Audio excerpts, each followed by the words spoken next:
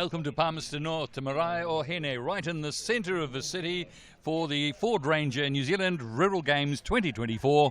And I've got still TimberSports commentator Phil Robiha, who will let us know what's happening for this first day. Well, I'll tell you what, Richard, the first thing we don't usually get in Palmerston North is rain, and we've got it today, but it's good for the farmers. This is a rural game. But we're going in today, we have two events. We have the women's competition first, and in the women's competition I can tell you that there's some very good form. The top three from the podium last year will be competing, including Ann Patterson, who won, and also we've got some former winners in that field as well. At 12, it's the biggest women's field we've had. Then we transition in the afternoon through to the rookies competition. Very special to us. We have had a rookies win in our past. We want to get another one. We have the two top seeds, I guess you would call them. Cleveland Cherry and Sam Bellamy are both back. Both got some international experience under their belt now. They're still under that 25-year limit. I think it could be a very, very good day, Richard. Can't wait to see those axes flying.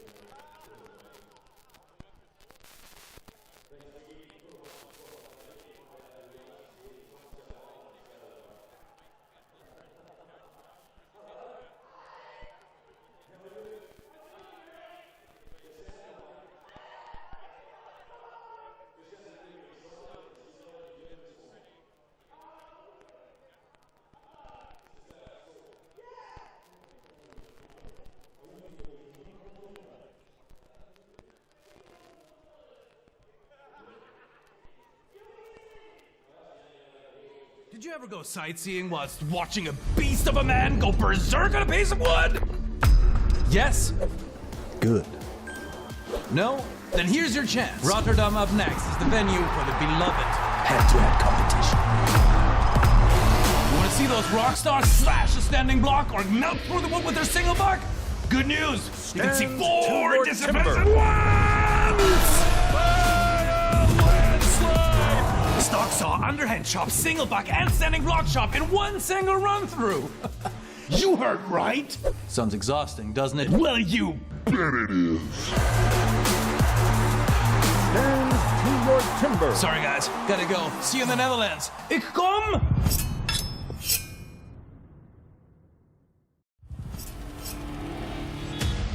Herzlich willkommen, Stuttgart!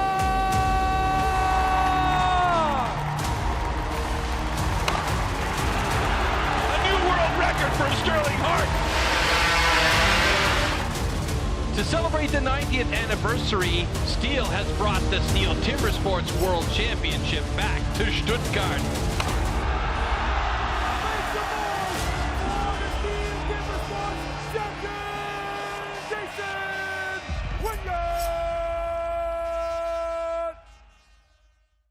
Do you remember the World Championships 2016 in Stuttgart? One of the most insane timber sports competitions that has ever been held!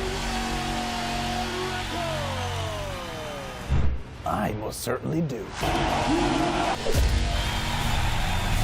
After conquering countless venues for the world, we're finally coming home. To the biggest stage in timber sports. We have a sold-out stadium. This event's been sold out for months and months in advance, like breaking records. The world's best athletes will shake the Porsche Arena to its foundation!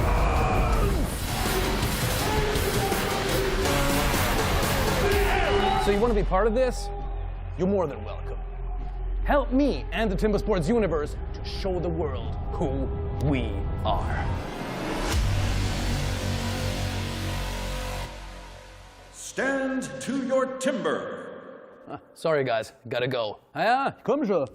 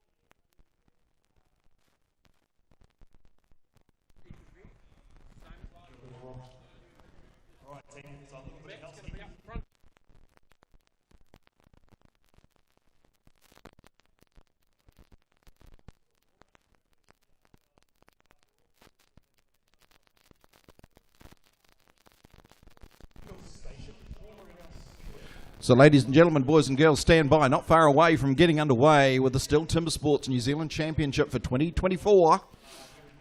Coming to you soon. We'll get some introductions and get the sport underway.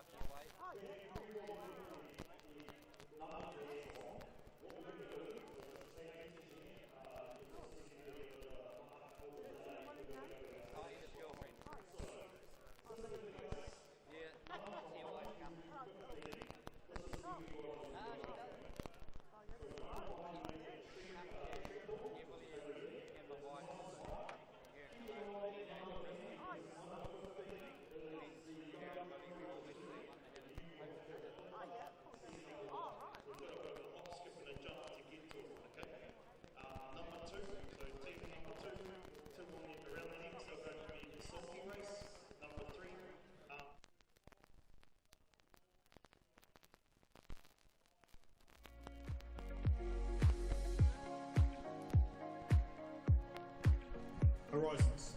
So over here. And number 6, AI, which is so if you've got Nick.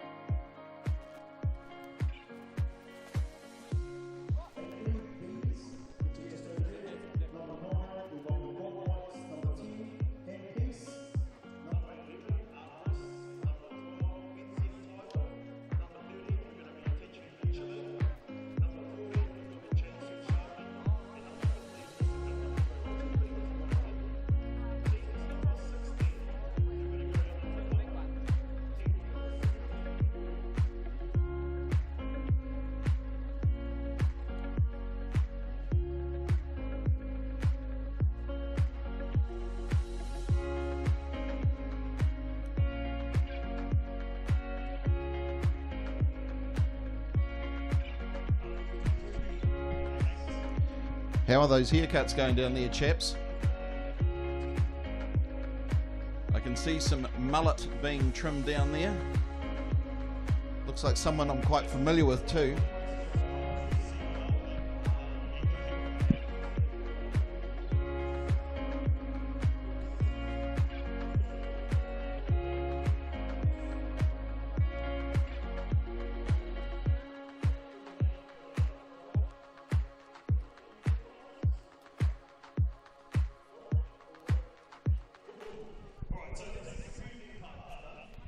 Well, good morning, ladies and gentlemen, boys and girls, and welcome to the square in Palmerston North for the 2024 STIHL TimberSports National Championship here at the Ford Ranger Rural Games. So we haven't got a big audience. I think the little bit of rain the Manawatu got this morning might have turned a few away, but really it's fantastic for the farmers, as we well know, because we needed a little bit of rain here in the Manawatu just to get things green and growing again. So what is TimberSports? If you're new to it, it's very important for New Zealand because arguably we are the most successful timber sports country in the world, and there are about over 20 countries that compete internationally. We have 11 world individual titles to our name. That is more than any other country. We have 4 teams titles. Only the Australians eclipse us in that range. We have 3 world trophies, and with Jack Jordan, who'll be on stage tomorrow, we are the current holders of the World Trophy Relay event. And then we have a rookies win as well. And speaking of rookies, that's who's going to be on stage this afternoon. But before we get there, here on International Women's Day, we have the STIHL TimberSports Women's National Championship. And so let's get some people on stage so you can introduce and see who you're going to be seeing during the day. I'm going to get our judges on first. So if I could ask Matt Hura and Adam Lowe to please come to the stage. So these guys in the black and white of Hawke's Bay, they're not really Hawke's Bay, they're just wearing black and white because that's the colour a judge wears. They will be making the final decisions for quality and making sure that everyone follows the rules. And believe me, the STIHL TimberSports rules book, when it's printed, is about 1.5 inches thick. So they have to have a lot of knowledge in their heads to be able to run this competition.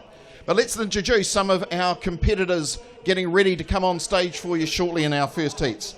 If I may ask, Darcel Upperloo to please come to the stage.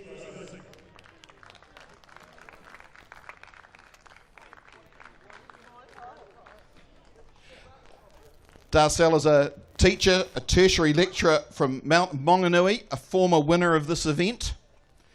Always nice and prompt. You always expect a teacher to be prompt. Cherie Taylor, where are you?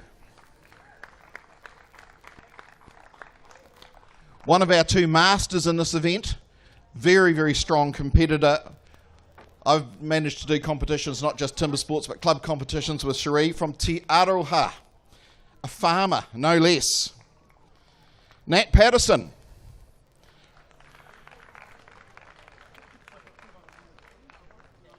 So Nat's from Wyndham, which for those up here won't know, that's in Southland, Jamie Mackay country, and is a farmer as well. Ann Patterson. Now Ann is last year's champion, so the form is looking good. All the podium finishes from last year will be on stage. Ann is a barmaid. Now she's come across the Tasman. She's a Kiwi, but she lives in Black Button, Queensland, and has come back across to try and hold this title. From Rolleston, Canterbury, Raywin Windley.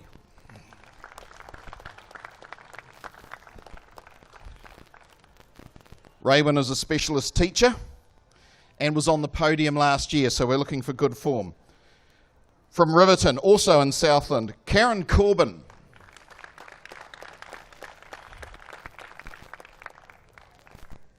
Karen is a teacher. Alma Wallace from Otaki. Oh, I can hear the local support coming in here. So Alma is a dairy farmer. We've got a few farmers and teachers in this lineup, haven't we? Let's have something for a little bit different. Emma Riddell from Nelson. Emma is a defence lawyer. So if you're in a little bit of stum, make sure you get a card before you leave the premises. From Hamilton, Kylie Heaton. Kylie is a group service manager for Assure Quality. a former winner of this event. From Greymouth, Louise Nalder.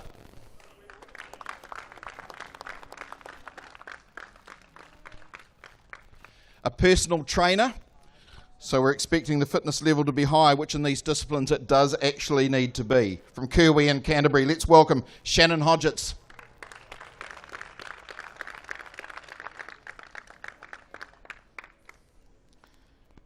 A project manager. And last but definitely not least in the lineup, and it's the biggest field we've had in the women's competition in New Zealand. This is a really, really good turnout, so please welcome to the stage from Hokitika, Kayla Malloy Jensen.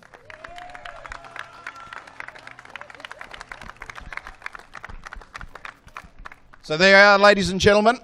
Get a good look at them. They're going to be on stage shortly in the first heat, and we'll explain to you exactly what they'll be doing as we go. So ladies, thank you. If you can please head back to your marshalling area, and we will call you on as your heats come up.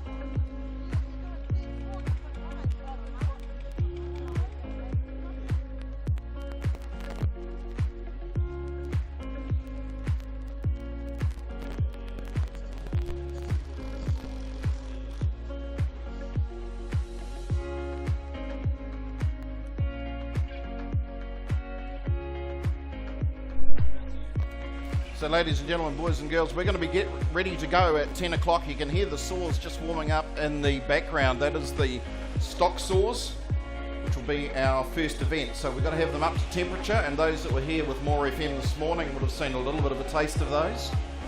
So we'll get them warmed up, and then we'll get the competitors out here onto the stage, and we will be ready to race.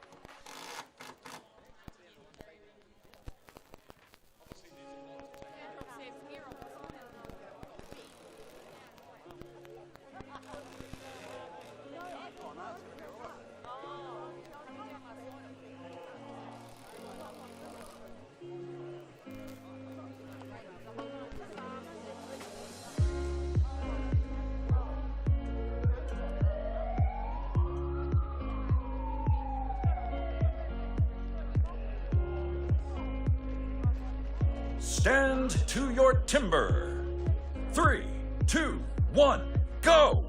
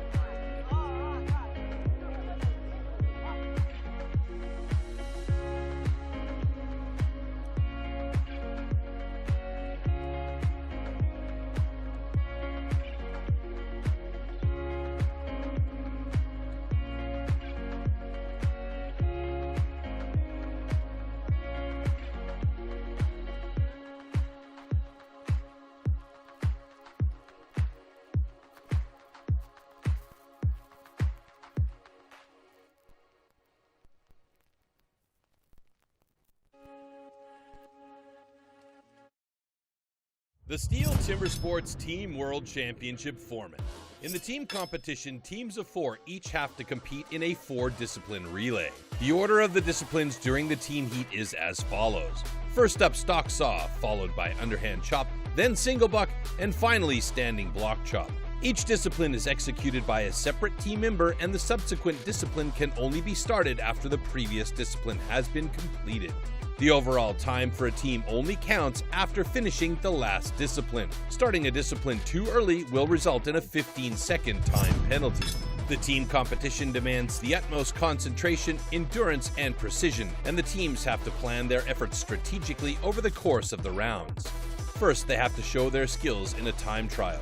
Only the top 12 teams from the time trial will make it directly to the round of 16. The remaining slower teams from the time trial are relegated to the last chance round. In this round, they need to complete 1 heat, and only the 4 fastest teams from the last chance round advance to the round of 16. The rest are eliminated from competition.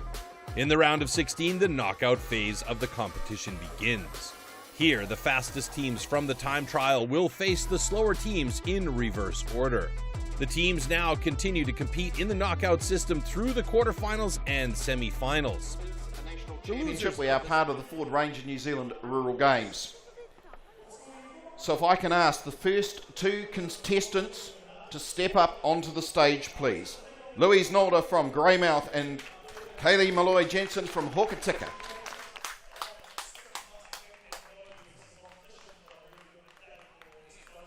So we've introduced all of these athletes to you. You know that we've got a very formed field and a large field as well. The idea here is to put the quickest time with the STIHL MS661 stock saw. 2 cuts.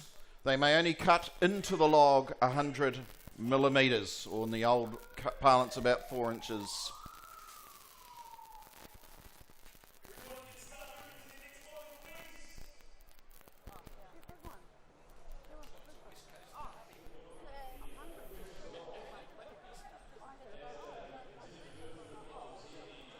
Warm up your saws.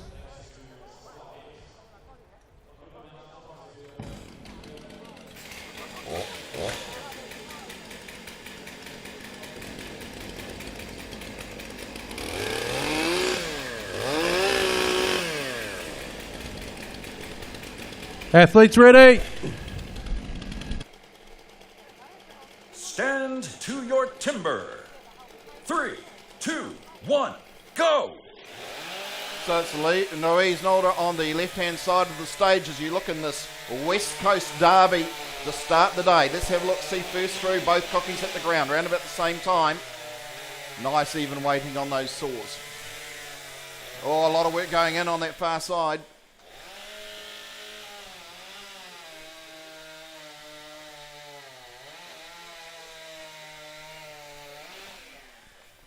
So Kaylee Malloy-Jensen just finishing off. Now we've got a protest being chucked in, it'll be checked. So there are some rules as to how those cuts are made. You have to make 2 complete biscuits without cutting away is the first part. Within the limit, which is again 100 mils. If you miss the cut, you can go back and make another cut to get the second complete cookie as long as you have enough room to do so. So that yellow throw that ended up in the middle just means it needs to be checked because the judge has seen something as the event goes ahead.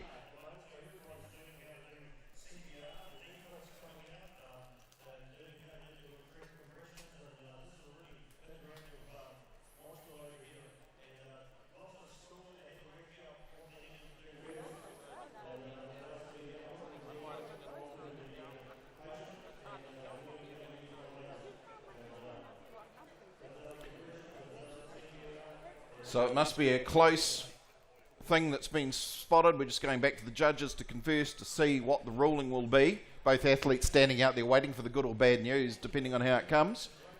Now we are looking for fastest time in each discipline.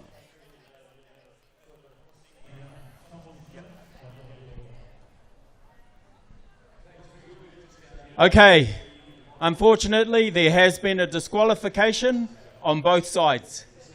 So over here we had a jump of the start, and on this side the fourth finger was not across the line.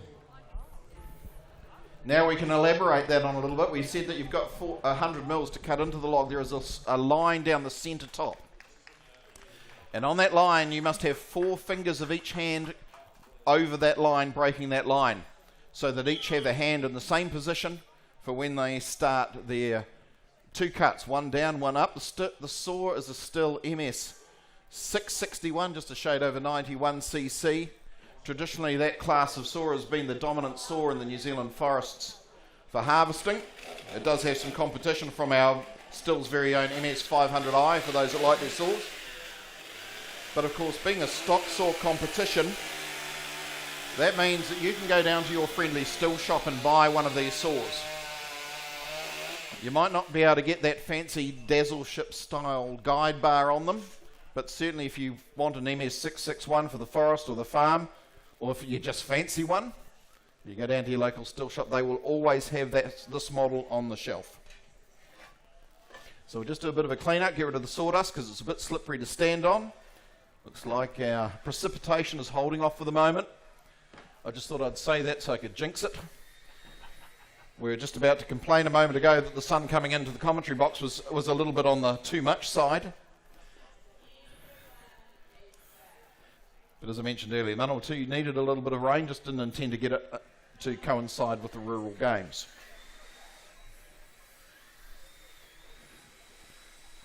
See a bit of a crowd starting to build up there in the grandstand. Hopefully you found the dry seats. We've kept the dry seats for the good people, so you must be the good people.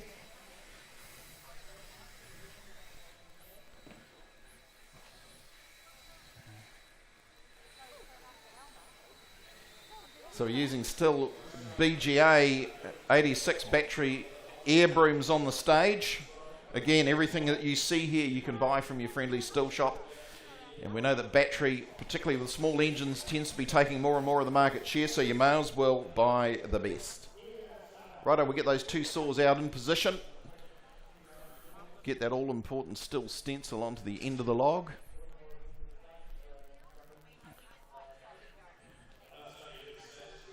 Okay, ready to go. Let's hear a little bit of noise for our local hope, Alma Wallace from Otaki, who's going to be up against Raywin Windley from Rolleston. Please feel free to make as much noise as you like up in the stands. It isn't golf. You don't have to be quiet.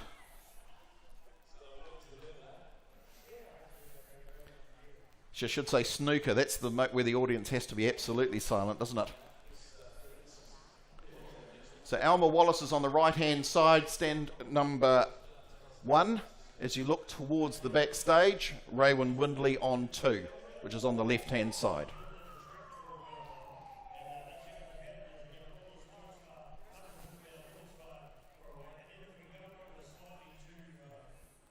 Warm up your saws.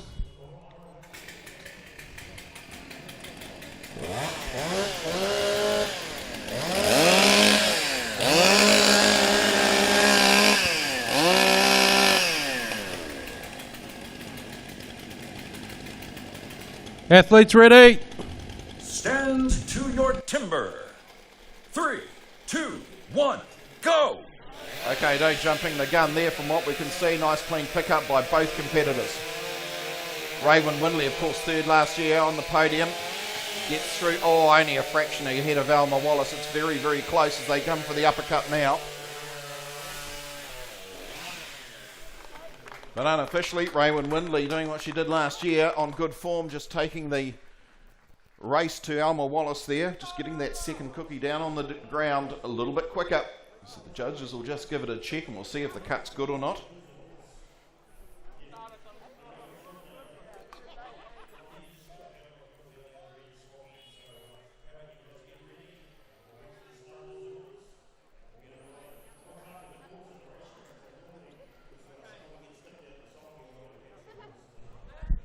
Both cuts are good. So you heard it there from Matt Hura, the cuts are good, those times are going to count. Even if you take your time, it's always best to record a time rather than a DQ, because the time will actually go into the final tallies as we look for our STIHL TimberSports New Zealand Women's Champion for 2024. What we're here to do. So again, just a little bit of clean-up. Look at those chips fly off those STIHL MS 661s.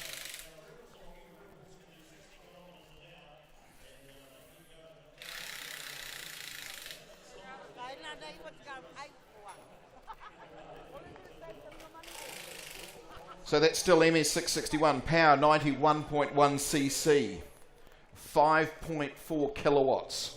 So that is a powerful chainsaw. 7.4 kilos in weight, dry, without oil or fuel in it, without the guide bar and chain. And we do always weigh a saw that way because you have the opportunity on these saws to go from a 20-inch bar, which is what we're using here, right through to a 36-inch bar at maximum if you know what you're doing. So of course the weight will change depending on what cutting attachment you fit. And these saws are available from your friendly STIHL shop from $2,195.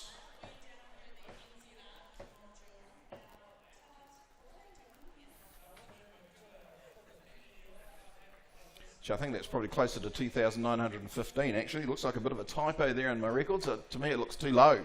Can't have a saw that's that good being that cheap, can you? Now just something while you're there in the stand, you might have noticed that there is a barber's salon down there sponsored by STIHL. And they are offering free haircuts, and I can see there's a little bit of a queue down there now.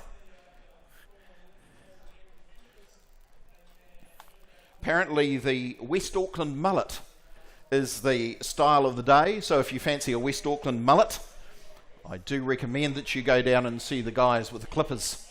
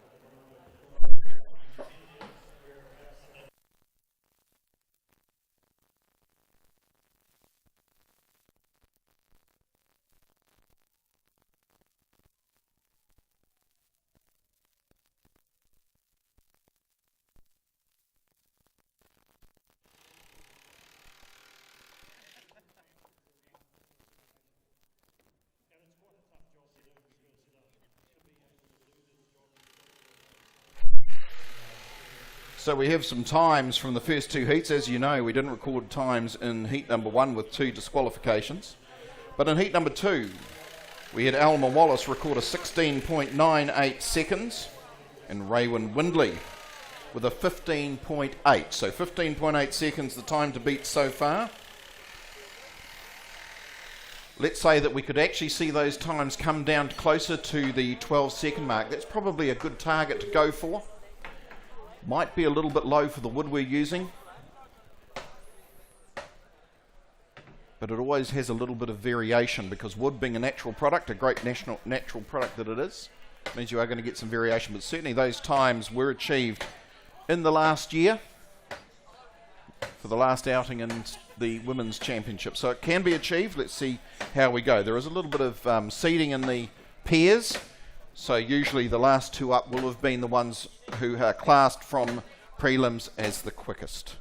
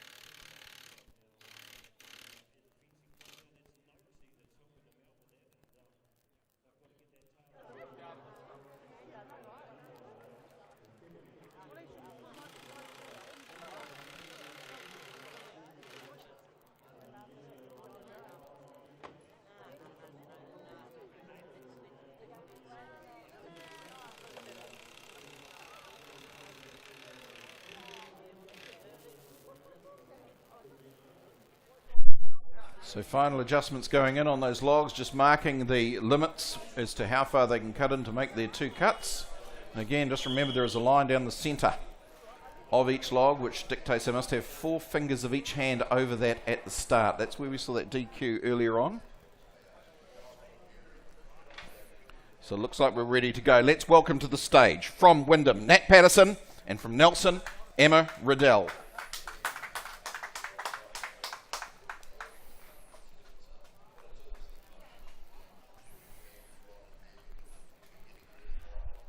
So Nat is on stand number 1, which is on the right-hand side of the stage as you look from the grandstand. Emma on 2, left-hand side as you looked from the grandstand.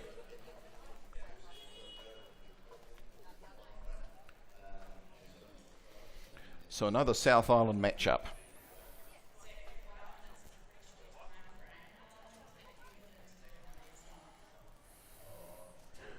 Warm up your saws.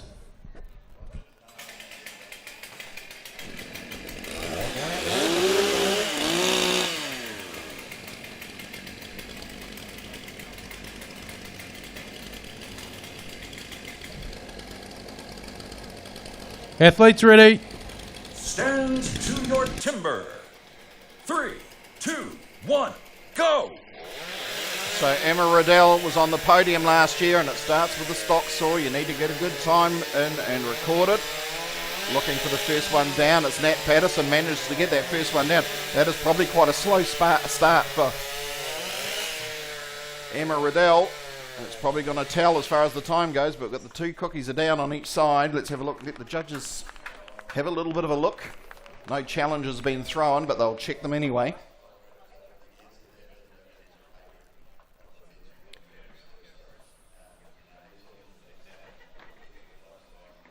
Okay, challenge has been thrown down, so something's awry somewhere. May have been the reason why Emma Riddell's cut was probably slower than we're anticipating.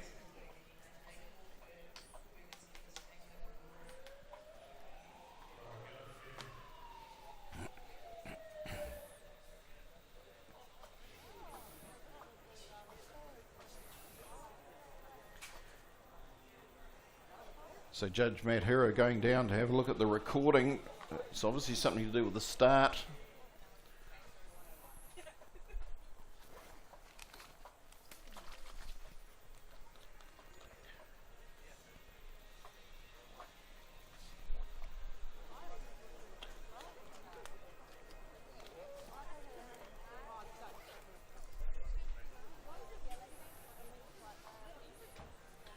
So a bit of a corridor going on down there.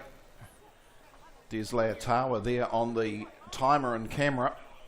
We can slow that down to 1 frame per 100th of a second, I believe, so no such thing as a draw in modern sport.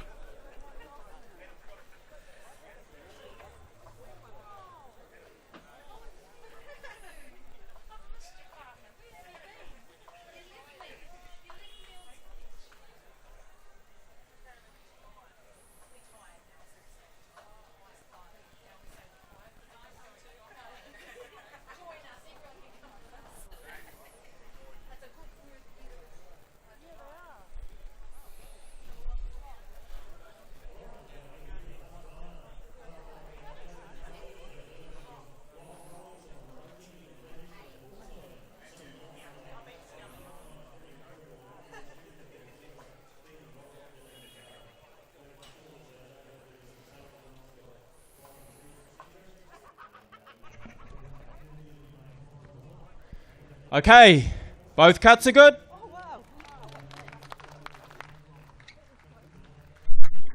Well, it took a lot of deliberation, didn't it? But that's good that they've checked to make sure that both those cuts were good. I'm sure Emma Riddell was a little bit concerned there for a moment when that yellow challenge came out. What do you call that yellow challenge? The weighted handkerchief. The dreaded yellow weighted handkerchief. You don't want that thrown onto the stage, because if it does, it means they're going to have a very, very close look at how your heat went. So we've got another South Island derby coming up next. It seems to be a very strong representation from the South Island in this women's competition. 12 contestants, biggest field we've seen in any year.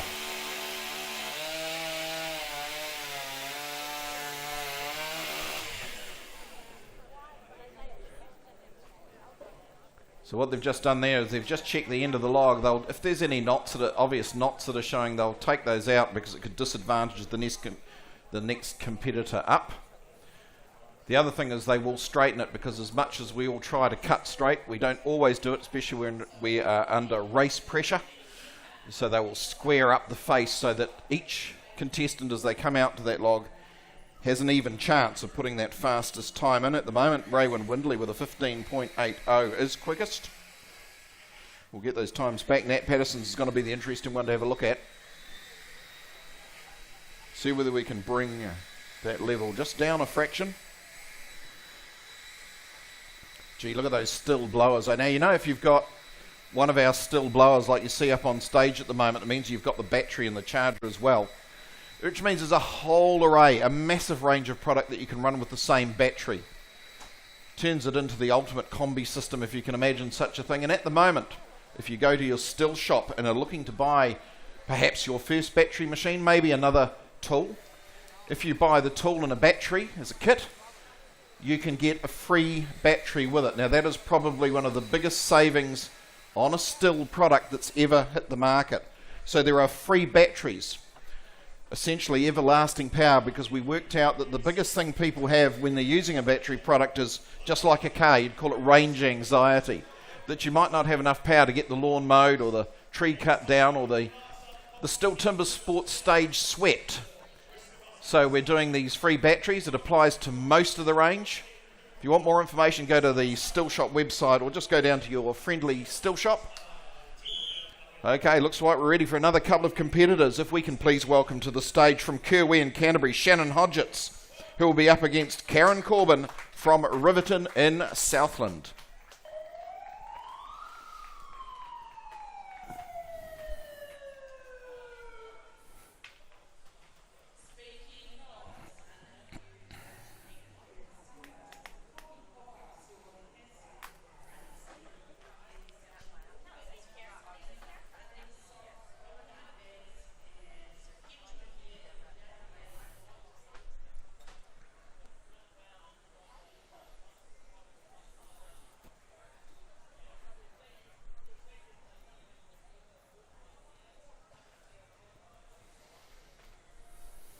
Warm up your saws.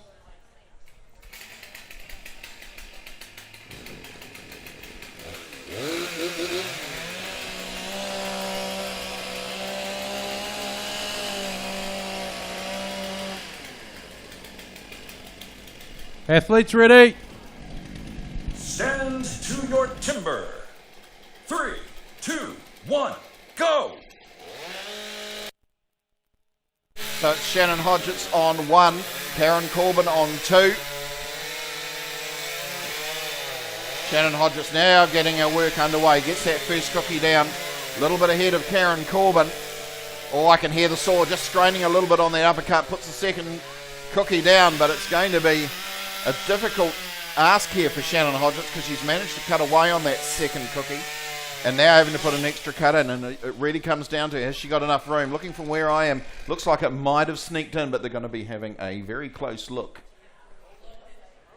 Of course it goes right round the log, so they have to even have a look underneath.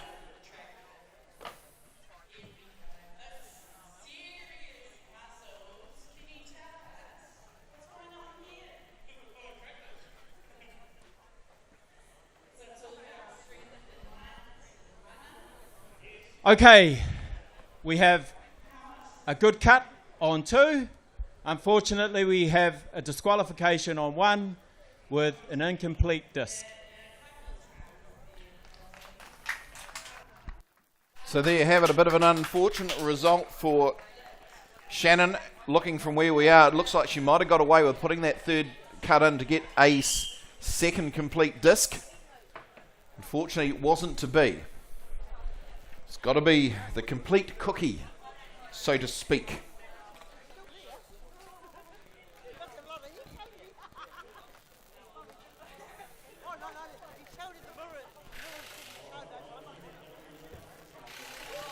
Now, just a little bit of a chance to introduce a few others. I won't get them to put their hand up because they're busy at it, but you can probably imagine that to try and run an event like this, you can't do it without an experienced deck crew. And we're very fortunate to have with us Shane Campbell, Norm Cherry, Reese Guscott, Ben McLennan and John Gower, helping us out to keep the stage running, clean, logs in place, ready to go. We also have our timers and points analysts in the form of James Robertson, Ryan Coria and Des Laatawa. Now all of those guys have come from STIHL New Zealand and Auckland down to Palmerston North for this event. And although you won't see a lot of them, but everyone's heard a lot of them over the last 6 months, of course, is the STIHL TimberSports New Zealand manager, Anthony Mildren. So those are the team who put this on the stage for us. Here, we're almost through. We've got 2 heats to go in the women's stock saw. Here at STIHL TimberSports, the New Zealand champions for 2024 at the Ford Ranger New Zealand Rural Games. And as you know, New Zealand drives a Ranger.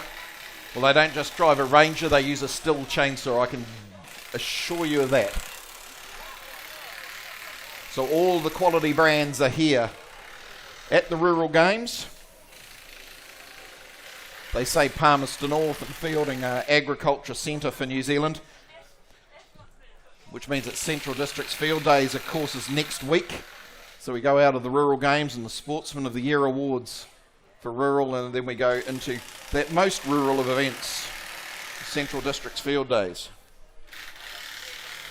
So there's that crew I just mentioned to you out there doing the hard mahi, keeping that stage working like clockwork, trying to see how many of those saw chips they can put on the judges.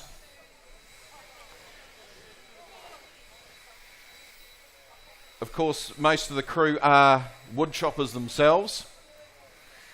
So Reese and Norm and John and Shane, I can see down there, all good, solid club competitors. Some have been in the TimberSports finals in past years. But they come donate all of their time to make this event happen, so they do a great job.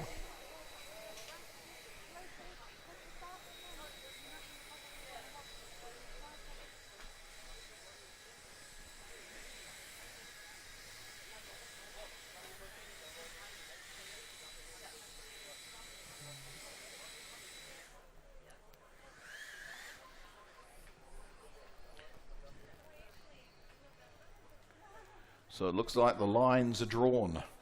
The blocks are ready. Let's welcome on our next 2 competitors. Last year's champion from Black Button, Queensland, Australia, Ann Patterson, coming up against former champion Darcel Upaloo from Mount Maunganui. So Anne on stand number 1, Darcel on 2. Just to remind you, number 1 is on the right-hand side as you look towards the big screen at the back from the grandstand.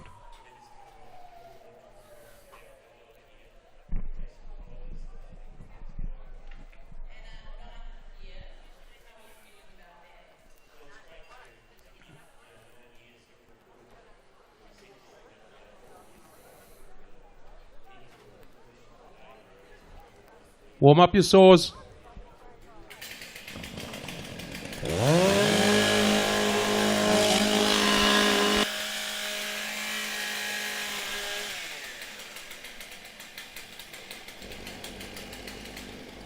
Athletes ready. Stand to your timber. 3, 2, 1, go! So 2 very good sawyers you've got up in front of you now. You know that they're further down the number of heats. They are the quickest.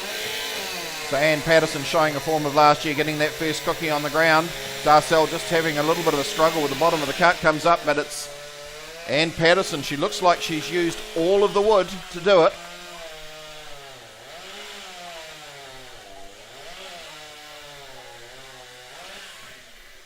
So obviously something a little bit knotty and nasty inside that piece of wood there for Darcel, but we'll have a look at both of those cuts.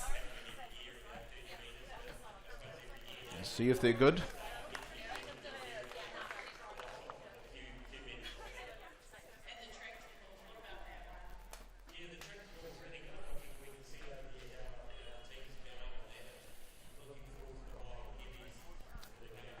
Okay, both cuts are good.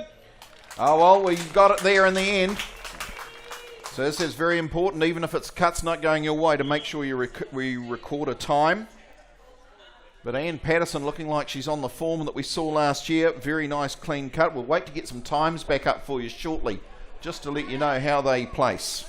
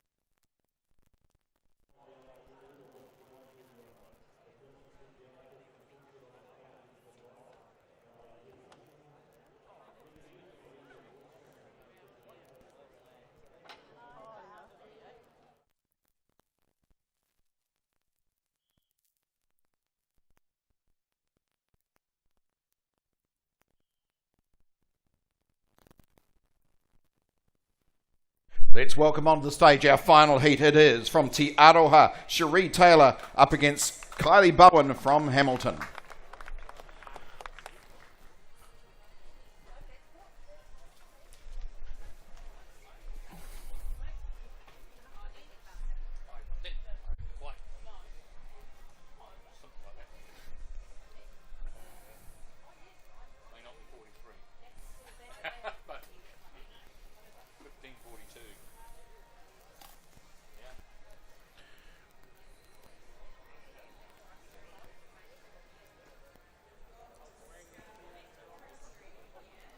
Warm up your saws.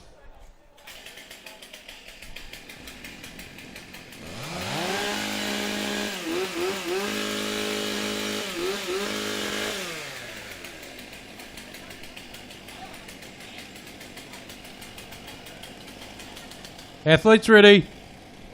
Stand to your timber. 3, 2, 1, go! So Cherie Taylor up against Kylie Bowen. This is a good matchup. This is the last heat in the Stocksaw. Last chance to make a gain. At the moment, the fastest time's Nat Patterson with a 15.34 to beat. Both got first cookie down. A little bit of a stutter there from Cherie. Kylie Bowen puts her second disc on the ground. It is a wafer. A wafer it is.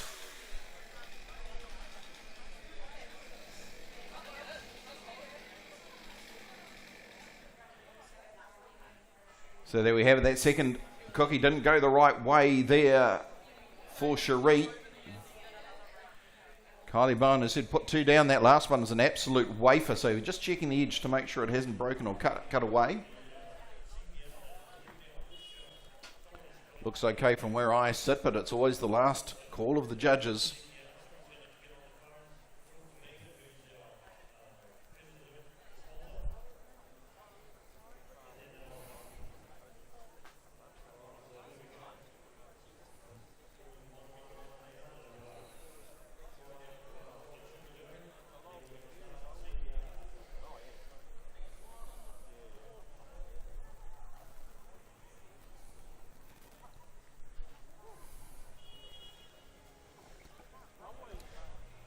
Okay, unfortunately on stand 1, Cherie has an incomplete cut. On stand 2, Kylie has a good cut.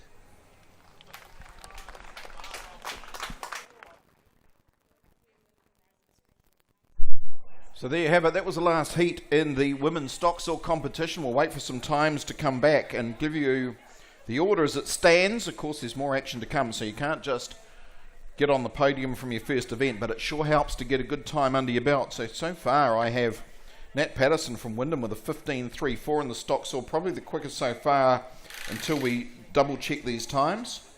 And Patterson very close behind with a 15.42. So that's where it stands at the moment.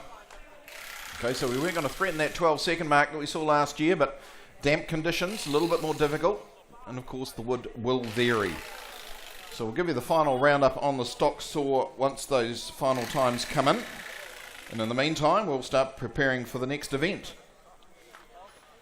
which is the women's single saw.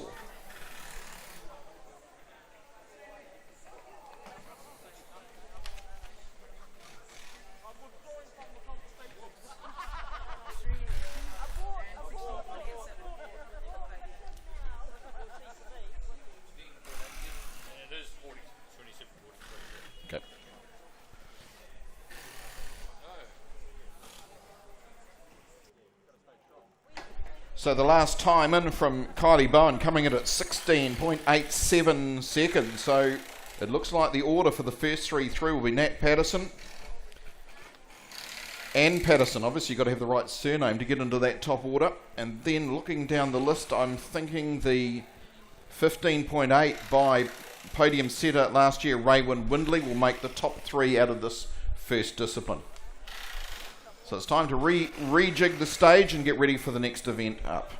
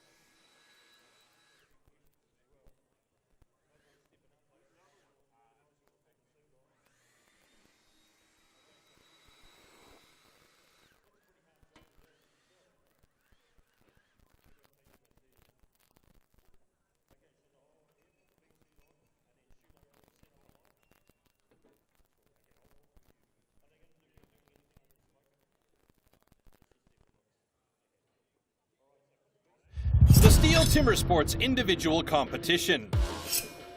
In the first round, all athletes compete in 3 disciplines: the underhand chop, the stock saw, and the standing block chop. The times achieved will be converted into points upon completion of each discipline. In round 1, a difference of 1 point applies in each discipline, thus the fastest athlete received 12 points and the slowest only 1 point. Any rule infraction will result in a disqualification and the athlete will receive 0 points for that discipline. At the end of the first round, the athletes with the lowest scores are eliminated. Only 8 athletes make it to the second round. In this second round, the remaining athletes compete in the single buck and the springboard for increased scores. With 2 points difference between placings, the fastest athlete now receives 16 points and the slowest receives 2. The 2 athletes with the lowest total points are eliminated at the end of round 2. Only the top 6 reach the third round. In the third round, anything is still possible in the hot saw, as an increased score interval of 3 points applies in this final round. The fastest athlete can score up to 18 points at the hot saw, the slowest only 3 points. The athlete who manages to achieve the highest total score across all 3 rounds is the new champion.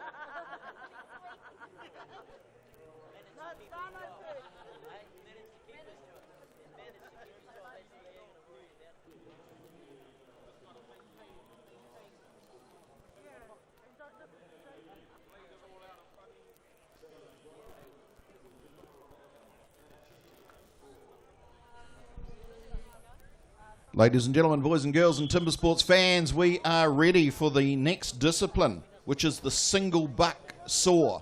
Now I'm going to explain to you how that works in a moment, but let's please ask Alma Wallace from Otaki and Louise Nolder from Greymouth to please come to the stage.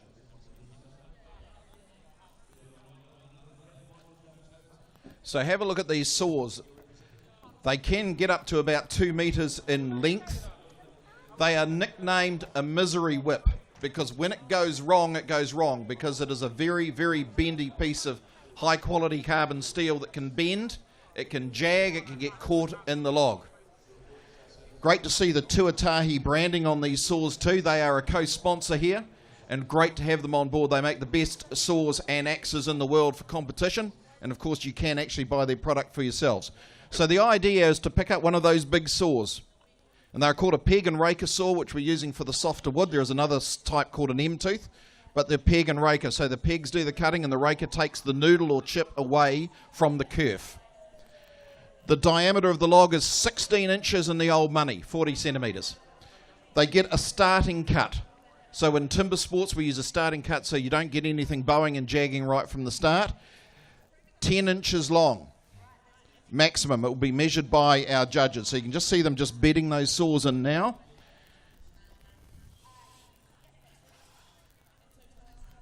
So that just means they'll be away quicker. So the objective here is to make one cookie. They're going to cut one through. Now, a really good operator on one of these saws, and Kiwis are traditionally the best with these big saws, can actually cut through there faster than a chainsaw. Where the chainsaw wins is it can do another 10. But when it comes to sheer speed, a single saw is a very, very fast piece of equipment. Of course, not really used for lumber nowadays like it probably was over the last 150 years until Andreas STIHL invented the chainsaw in 1926. But before then, these things ruled. But these are really made for competition now. And they're getting in, so I'm going to leave the stage. You know what you're looking at. We'll get this first heat underway very shortly.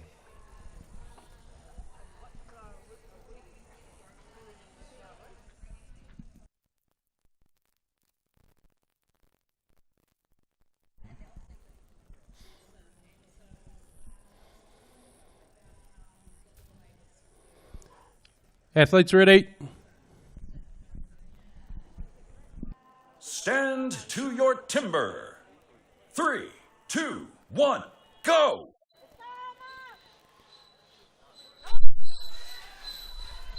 So they're underway. Heat number 1 here in the women's single saw competition.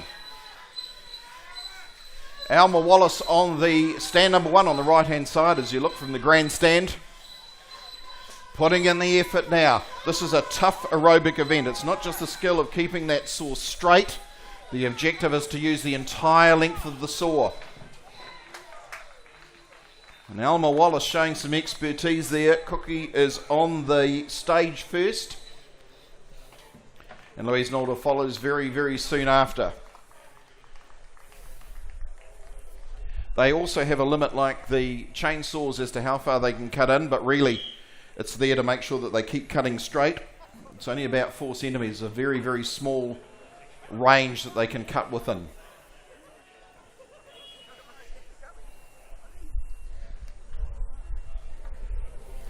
Okay, both cuts are good. Well, that's how we like to start it. We'll get some times down for those two. We'll reset the stage, move those noodles. If you get up close to them, you can see why we call them noodles, not chips. All taken off by those wonderful Tuatahi racing saws. And Tuatahi, of course, based in Masterton, not too far from here. I can remember being quite stunned to find an article on them in the Air New Zealand magazine on a flight, so they are really the best of what they do. Really a small industry of artisans over there that craft these fine tools. One of these saws would set you back in full race trim about $3,000, just to give you an idea of what those saws are worth. And of course it's one thing getting the saw, but you need someone who can actually hone it to perfection for race. And what they will do is they will have a race saw that they only use for the first class stuff such as this event, and have another saw as a training saw if it's an older saw. But now Tuatahi are making specialist backup saws, and we'll see one of those tomorrow as one of the prizes in the men's competition, so that the athletes can have a better saw for their training before they get to the main event onto the big stage like we are today.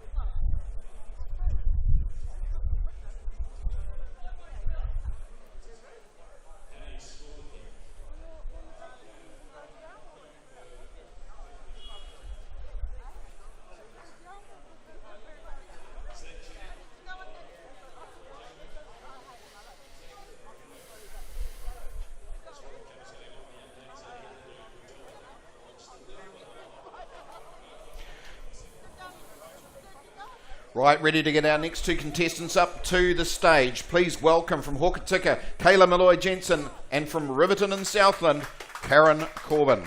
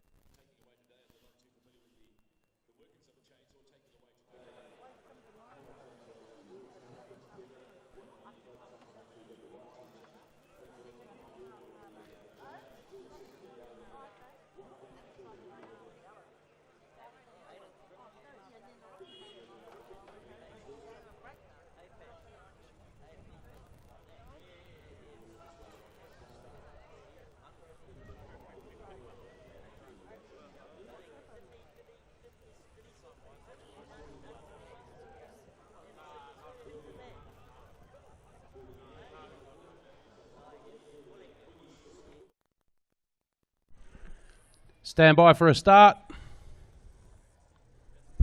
No, sorry.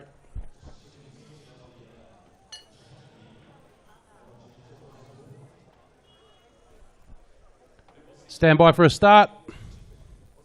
Athletes ready. Stand to your timber. 3, 2, 1, go! So away here in heat number 2 of the stock soil. Let's have a look and see how those misery whips go. I can already see a little bit of a balk and a hang up there for both competitors. As they get down towards the halfway mark, they'll be starting to suck the air in. There's a lot of effort required to keep that saw flowing, and it really is that rhythm that's so important. As soon as you get a jag or a bow or a buckle, it's going to make life very difficult. Karen Corbin really putting in the effort, but I think they're going to be very close, and they were. I think that was a comeback. It actually looked like Kayla was a little bit ahead to start with, but Karen Corbin certainly picking it up in the second half of the log.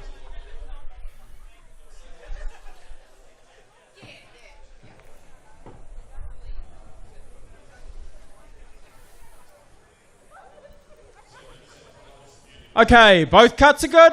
Yep, that's what we want to hear.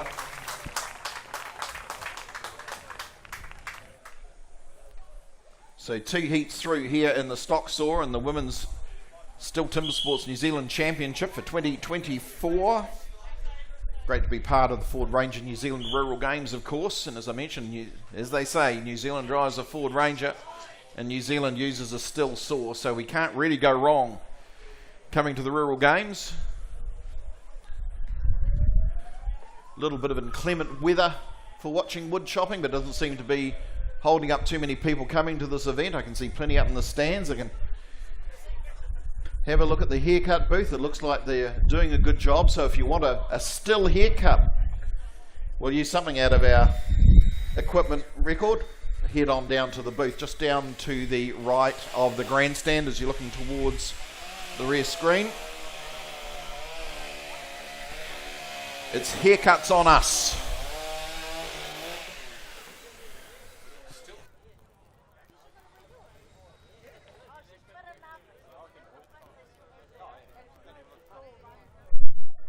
And please don't be perturbed if you do line up for that haircut.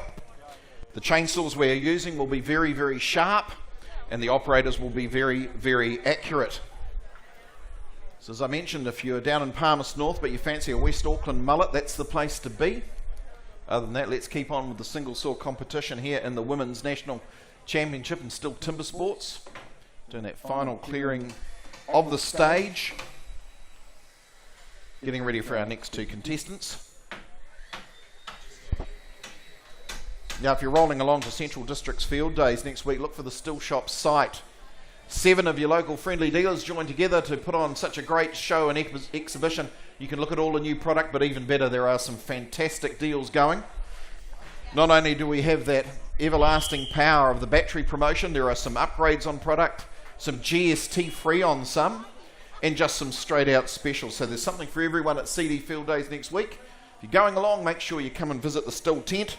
Easy to find, right opposite the food court and opposite the Lifestyle Pavilion. Where else would you want to be at that show than at STIHL or in the food court, I'd say. So we're ready to bring on our next two contestants from Te Aroha. Cherie Taylor playing from Nelson, Emma Riddell.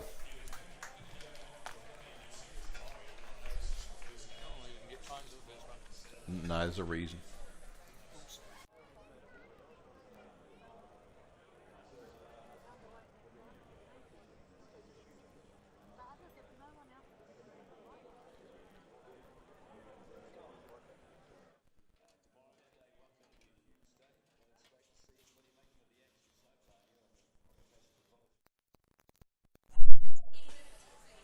So far, the fastest time recorded is Karen Corbin from Riverton in Southland, with 28.71 seconds.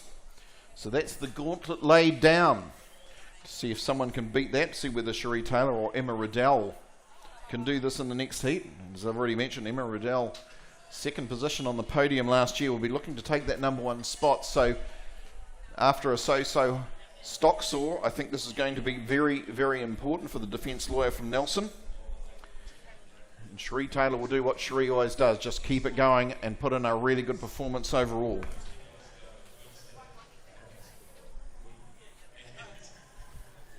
Stand by for a start.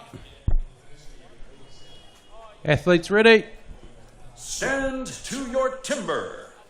3, 2, 1, go! So a reasonably clean start by both. Cherie Taylor had a very nice start. Look at her using all of the length of that saw. That's your experience for you. It's a little bit of movement in the bow on Emma Riddell's saw. Keep an eye to see which one's going to go down first. Cherie coming straight down the limit line. A little bit of a hang up there for Emma. She needs a good time in this event. Cherie really putting it in now, one of the masters that we have here. But it's going to be too tough to beat Emma Riddell, who is through the bottom. Cherie Taylor puts her disc down on the ground, so the times look all right. We'll just get the judges to check. Make sure everything is tickety-boo as far as that goes.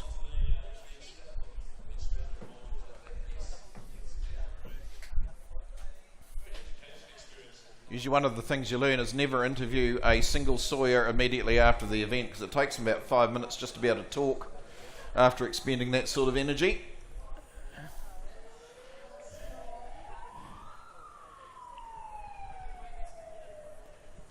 Okay, both cuts are good. And isn't that what we wanted to hear, ladies and gentlemen?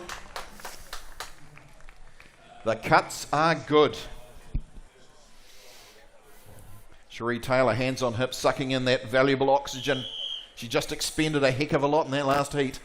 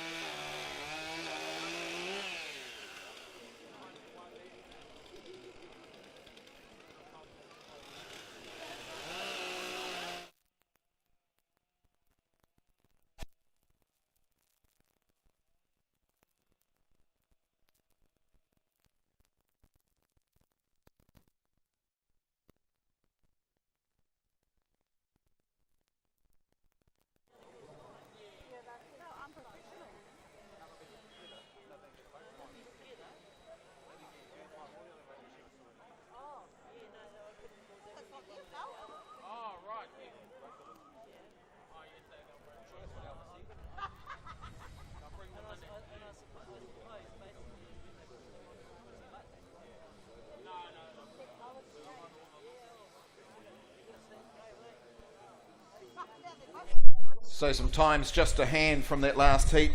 Emma Riddell recording a 27.53, puts her into the top spot, just ahead of Karen Corbin with that 28.71, and Kayla Miller-Jensen with a 29.37.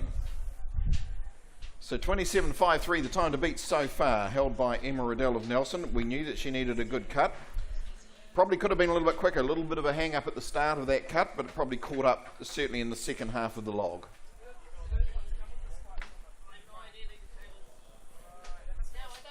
So our next two contestants up, just getting their saws ready. From Kirwee and Canterbury, Shannon Hodgetts, and from Wyndham and Southland, Nat Patterson. So Shannon is on stand number 1, which is on the right-hand side of the stage as you look towards the big screen at the back.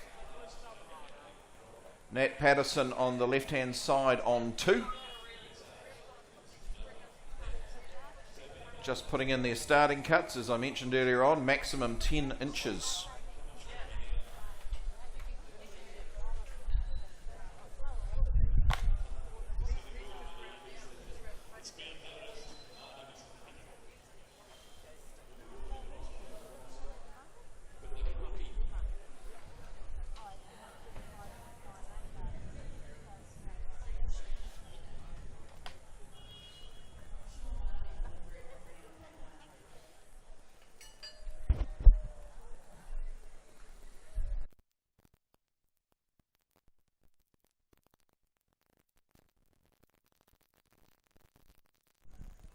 Stand by for a start.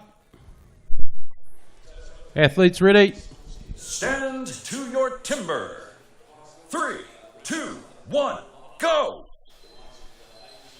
So we've got a clean start on both stands. We know we've still got to beat that 27.53 recorded in the last heat.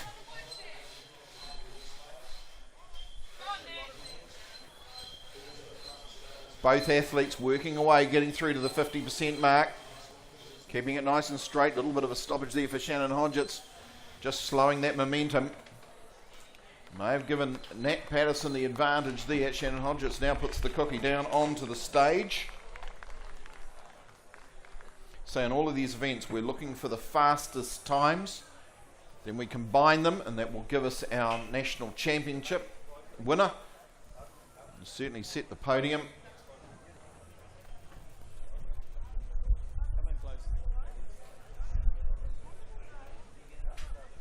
Okay, both cuts are good. So we're having a pretty clean run through here at the moment. Everyone getting their times recorded. We'll keep an eye on those. We'll just get a little bit of a clean up done on the stage and we'll get our next two contestants on. It's a race over 3 disciplines. So this is the second discipline with the women's single saw. We've seen the stock saw up first, and we finish off with the most traditional of wood chopping events, the underhand. So that's coming next, but we have 2 heats to go.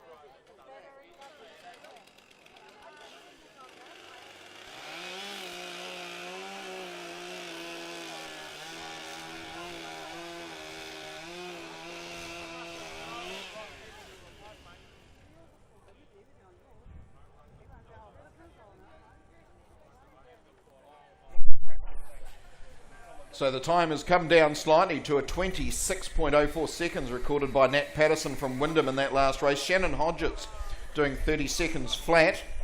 So that just takes out Emma Riddell of Nelson with that 27.53, pushing her into second position. And it still looks like we've got Karen Corbin with that 28.71 doggedly hanging on to third position.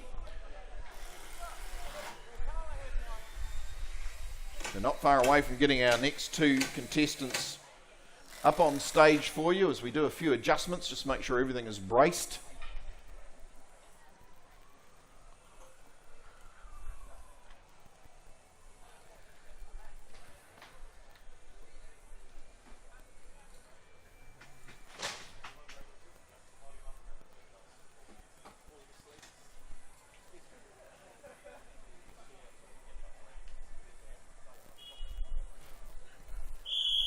Righto, let's get onto the stage from Hamilton. Kylie Bowen coming up against from Rolleston, Raywin Windley.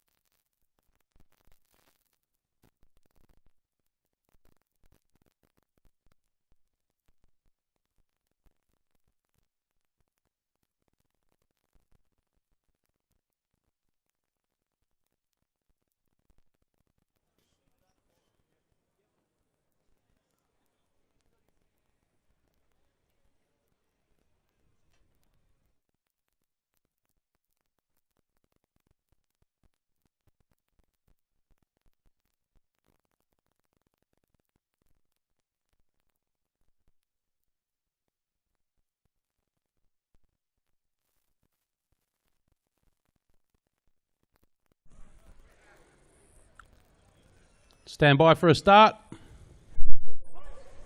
Athletes ready. Stand to your timber. 3, 2, 1, go! So it's Windley on 2, Bowen on 1. Let's have a look and see if they can bring that time down from the 26.04 that leads the field so far. Kylie Bowen got a very, very good cadence there, keeping the speed up. Now Raywin Windley finished third on the podium last year. She's going to want a good result in this, but she's got a few bends in there, and it's all Kylie Bowen to put that first disc down. It'll be good to have a look at that time, not too far behind Raywin Windley. So both cookies on the deck. We'll do the final checks to make sure everything is complete.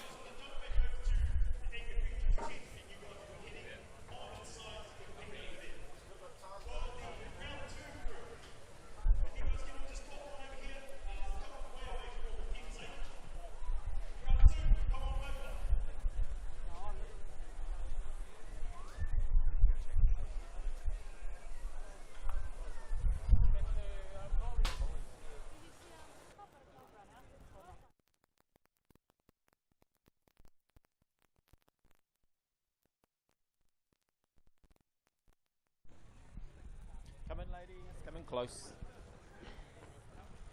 Okay, unfortunately, we've got a DQ with Kylie.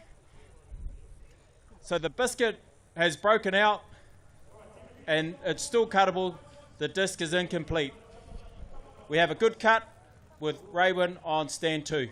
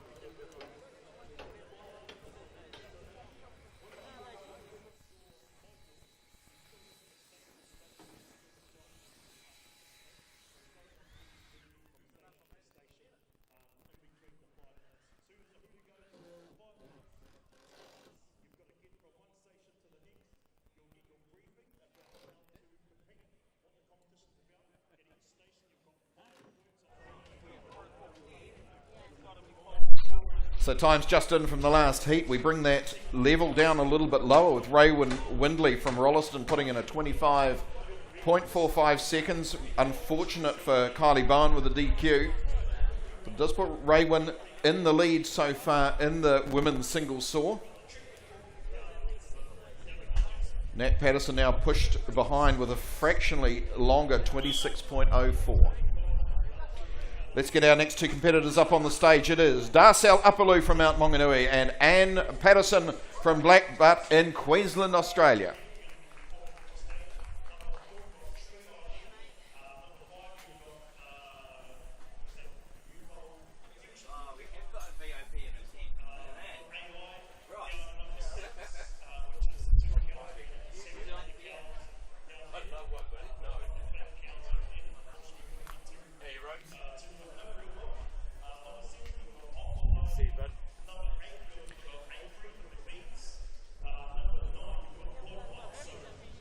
So two top competitors up for you here.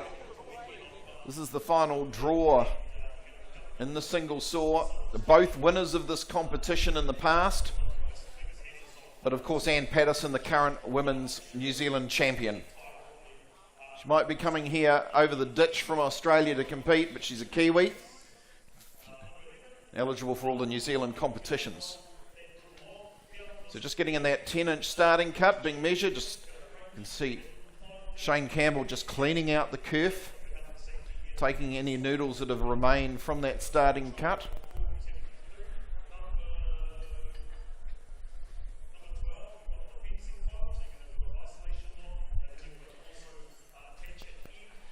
So both sawyers have got their saws set. Last adjustments being made. Stand by for a start. Athletes ready. Stand to your timber. 3, 2, 1, go! Here we go, quite a mouth-watering lineup. This is between these two, both very good sawyers. It's going to come down to mistakes, I would say, looking for the quickest time too. We're trying to beat a 25.45. Every opportunity could be done here. Darcel Upperloo from Mount Maunganui really showing a form. Can she get it? It's going to be really close. Slight jag there for Anne Patterson as Costa. And Darcel doing what we know she can do, former New Zealand champion as well.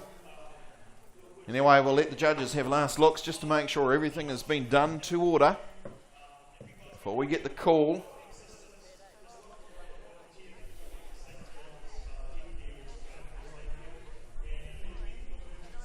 Okay, both cuts are good? That's what we wanted to hear. So good, looking forward to seeing that time from Darcel. In fact, I would say Anne Patterson's time still going to be pretty competitive as well. So we'll just stand by and see where those come in.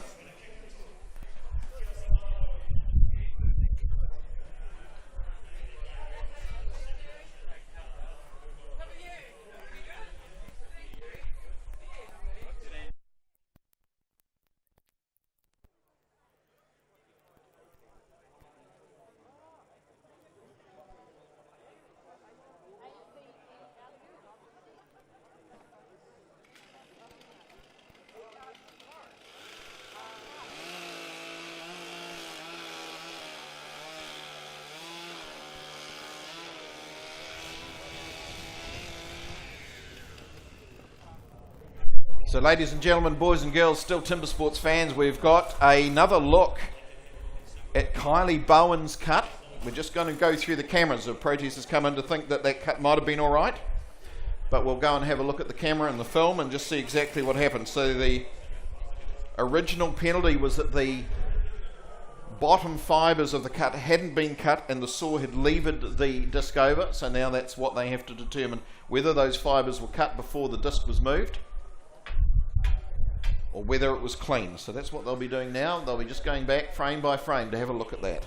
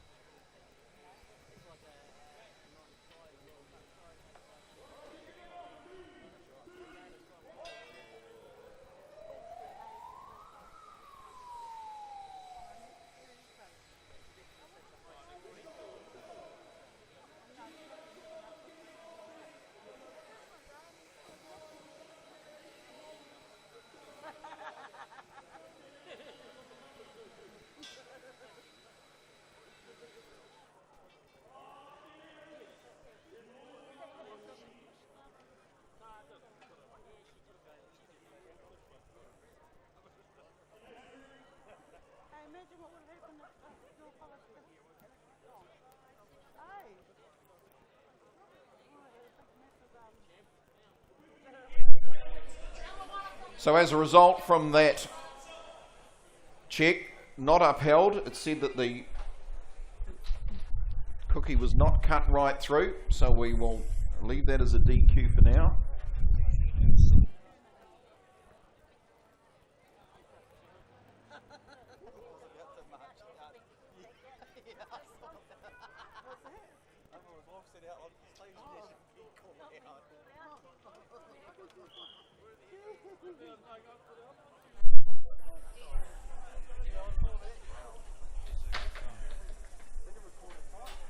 Now we're going to rerun the first heat that you saw because we had an error with the timers. So if I could please ask Alma Wallace from Ortucky and Louise Nalder from Greymouth to please come back to the stage so we can get a time. Now from the last heat you saw Darcel Upperloo really showing prowess with that single saw, putting in an 18.06. I'll repeat that, in 18.06 seconds. But Ann Patterson not far away with a 19.85, which is still good enough to be second in the single saw, pending what happens in this final heat. So Alma Wallace will be on stand number 1, Louise Nalder on 2.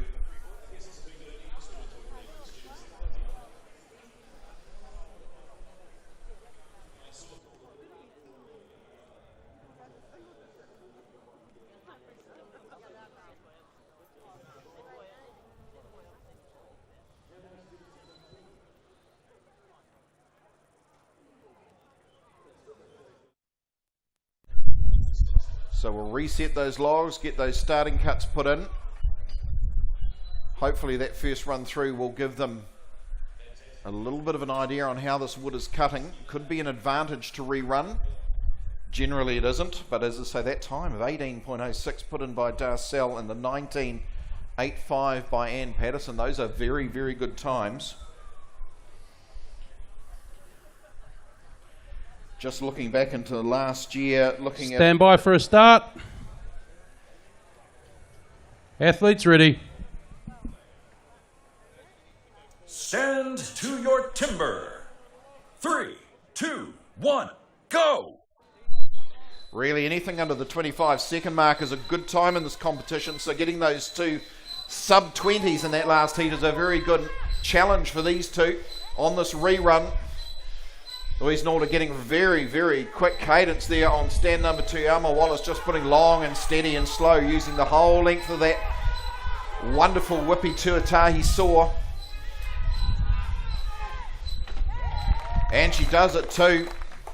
Liking the style there of Alma Wallace. Put a fair bit of effort in there as well. Both cookies down on the stage. Let's have a look and check those times this time. Judges just having a look at each cookie, making sure that all of the fibres are cut right through with the saw, not bullied off the block.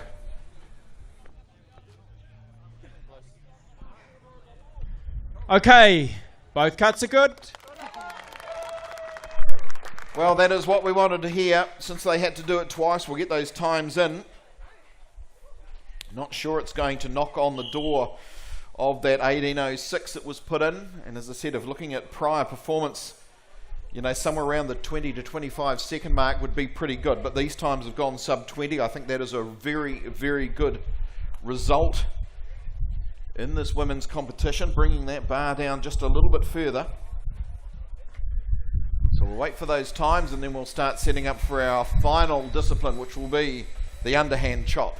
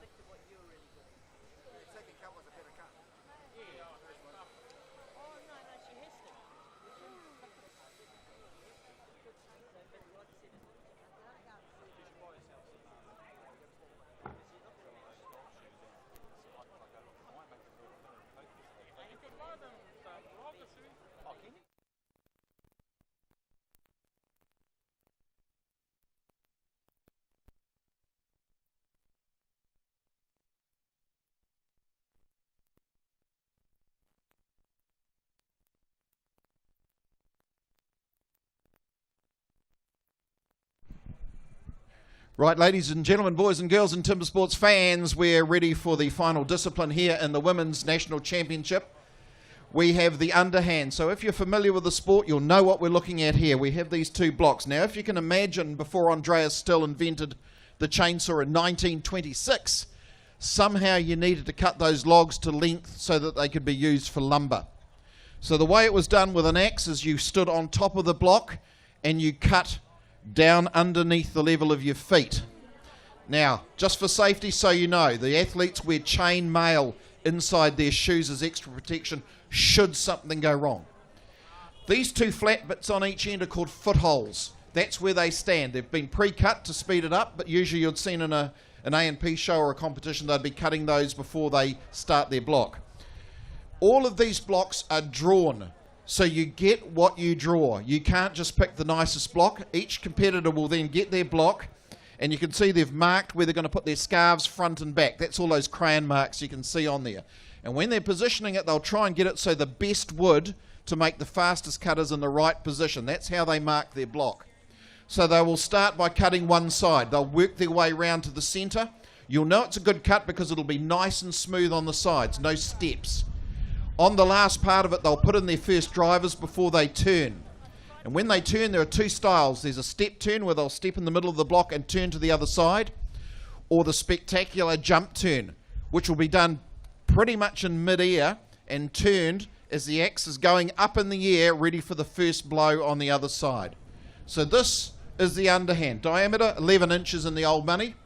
Let's get some competitors on there and see how it works.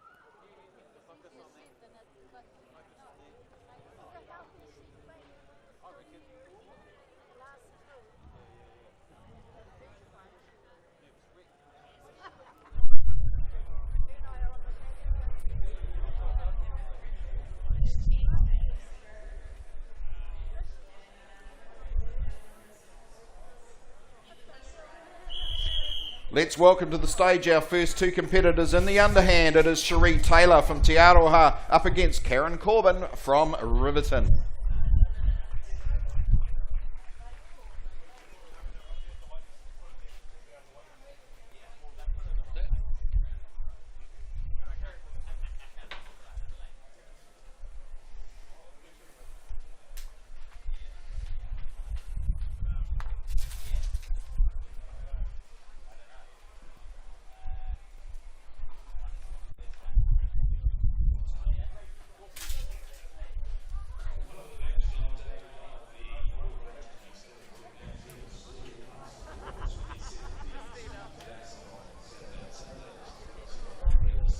Stand by for a start.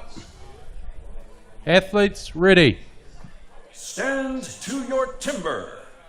3, 2, 1, go! So it's Cherie Taylor on one up against Karen Corbin on two as they put those opening blows into their first scarf on the first side. As you can see, they have to cut to the bottom, the middle and top and work their way into the centre on that first scarf.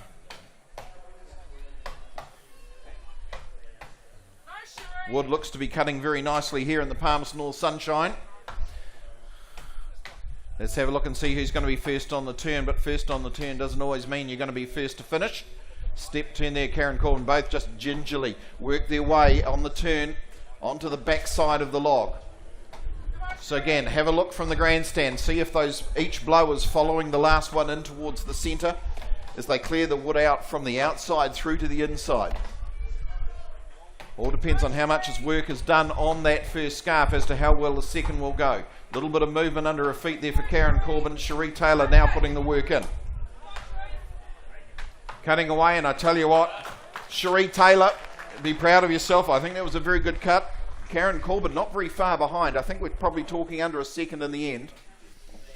So just like every other event, they'll have a quick look at the logs. Now, one of the things that can catch you out, those footholes on each end, you cannot cut into those. Obviously used for a safety measure, but if you cut those footholes, that is a DQ. And they need to check to make sure that every fibre of the log was cut with the axe, wasn't wrenched off or pushed off by feet as they leave.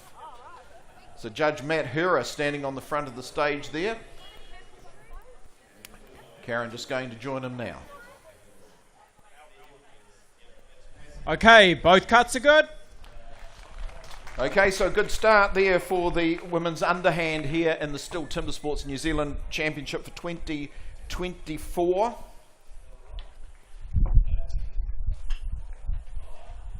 Just looking at those consistency of results coming through the first two disciplines. Ann Patterson with a couple of seconds. Rowan Windley with a second and 2/3. So they're actually putting in quite a good solid effort, those two. They were both on the podium last year.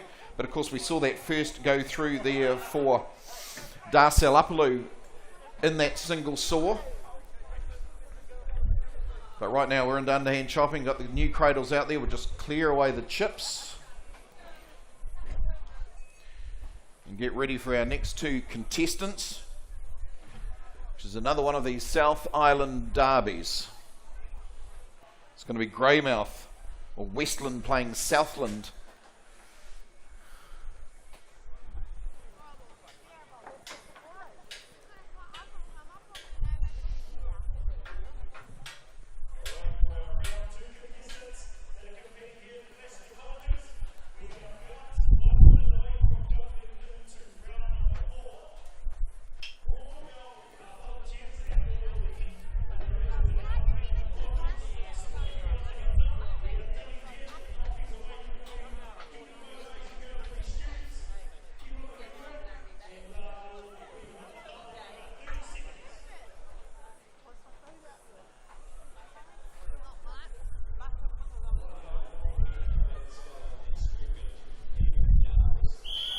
Right, let's welcome our next two contestants onto the stage. I said it was a Westland-Southland matchup, so Louise Nalder playing up against Nat Patterson. Those are our next two to the stage, ladies and gentlemen. Give them a warm welcome. So Louise will be on stand number 1, Nat on stand number 2. So number 2 on the left-hand side as you look towards the big screen from the grandstand.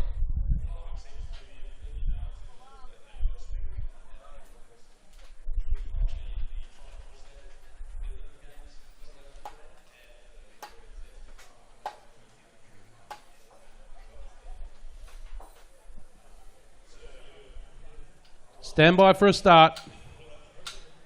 Athletes, ready. Stand to your timber. 3, 2, 1, go! Absolutely simultaneous as the axe went into the first blow on the first scarf as they worked their way round top to bottom and middle.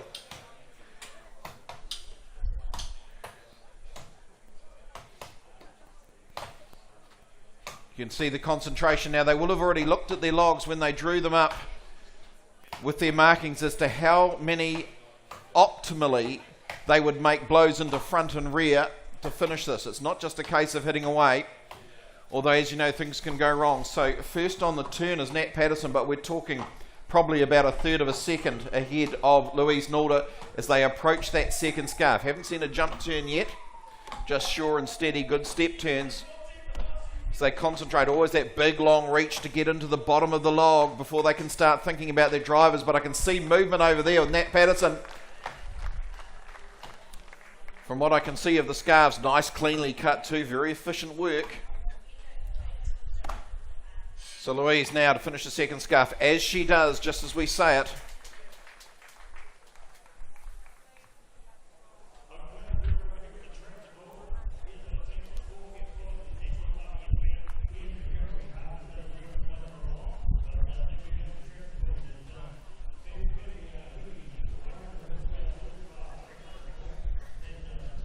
Okay, both cuts are good.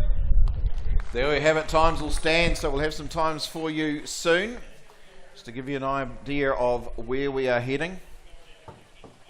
Trying to compare the two. I think Nat Patterson may have the quickest time so far, but we will need to check it.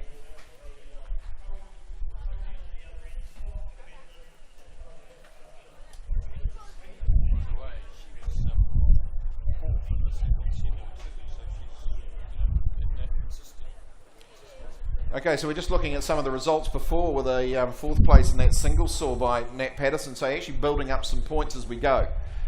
So there'll be a bit to worry the analysts on getting it right when they go to count them all up at the end.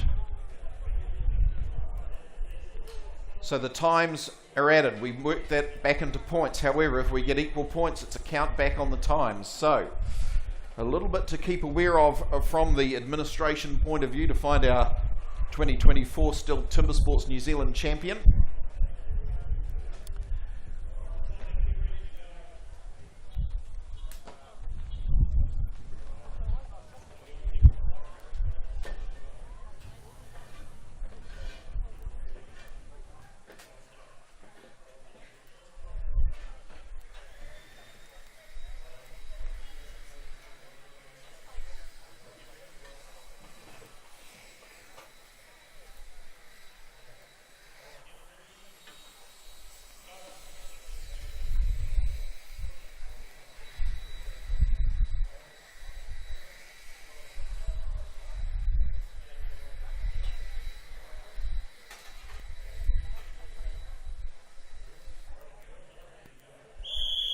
Let's get our next two contestants up to the stage. It is Kayla Malloy-Jensen from Hokitika up against Raywin Windley, the consistency from Rolleston.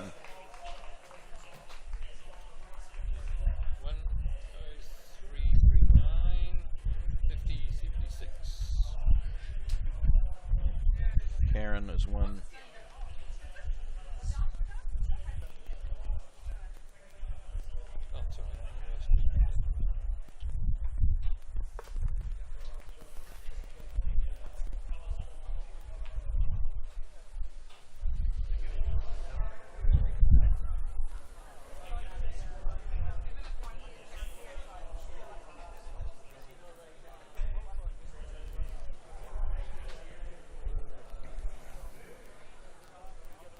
Stand by for a start. Athletes ready. Stand to your timber. 3, 2, 1, go! So you saw in the last heat, Nat Patterson putting in a good cut at 50.76 seconds, so that's where they need to be to start being in contention. Now we looked at last year's combined scores and you need to be somewhere around about the 40-second mark, so it's going to get a little bit quicker as we go. Raywin Windley, as we mentioned earlier, has been putting in some very consistent performance through the other disciplines. She'll be wanting a very good underhand here. The Cantabrian first on the turn. Kayla from Hokitika now on the turn as well, but at the moment in this matchup it's all Raywin Windley. Gets a little bit of a stick. A stick is when the axe goes into the wood, doesn't want to come out on the same arc to keep that momentum and rhythm going, but Raywin Windley steps off the block. Big smile too. I think she's done all right. And Kayla finishes her block as well. So we'll be interested to have a look at that time there from Raywin Windley. See whether it threatens that 50.76 seconds put in by Nat Patterson.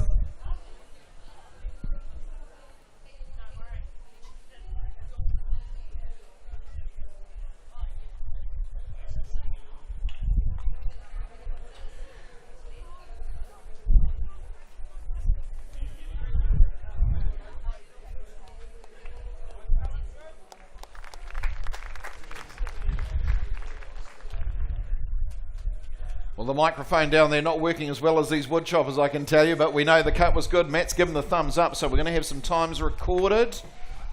As I say, everyone over the 1 minute mark except for Nat Patterson so far at 50.76.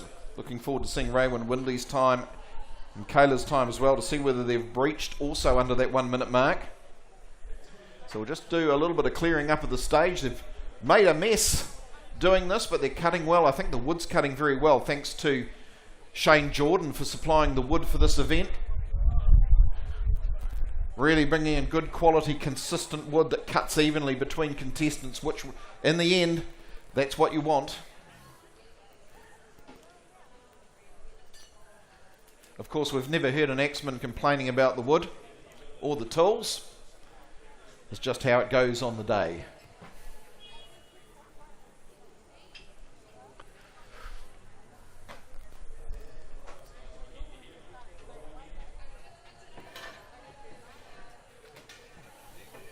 Yeah.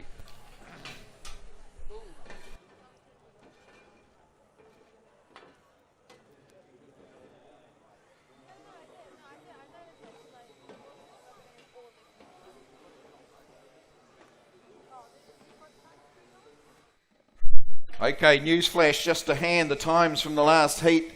Kayla Malloy-Jensen putting in a 49.64, taking it under that magic 50-second mark, but getting closer to where we want to see the best performances was Raywin Windley with a 41.9. So on the money, I said 40 seconds, roundabout where it needs to be.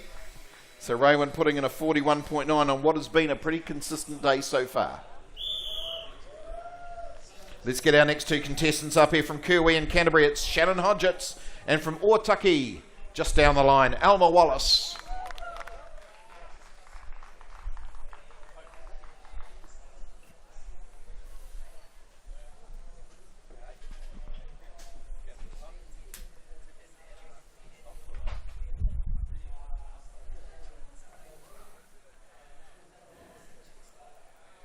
So Alma setting up on stand number 2, which is on the left-hand side of the stage as you look towards the big screen at the back. Shannon Hodgetts on 1, which is on the right-hand side.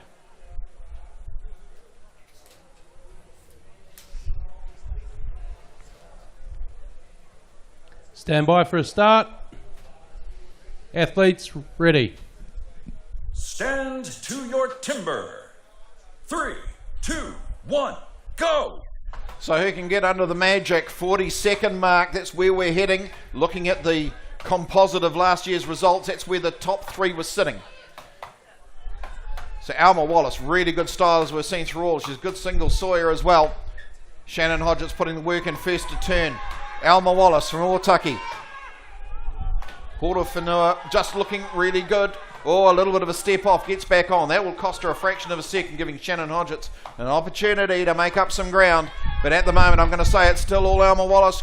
Have a look for a little bit of movement, a little bit of daylight through the centre as they put in the drivers, and there goes. Oh, you can pick it. You can pick it. Oh, I don't envy the job of the timers there. Oh, and that little bit of a stick for Alma. That would have probably just given it that one blow ahead.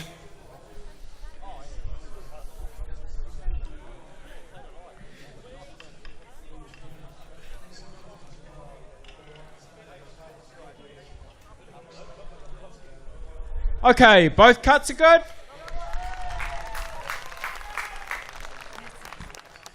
Gee, there's a lot of support from Horowhenua up there, isn't there?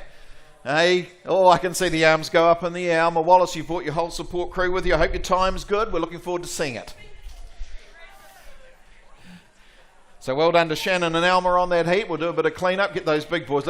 Tell you what, lifting that stand with those 2 halves on it, you can see why we don't get the little guys in the deck crew, can't you?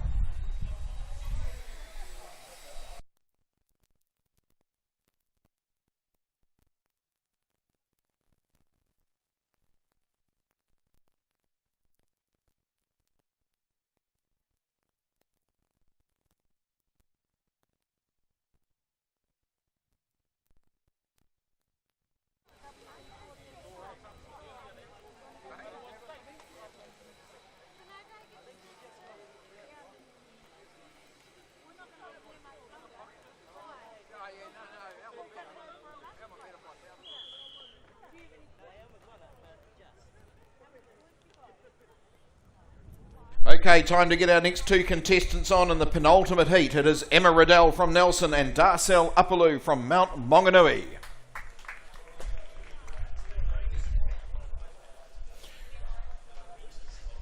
Okay, the gauntlet is definitely throwing down. That chainmail gauntlet says for Alma Wallace, holding number one spot at 36.11. Good time by any means. Shannon Hodgetts recording a 36.32. So the times are just getting better on each heat.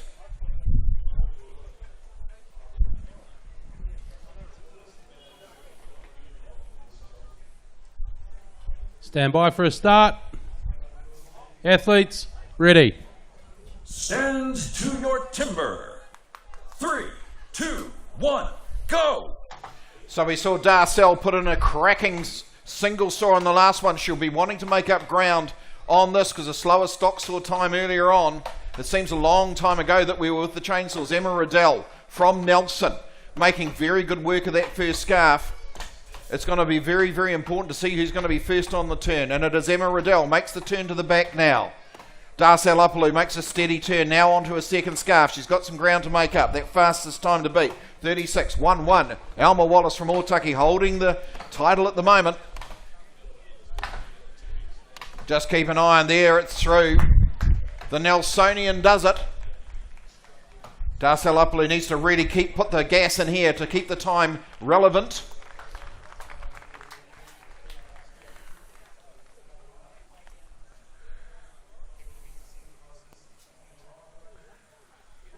So as I say, it is partly match race, but really in the end, even if your matchup has beaten you, you need to keep going hard to record a good time, because all of those are going to be combined in the end as we look for our 2024 STIHL TimberSports New Zealand champion. Okay, both cuts are good. All right, so we're going to record some times. I'm wondering whether they're going to be good enough to beat Alma Wallace and Shannon Hodgetts in that prior heat, who really were on fire, getting into those mid-30s. But only time will tell, as they say.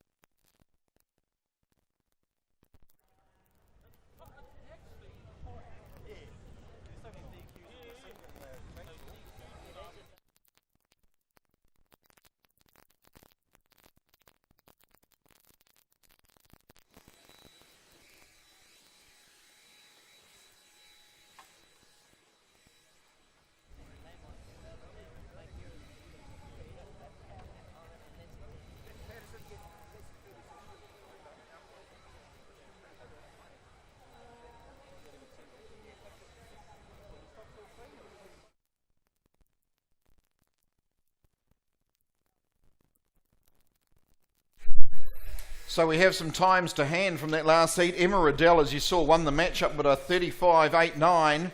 Just puts it by a sliver ahead of Alma Wallace. STIHL Upaloo recording a 44.63. Probably not what she wanted to see at this stage in the competition.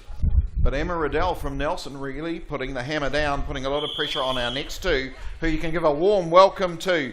Anne Patterson from Queensland and Kylie Bowen from Hamilton.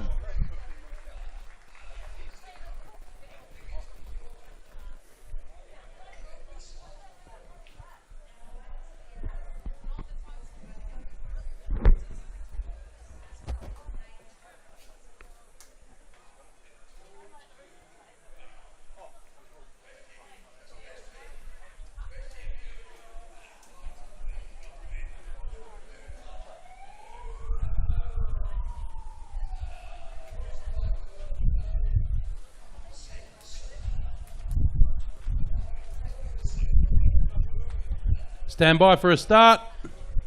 Athletes, ready. Stand to your timber. 3, 2, 1, go! So this is an incredibly important heat. We've already seen it laid down. The writing is on the log. With Emma Riddell at 35.89 as these last two competitors get into that first scarf here in the women's underhand competition.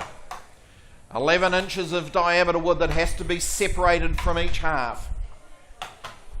So Ann Patterson, current champion, current New Zealand champion, might come from the other side of the ditch, but she's a Kiwi and very close on the turn as Kylie Bowen makes her turn as well.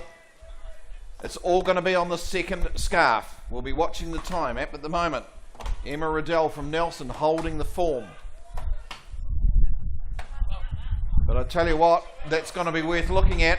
There was good work done on that first scarf there by Ann Patterson, enabling a quick time, and there we have the Hamiltonian puts the axe down. Righto, let's have the judges call and then we'll look at some times, and then we do need to do a little bit of collation to work out who the 2024 STIHL TimberSports New Zealand Women's Champion will be. Come in close, Kylie. Okay, both cuts are good. Okay, so now it's all down to the times. We'll have those for you shortly, and then we need to do some computations and work out where our positions will be.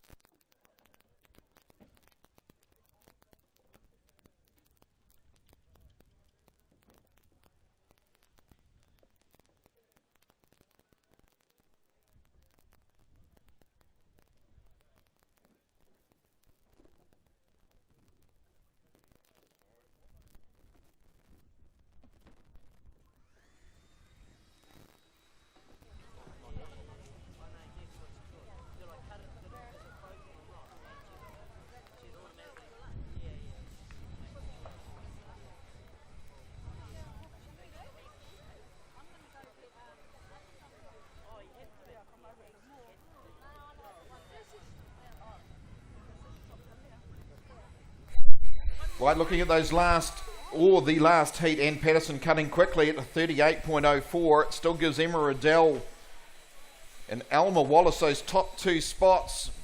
And I'm thinking Shannon Hodgett's probably coming third in the underhand. So now we have all of the disciplines completed. We need to know who has the best number of points here at the Ford Ranger New Zealand Rural Games and the STIHL TimberSports New Zealand Women's Championship for 2024. So stand by. I see the podiums out there, the bubblies and the chiller. All we need to know is who stands in what position.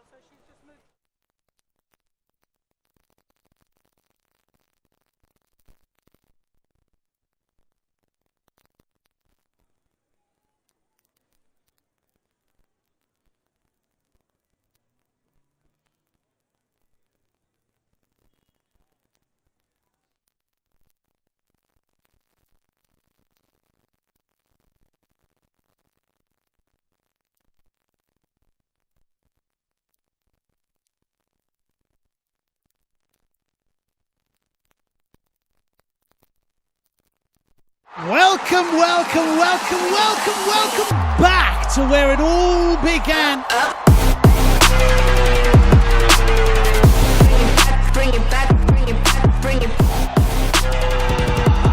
Oh my goodness, that's a personal best. Fantastic time.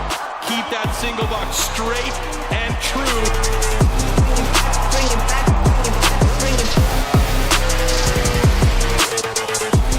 And it looks like Dubitsky just motored through that thing crazy fast. Absolute legends in the sport going at it.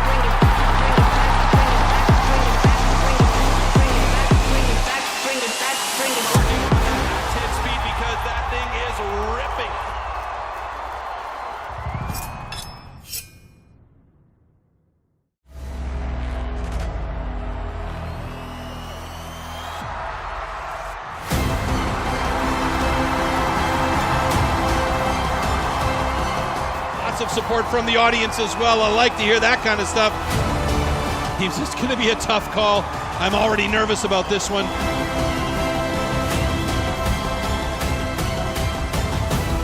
Tough one to catch up with Sterling Hart, who's already done look at that. 58.91. Wow. The young man, Simon Grunwald, on the underhand chop is keeping up. Dubitsky is just a beast as he is almost done with that block, and he is so done with it, he sent it out into left field. Is it going to be the USA, or is it going to be Australia again? It's going to be ever so close, but it's Australia doing it again. Australia, with an unbelievable performance, maintains the title of Team World Champion.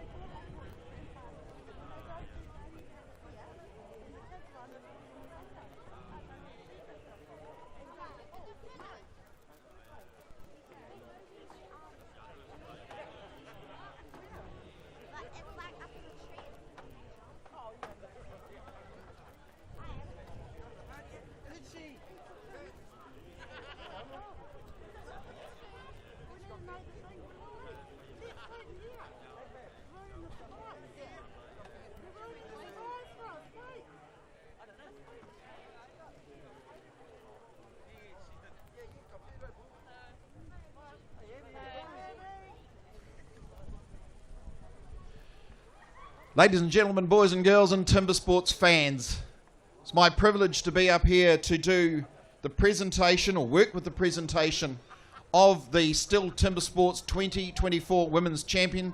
I'm joined by STIHL Marketing Services Manager for STIHL and Susie Redmayne, MP for Rangatiki, who will be presenting these prizes. But first, let's get all of our competitors up here at the back of the stage. If I may ask, Darcel Upaloo.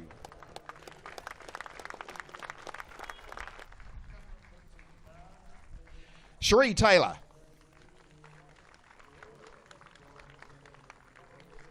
Nat Patterson.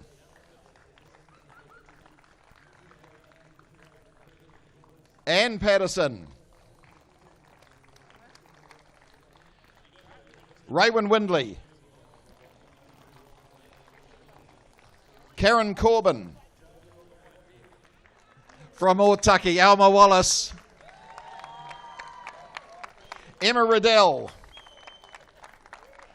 Kylie Bowen. Louise Nolder. Shannon Hodgetts. And Kayla Malloy Jensen. Those were your competitors today, ladies and gentlemen. Right, we can fit them all on stage. Biggest field we've ever had in the women's competition, but we can only fit 3 on the podium. So thanks to Susie and Stace, who will have our prizes, I would like to call up in 3rd position, please. Alma Wallace from Otaki.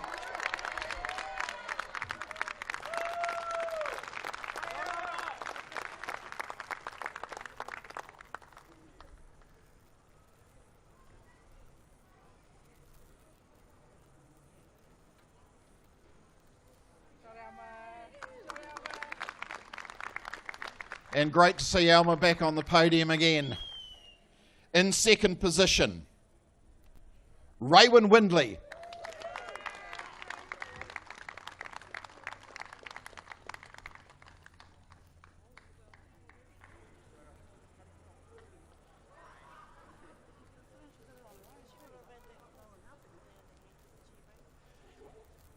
And in 1st position, and STIHL Timber Sports 2024 New Zealand Women's Champion is Ann Patterson.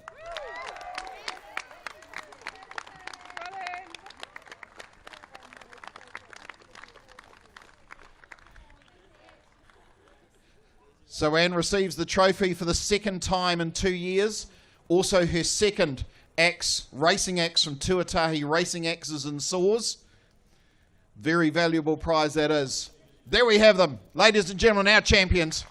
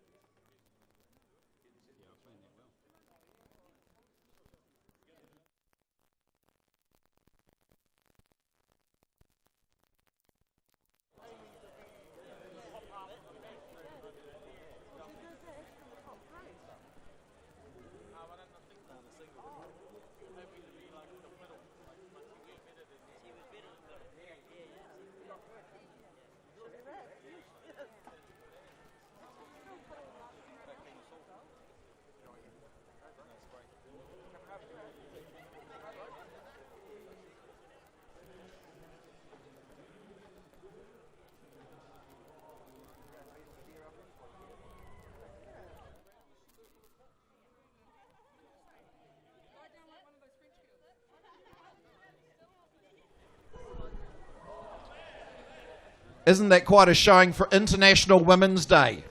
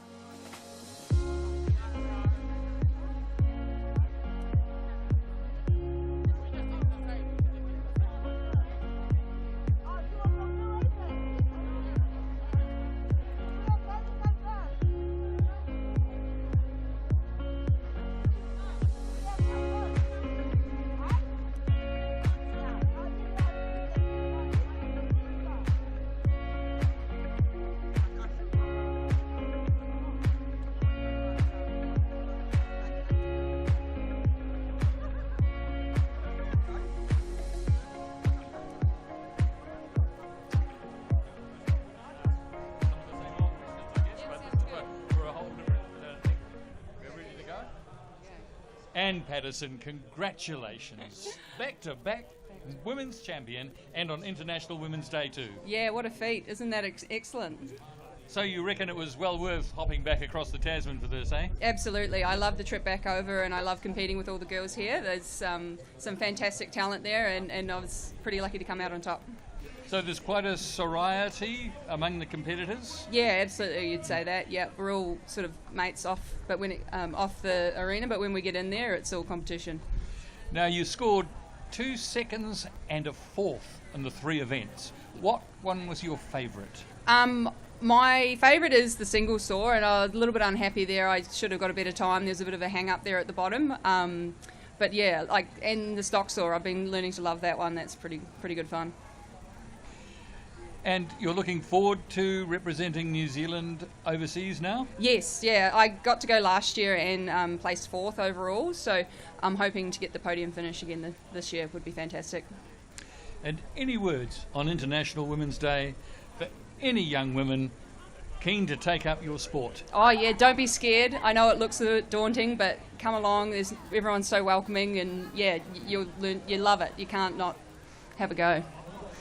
What's with the chainmail socks? Just so we keep all our toes. We like them how they are, so yeah, just to make sure. Yeah.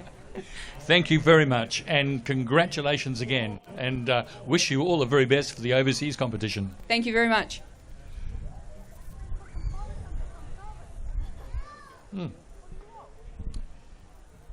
Allow me to. Thank you very without much. weapon in hand. No, yeah. No. Put down the weapon.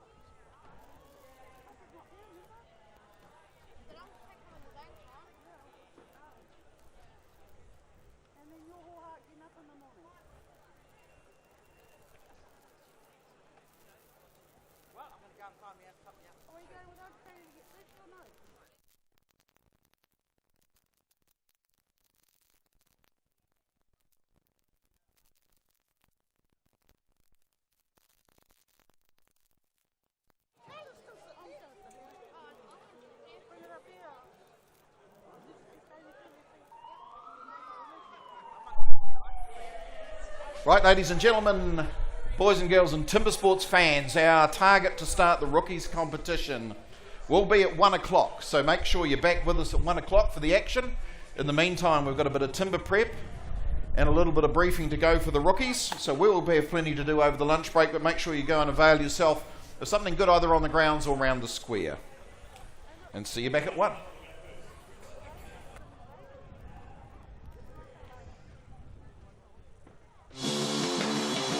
I heard that there was going to be 6,500 people in Porsche Arena tonight. Awesome, the lights and the sound. Are you guys ready to meet the athletes? Woohoo!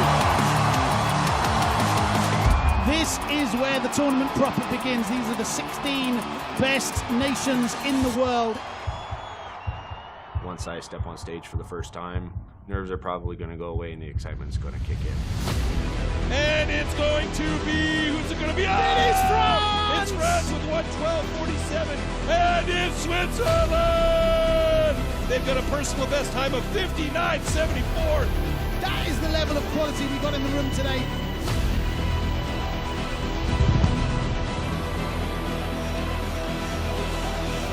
This will be a tight one between two very good teams and very good choppers. Will it be New Zealand or will it be Canada? And Canada is going to take the bronze medal with a time of 53.05. Woo! This is the final heat of the afternoon. Always have very high expectations for Team USA, going for gold. United States going up against Australia. Go! You know, we know what to do. We know what it takes to win the gold. This is an angry Mitchell Argent going at that block. Is it going to be the USA or is it going to be Australia close. again? It's going to be ever so close, but it's Australia doing it again. Australia with an unbelievable performance.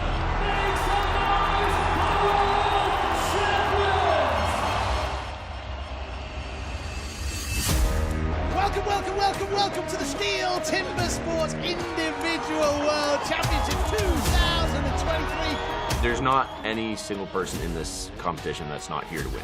You gotta back yourselves, you gotta believe in yourselves, otherwise you're wasting your time. Wow, sub 16 seconds from Trubitsky. I wouldn't be here if I didn't think I was going to win, so I think I'm going to win the championship. 200 an der Stocksaw kann reichen, die erste Runde nicht zu überstehen. He is pumped by that run. Benny Martin's got a personal best. 29.7, that power helped him out. 250 pounds of USDA approved beast. Going for the try. Oh, Jason! Who will cause a big surprise? Hopefully me. Stand to your timber. 3, 2, 1, go! Look at Jamie Head go. 11.73, dropping a personal best. I think the biggest surprise could probably come from Emil Hansen. Emil slightly ahead at this point. I have never been in front of this big crowd. Doing a great job on top of his block, and he's done it absolutely fantastic. Tight angle there Jack for Jordan. He's gonna have to get down and fix that and pocket. The disappointment on Jack Jordan's face. This is the hot saw. Blink and you will miss it. Ich weiß, wenn ich zu Hotsaw komme, dass es nämlich auch sehr eng werden kann vorne. You can feel the power of this man. The hot sauce is the discipline I like the most. Oh, expect to see some fireworks here. There will be only one winner. Oh, this is looking good already. And he's got himself a 5.86. So look at that time, 5.89 for Emil Hansen. DQ for a cut line. All Jamie really needs to do is put 3 on the deck. He's got 1, 2, and 3 cookies on the deck. The new world champion for TimberSports, Jamie Head from Australia. Congratulations, mate.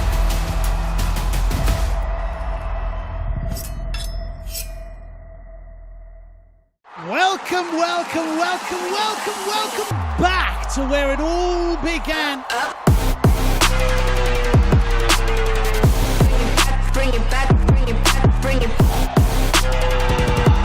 Oh my goodness, that's a personal best, fantastic time.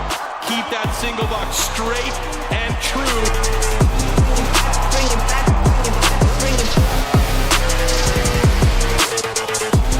And it looks like Dubitsky just motored through that thing crazy fast. Absolute legends in the sport going at it.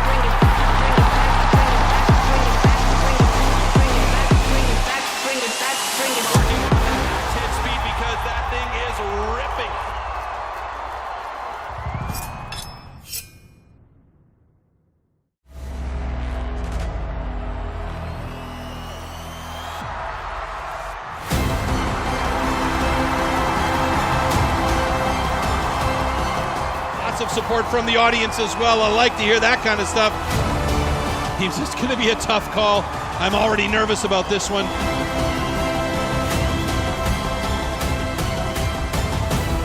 Tough one to catch up with Sterling Hart, who's already done look at that. 58.91.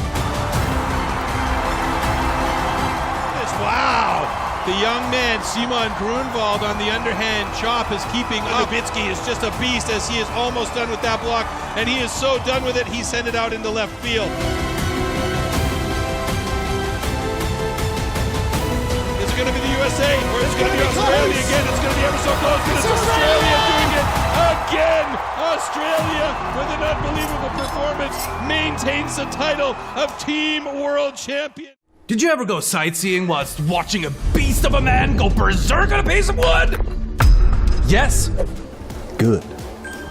No? Then here's your chance. Rotterdam up next is the venue for the beloved head-to-head competition. You want to see those rock stars slash a standing block or melt through the wood with their single buck? Good news! You can see 4 disciplines at once!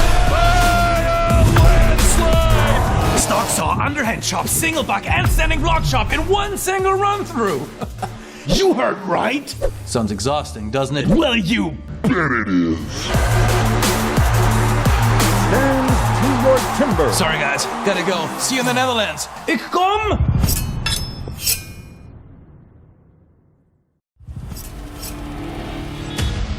Herzlich willkommen, Stuttgart!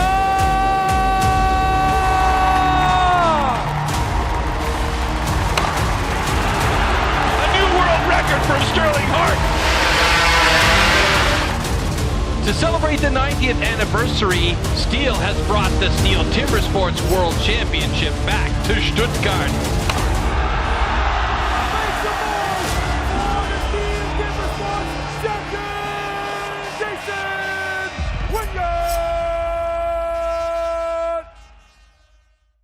Do you remember the World Championships 2016 in Stuttgart? One of the most insane timber sports competitions that has ever been held? I most certainly do. After conquering countless venues for the world, we're finally coming home. To the biggest stage in timber sports. We have a sold-out stadium. This event's been sold out for months and months in advance, like breaking records. The world's best athletes will shake the Porsche Arena to its foundation!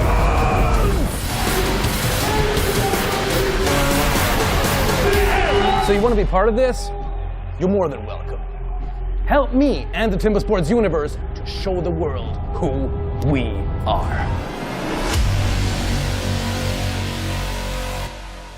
Stand to your timber. Sorry guys, gotta go. Komm schon. The STIHL TimberSports Team World Championship format. In the team competition, teams of 4 each have to compete in a 4-discipline relay. The order of the disciplines during the team heat is as follows. First up, stock saw, followed by underhand chop, then single buck, and finally standing block chop. Each discipline is executed by a separate team member, and the subsequent discipline can only be started after the previous discipline has been completed. The overall time for a team only counts after finishing the last discipline. Starting a discipline too early will result in a 15-second time penalty. The team competition demands the utmost concentration, endurance, and precision, and the teams have to plan their efforts strategically over the course of the rounds. First, they have to show their skills in a time trial. Only the top 12 teams from the time trial will make it directly to the round of 16. The remaining slower teams from the time trial are relegated to the last chance round. In this round, they need to complete 1 heat, and only the 4 fastest teams from the last chance round advance to the round of 16. The rest are eliminated from competition. In the round of 16, the knockout phase of the competition begins. Here, the fastest teams from the time trial will face the slower teams in reverse order. The teams now continue to compete in the knockout system through the quarterfinals and semifinals. The losers of the semifinals will fight for the bronze medal in the small final. After this, the top 2 teams will compete one more time to see who takes the Team World Championship title.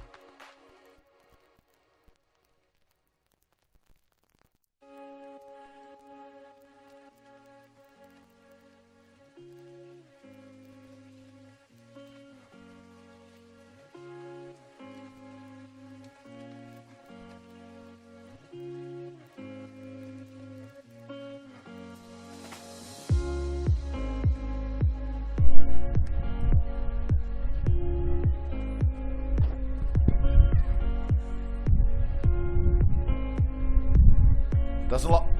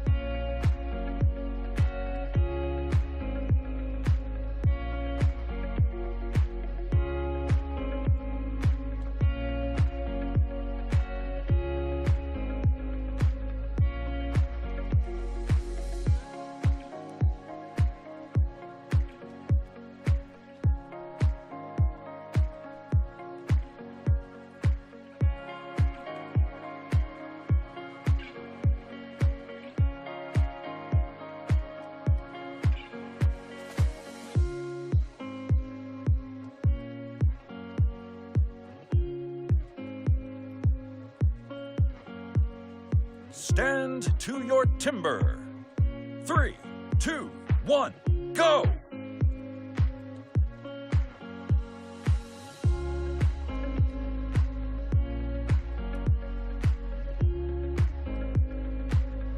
Stand to your timber. 3, 2, 1, go!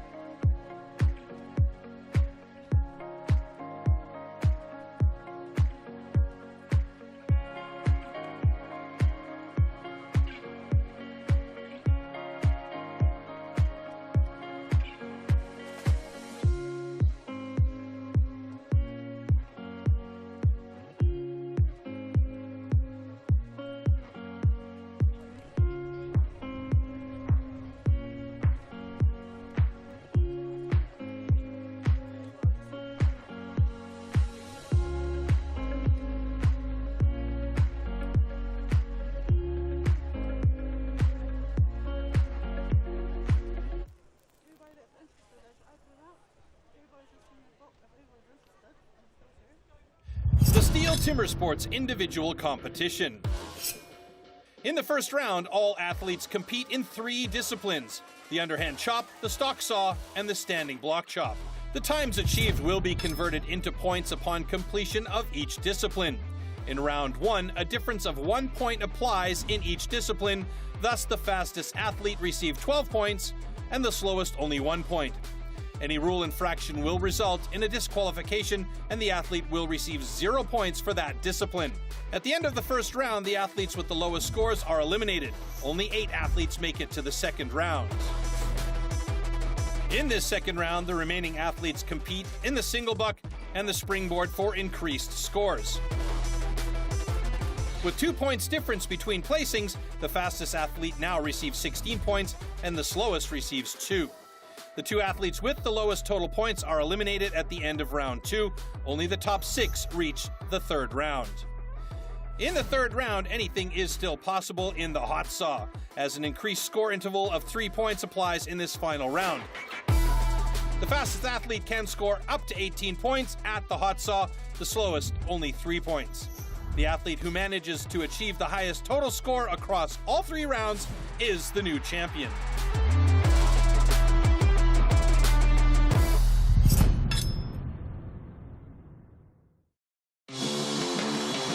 I heard that there was going to be 6,500 people in Porsche Arena tonight. Awesome, the lights and the sound. Are you guys ready to meet the athletes? Woohoo! This is where the tournament proper begins. These are the 16 best nations in the world. Once I step on stage for the first time, nerves are probably going to go away and the excitement's going to kick in. And it's going to be, who's it going to be? It is France! It's France with 1:12.47, and it's Switzerland! They've got a personal best time of 59.74. That is the level of quality we got in the room today.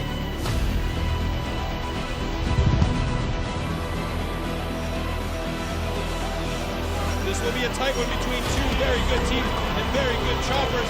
Will it be New Zealand or will it be Canada? And Canada is going to take the bronze medal with a time of 53.05. Woo! This is the final heat of the afternoon.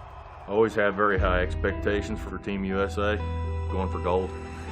United States going up against Australia. Go! You know, we know what to do. We know what it takes to win the gold. This is an angry Mitchell Argent going at that block. Is it going to be the USA or is it going to be Australia close. again? It's going to be ever so close, but it's Australia doing it again. Australia with an unbelievable performance.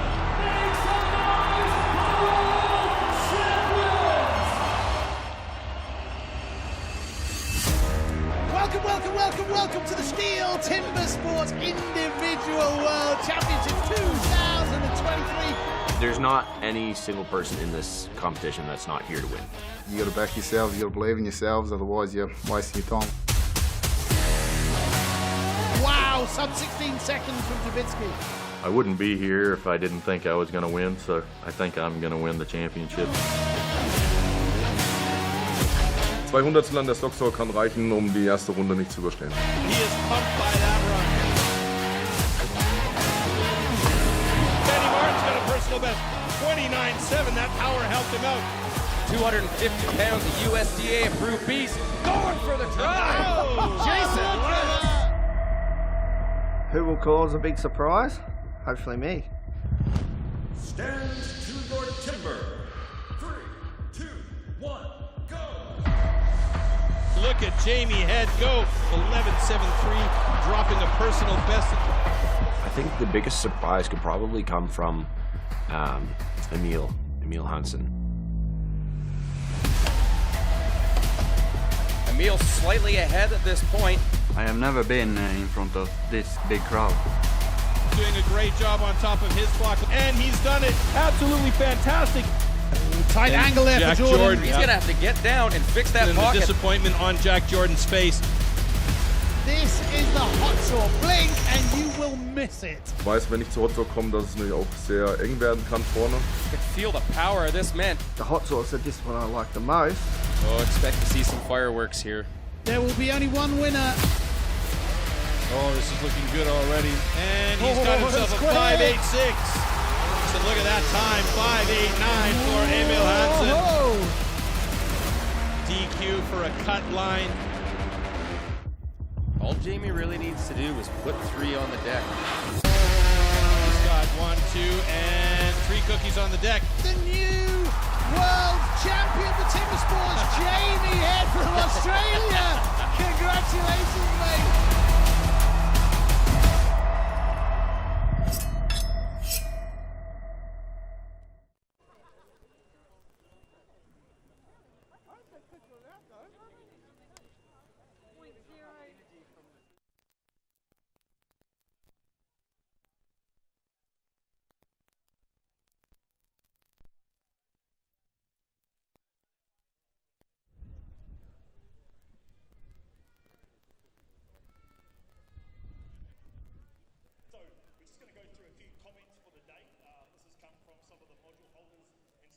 Volunteers that have been floating around and watching you guys compete.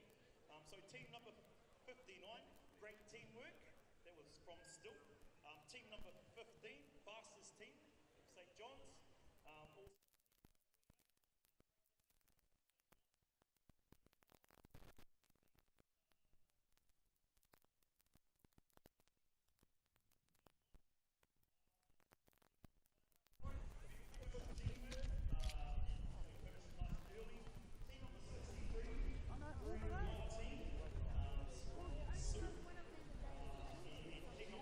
Well, good afternoon, ladies and gentlemen, boys and girls, and TimberSports fans. I see you're all waiting patiently in the Manawatu sunshine, ready for an event, and we have an event for you. This is still TimberSports, and at this event it is the 2024 National Championship for women's, rookies, and for the men's competition tomorrow. So coming up next are the rookies. But to give you a little bit of a taste of what TimberSports is about, if you're new to it, if you can imagine the traditional wood chopping, this is taking it to the highest level it is done worldwide. We are part of an international circuit where we choose our champions who will go to Europe later in the year, once in the middle, one at the end, to represent New Zealand. We are arguably the most successful timber sports country in the world, and I do take my hat off to Mitch Argent because I know he's there from Australia. We have 11 world individual titles to our name. That is the heaviest weighting. We have 4 team titles. Okay, so the Aussies have got us there. We have 3 world trophies and currently hold the world trophy. And we have 1 rookie win under our belt. And what we're going to see very shortly is going to see whether we can put another score on the board for the rookies. We probably should have 2 when Jack Jordan, the current world trophy holder, made it to the rookies title in New Zealand. Unfortunately, there was a little thing called COVID, which stopped us heading overseas to win it, because I am absolutely assured in my own mind that Jack would have won it. So it gives the chance for someone to represent New Zealand in what is the original extreme sport. And why do we call still TimberSports the original extreme sport? Is because it's a heritage sport, about 150 years of it. If you can imagine that before Andreas Stihl invented the chainsaw in 1926, we had to find a way to get trees down on the ground and cut them up for lumber, and we did that with axes and saws. And of course, as you can imagine, with axes and saws 150 years ago, there would always be some of the guys and girls that would want to be the fastest and the best and beat and compete with other people. So we take it to its nth degree here for TimberSports as we look to find who is going to represent us and get some more silverware back in the New Zealand cabinet. So it's my privilege to introduce you to our rookie field, but first I'd like to bring on our 2 judges. So if I could please ask Matt Hura and Adam Lowe to come to the stage.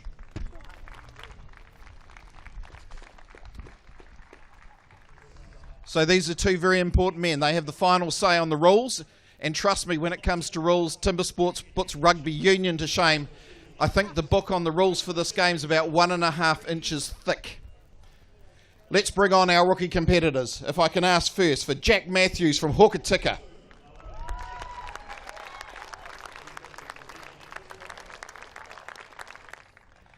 So Jack is a student. Favourite discipline is the standing block. Next up, he's an outdoor power equipment technician very dear to our heart from Still Shop Hardware. He's from Stratford. Bring on Sam Bellamy.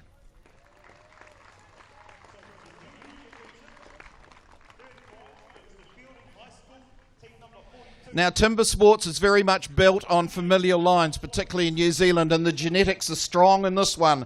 Morgan Bolstad from Tauranui.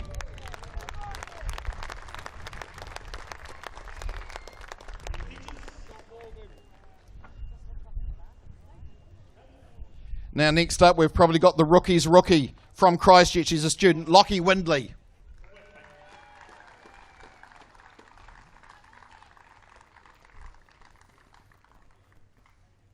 Up next, it's the man from the Lost Highway on the podium last year. He's a diesel technician, Matt Gower.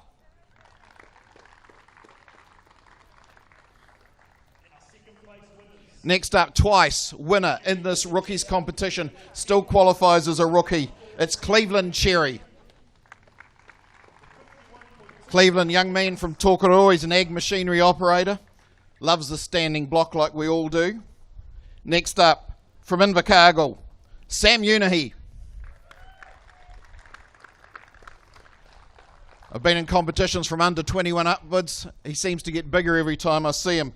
He's a welder fabricator by trade. Next up, from Hokitika, an apprentice electrician by the name of Scott Matthews.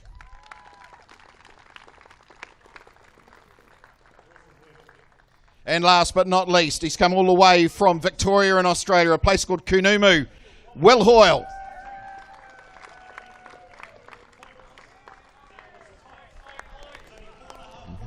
So there you are, TimberSports fan. Those are our rookies. They are the under 25s. That's what makes them a rookie. There are some other conditions as regard to their competitive history within still TimberSports at the highest level. But these guys are about to go and do battle. So there they are. Give them a big hand. We'll get them to walk off and bring on the heats.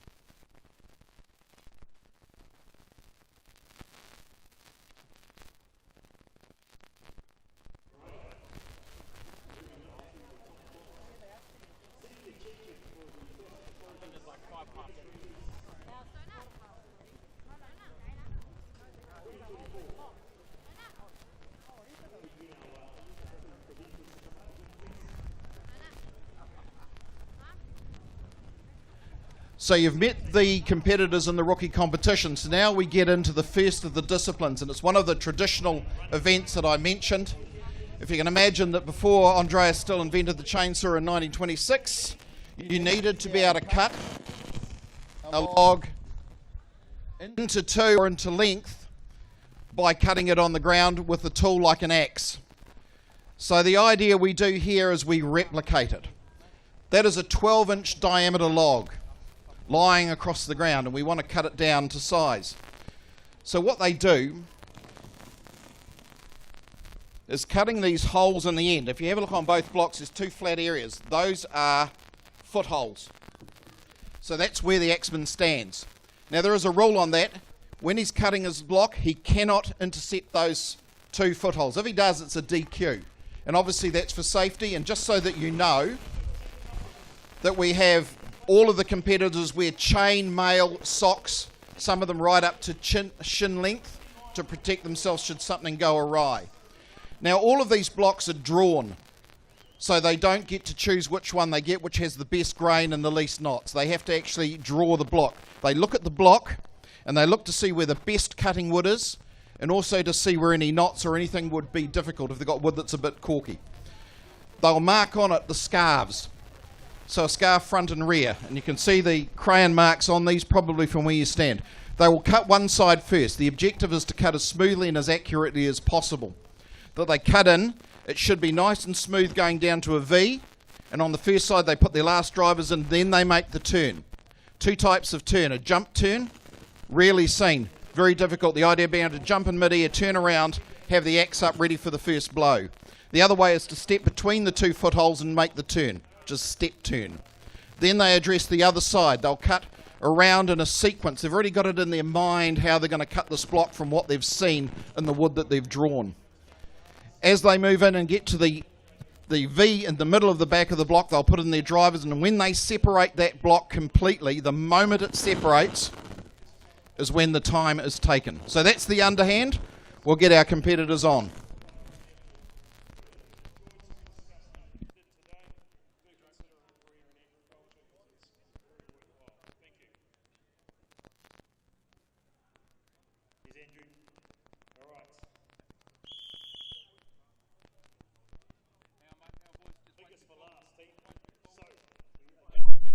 Okay, let's get our first two contestants in for the rookie underhand competition. From Hokitika, it is Jack Matthews, and from Christchurch, Lockie Windley.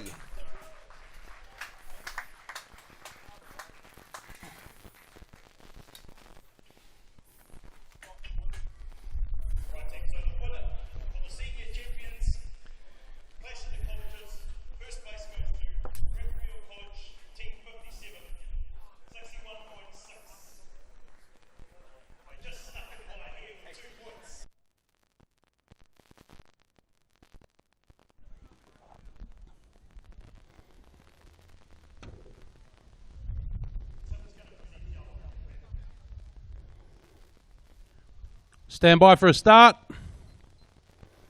Athletes ready. Stand to your timber.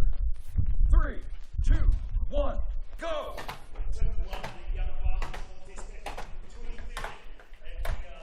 So away here in the first heat, Jack Matthews is on the right-hand side as you look from the grandstand on number 2, Lockie Windley on 1, and they're making quick work of it. This is a very good quick heat to start the day.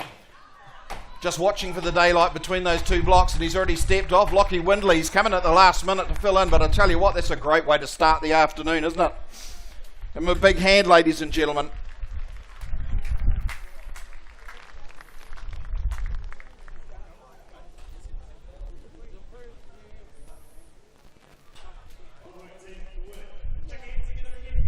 So now that the event is concluded in this first heat, the judges will look over those blocks, make sure again those footholds have been left intact.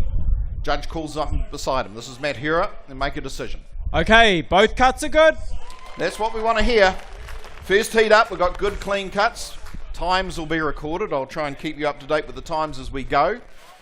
So the idea is to get the fastest times in each discipline. Those translate to points. If we find we have a heat in the points, then we count back on the time.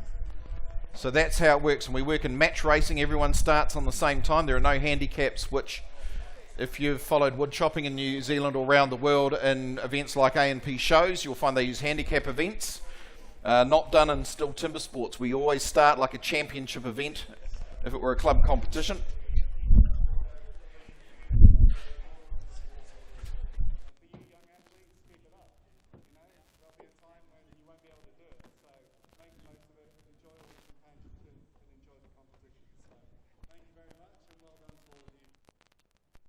Stand to your timber. 3, 2, 1, go!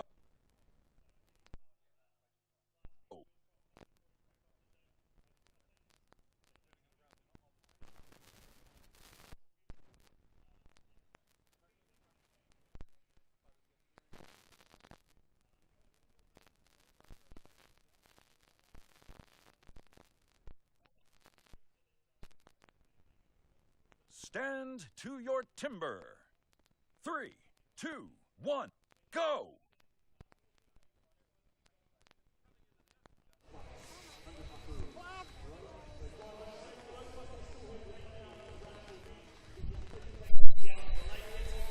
So we'll just use those STIHL blowers to clean off the last chips off the stage while we just check the volume on our starting cadence, just to make sure that we have enough volume, because sometimes they will be listening over the top of a chainsaw, so they need to be able to hear it.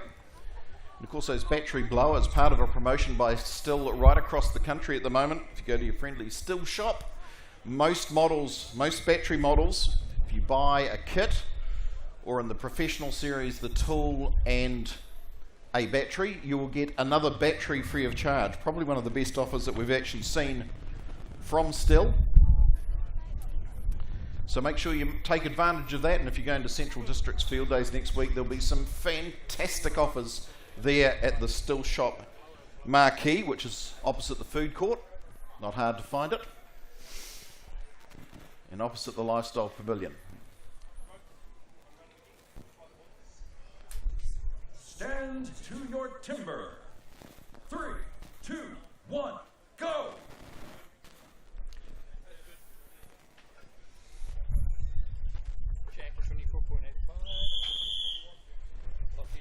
Let's get our next two competitors up. From Hokitika, it's Scott Matthews up against Willie Hoyle from Kanumu in Victoria, Australia.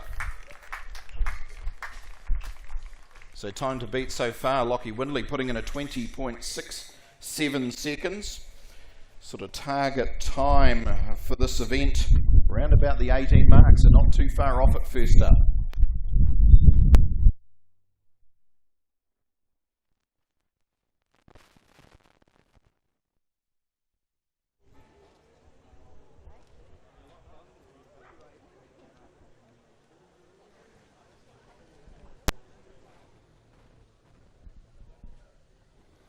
Stand by for a start.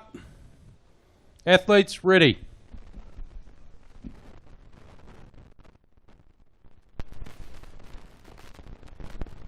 Stand down, guys.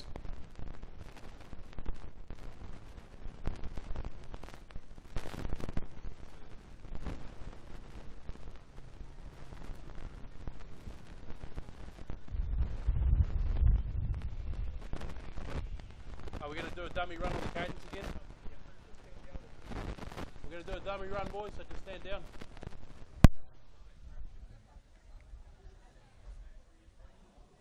Stand to your timber. 3, 2, 1, go! Stand to your timber. 3, 2, 1, go!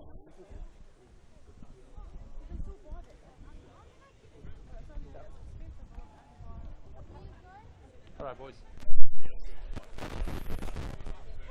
Okay, stand by for a start. Athletes ready. Stand to your timber. 3, 2, 1, go! So we've got Scott Matthews up against Willie Hoyle, the Australian playing the Kiwi, and of course even though he's resident in Australia, he still qualifies as a New Zealand competitor. And Willie Hoyle first on the turn, the arborist from Victoria. Scott Matthews got a little bit of ground to make up, but it will depend on how much work was done on the first scarf. But I tell you what, Willie Hoyle making a name for himself straight up in heat number 2.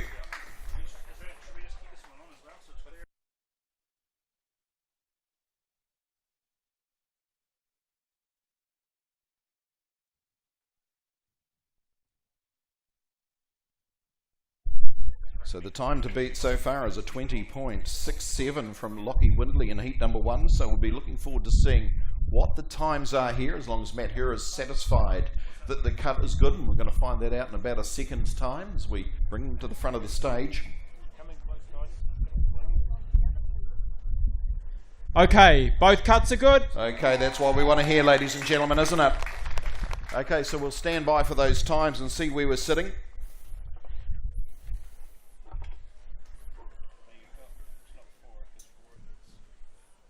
So we'll just clear up the stage. We'll just move those cradles and the broken blocks away. Now, just coming back to what we were talking about before, if you're at Central District's Field Days next week, not only have we got the endless power offer with the free batteries that are going to come with the battery tool that you buy, or most of them that you buy, there's only a couple of exemptions, it's just about everything.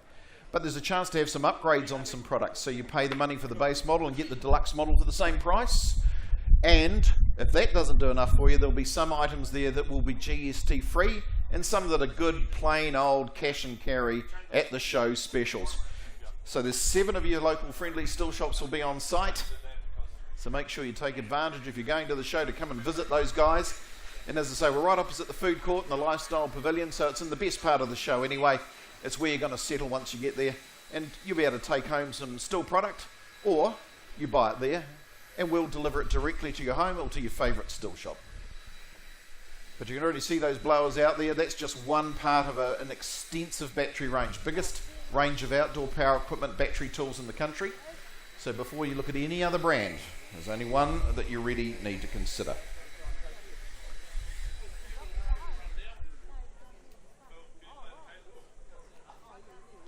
Stand to your timber. 3, 2, 1, go! Okay, we're ready now for the next heat. Now, we've had a scratching in the order, so unfortunately for Sam Unahi, he's going to be cutting on his own. He won't have anyone up against him, so we'll ask Sam if he can make his way onto the stage. Sam's come all the way from Invercargill. So I've been following him since he was in under-21s, now getting into this rookie competition. I hear he's had some good form leading up to the show as well. Doing a lot of training, which is what we want to see.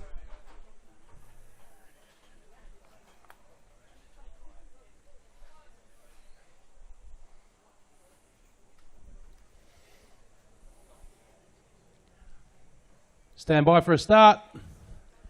Athlete, ready. Stand to your timber. 3, 2, 1, go! So it's always a tough ask when you're up there on your own, but it does happen depending on the draw sizes. But Sam Unahi's going to make good work. He's now becoming more of a seasoned athlete in the sport, and I can tell you his accuracy on that first scarf is good, but he got a little bit of a stick right there in the bottom as he reached down deep to get into there as he addresses the top of that second scarf. Moves into the centre. Gets the wood away, gets into those difficult long blows right down in the bottom. Have a look for the drivers, because as soon as you see some daylight, there it goes. He's cut well. Young man from Southland.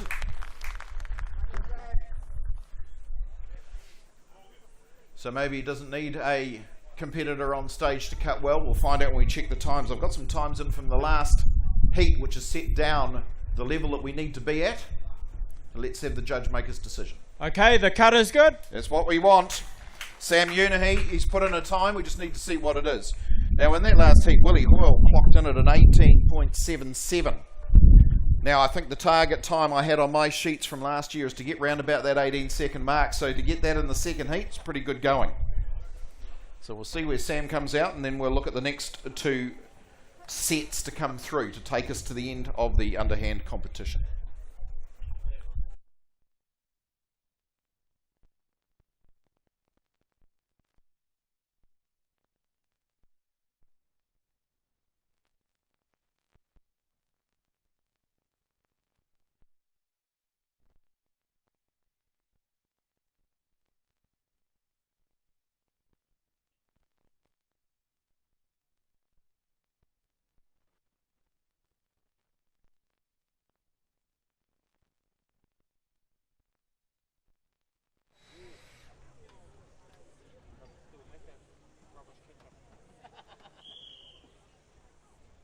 Righto, let's get ready to put our next 2 contestants up on the stage. It's going to be Matthew Gower from Whangamomana playing up against Morgan Bolstad from Taumananui.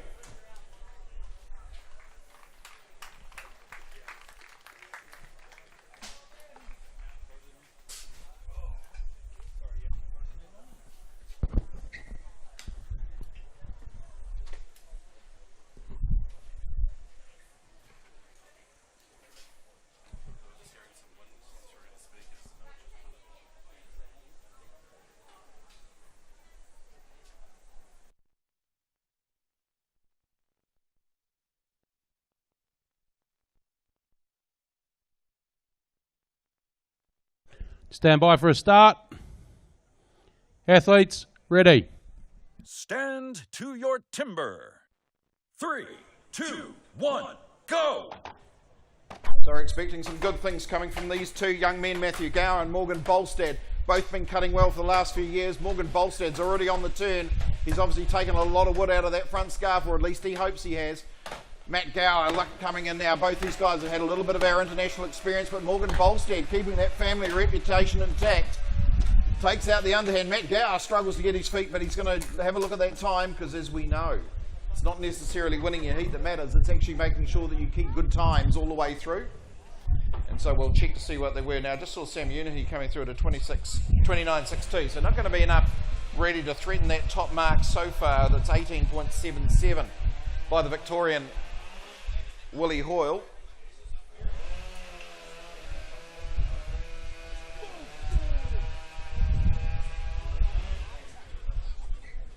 Okay, both cuts are good. Okay, so that's what we want to hear to make sure we record all of these times. So, as I just mentioned a moment ago, Willie Hoyle is sitting at 18.77 is the time to beat. We'll have a look at the time from Morgan Bolstad. They look like it was pretty slick. Might have knocked that down, but I said that 18-second mark sort of hovering around where we need to be.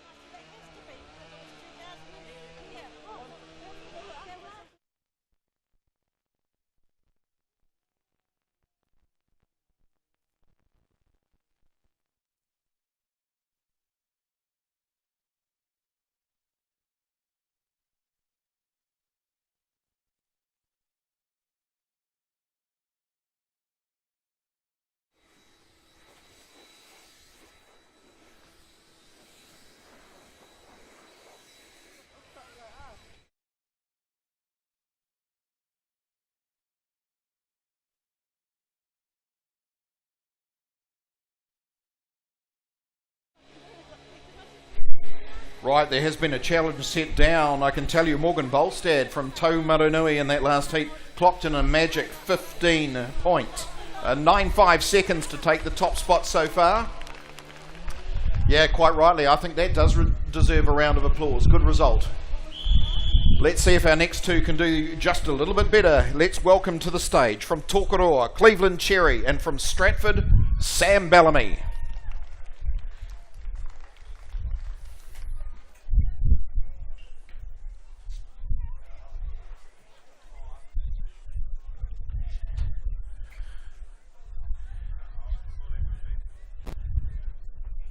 So two good competitors here have both been on the international stage for New Zealand.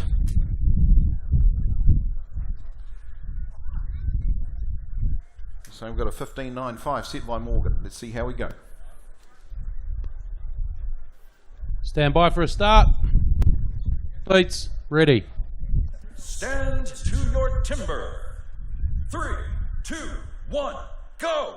Absolute simultaneous as the first blows go into the first scarf from these two. Now these two would be expected to put in the fastest time, but they've got a lot of work to do to catch Morgan Bolstad. But I tell you what, Sam Bellamy quick on the turn. He really wants to take out this title on discussions we've had, but I tell you what, it's not going to be enough. The winner of the last 2 years, Cleveland Cherry, just putting down in front of everyone exactly why he has taken those results in the past.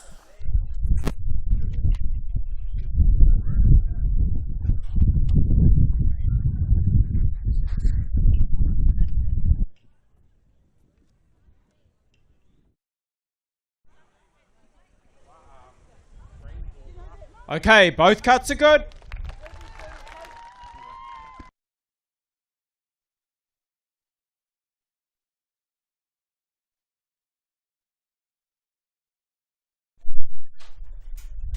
So the last heat in the underhand, good way to start the afternoon, isn't it, folks? We were looking forward to seeing those time from Sam and Cleveland. We'll see whether they can take Morgan's time a little bit lower, but I tell you what, a 15.95 is pretty good, but Cleveland looked pretty slick as we saw just then.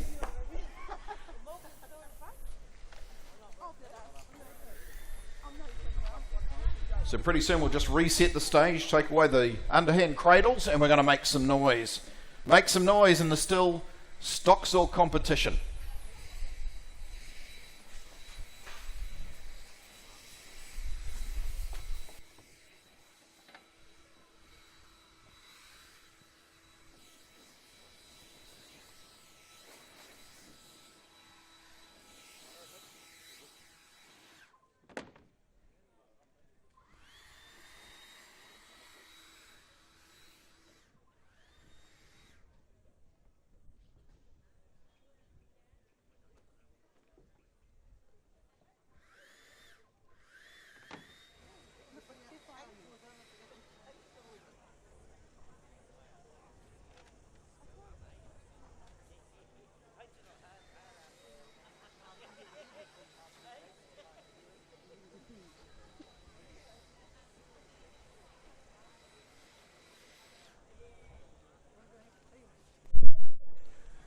Right, ladies and gentlemen, TimberSports fans, I've got some times come through from that final heat.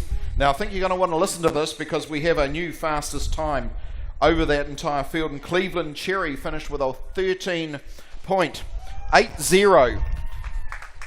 So well below the target time, getting into the best times we'd ever see. Sam Bellamy recording a 17.20, which will be enough for the third spot in the underhand. But I tell you what, Morgan Bolstad with that earlier 15.95 seconds, just enough to hold that second position in this first discipline. So we're getting ready now to look at some stock saws. So what you've got sitting on the stage there is a STIHL MS661. And being a stock saw, that means that you can go down to your friendly STIHL shop and you can buy one of these. And they can be anything from a 20-inch guide bar through to 36. So we always say that they weigh 7.4 kilos without the guide bar and chain and without oil or fuel inside them. So it means that there's a lot of variation on what you can do. This is the dominant saw in New Zealand forestry where chainsaws are used. It really is a fantastic saw. It has an M-tronic engine management system.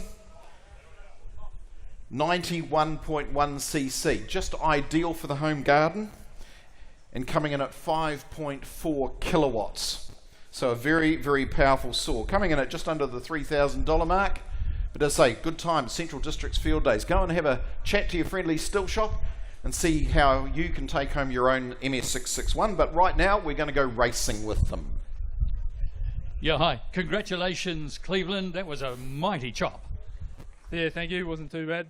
It's not even your best or favourite event, is it? What is your favourite?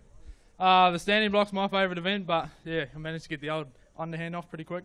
It was pretty spectacular. Just under 14 seconds. You got more in you? Yeah, hopefully. Well, we're looking forward, especially that standing chop of yours, just to see what sort of dent you can make and whether you can get to represent New Zealand in the rookie class again this year. You looking forward to that? Yeah, should be good. What was the high point of last time for you? Oh, God knows, winning is pretty good, you know. Fair enough. STIHL TimberSports, Cleveland Cherry in the underhand. Thank you, Richard. Thank you, Cleveland.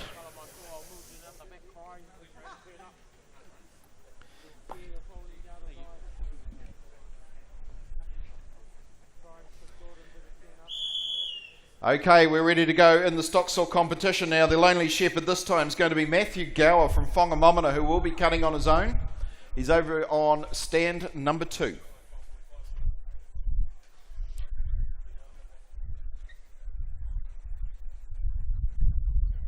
So the objective here is to pick up that saw. They will have started it, warmed it up, it'll be sitting at their feet idling, to cut 2 cookies off the end of that 16-inch block.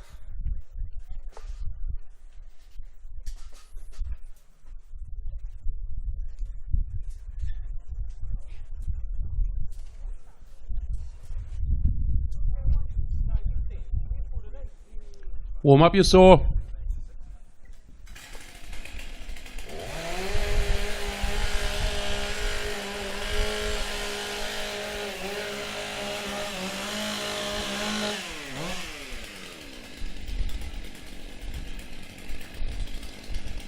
Athlete ready. Stand to your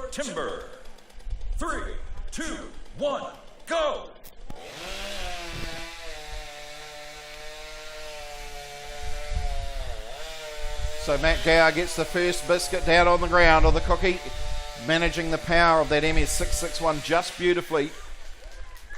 Okay, so what the judge is going to be looking for is to make sure each one of those cookies is perfect in its roundness. They have 100 mil that they can cut in to make those 2 cuts.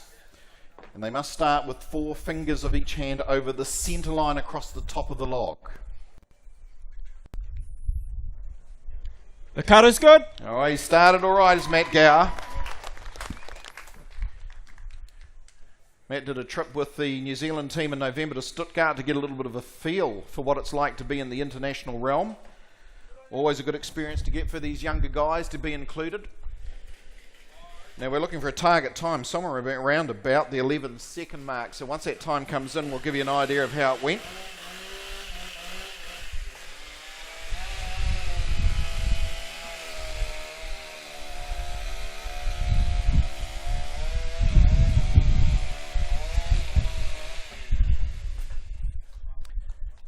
Now we're just talking about with the underhand the safety of having chainmail socks or foot protection. Now you need the same foot protection of course when you use a chainsaw, and if you ever look at all of the operators both in the crew that are making sure that this deck is ready to host this competition, but also all of the competitors, they will be with eye protection. They will have leg protection using safety chaps or trousers. They'll also have protection in their boots to make sure that if anything goes awry, they have the best possible chance of avoiding any injury. And of course, if you don't have that stuff, and as we talk about in STIHL Chainsaw Safety Awareness Week in May, it is a very cheap leg to buy a set of chaps, trust me. So I recommend that if you don't have the right safety gear to go with your chainsaw, and we know that New Zealanders own more chainsaws per capita than anywhere else in the world, that you pop down to your friendly STIHL shop. Grab yourself a pair of chaps. They start just over the $200 mark, and I think the guys at CD might have them for about $186, so keep that in the back of your mind. Plus the earmuffs, ear protection, eyes, and everything else. All there waiting for you.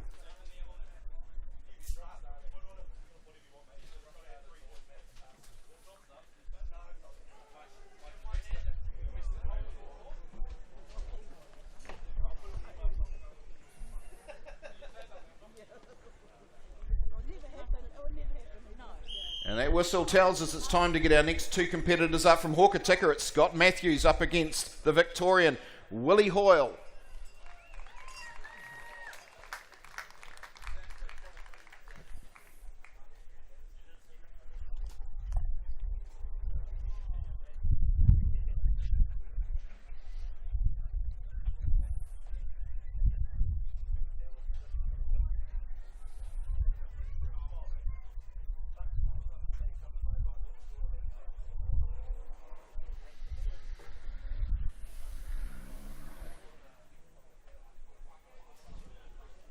Warm up your saws.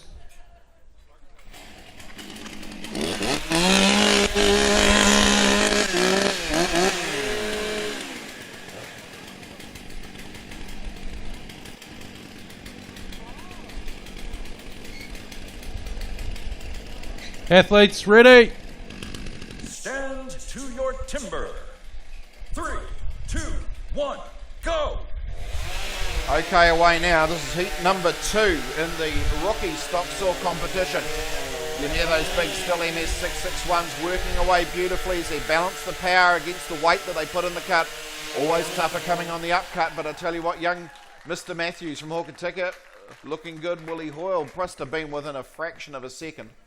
So far, Matt Gower put in a 13.24. So we'll see whether these two can bring that down just a little bit further.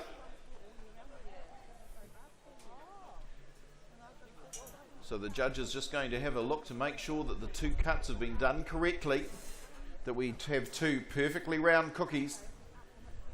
Nothing has been missed. I can see that there's a bit of a conflab going on with one of the timer's cameras just to check something, maybe the start. Because of course when you think about all the technicalities and what you can and can't do with a saw, if you go before go, that's probably a real problem in trying to record a time, or at least one that the judges will accept.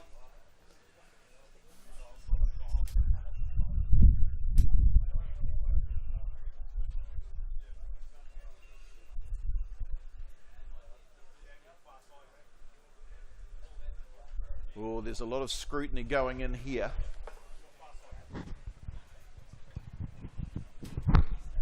Looks like everyone's going to go in and have their opinion, but we're about to find out what they've come up with.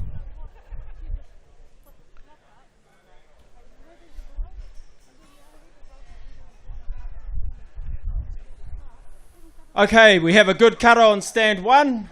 Unfortunately, we have a disqualification on stand 2 for jumping the start. Oh, that's a bit tough, isn't it, for Willie Hoyle? He's come all the way from Kunumu in Victoria, Australia, just to be knocked out just a little bit too quick on the trigger. But Scott Matthews will record a time, and as I said, 13.24 put down by Matthew Gower in heat number 1. There's the Lonely Shepherd up there himself. Let's have a look and see. We're looking for somewhere around the 11-second mark for the quickest in this. We've seen some good times in some of the other disciplines today where they have actually managed to beat that target time.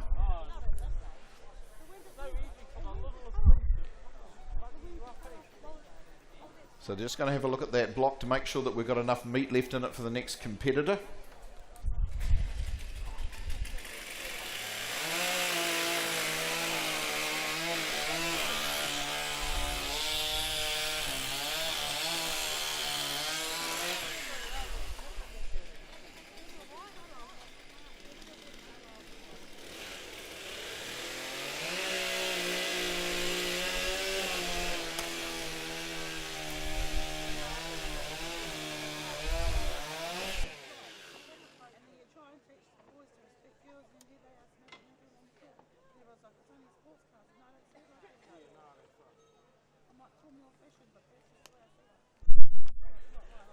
So in that last heat, Scott Matthews from Hokitika putting through a 13.84 seconds.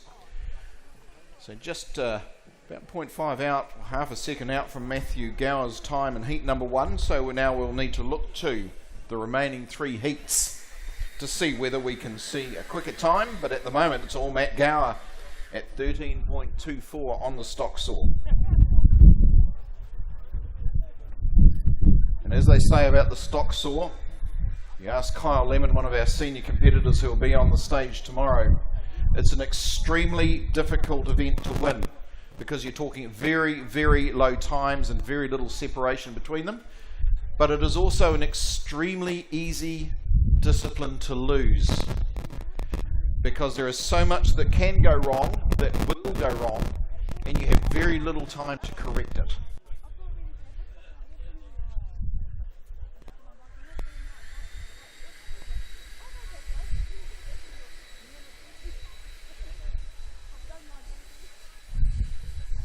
Aren't those air brooms good?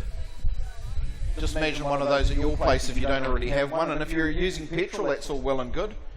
Still intends to keep investing in its petrol dynamics and engineering, particularly in the sphere of these high performance professional chainsaws where we cannot get the same utility out of a battery machine.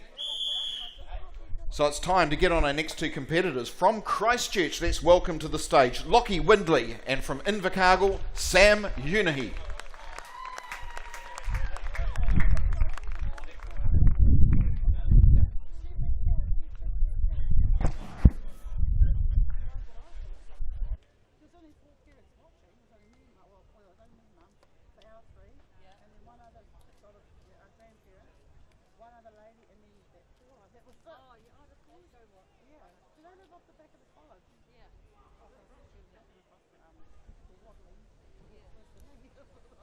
Warm up your saws.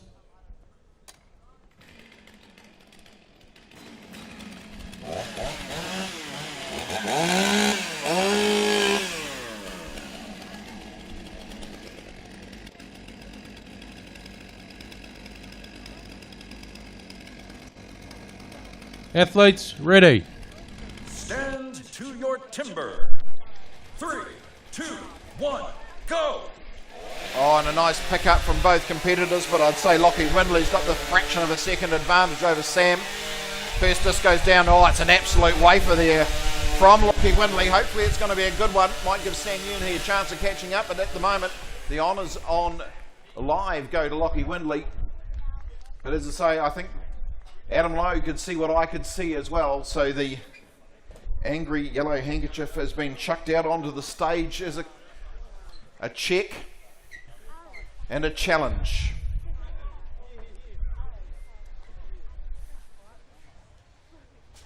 So they'll inspect both blocks.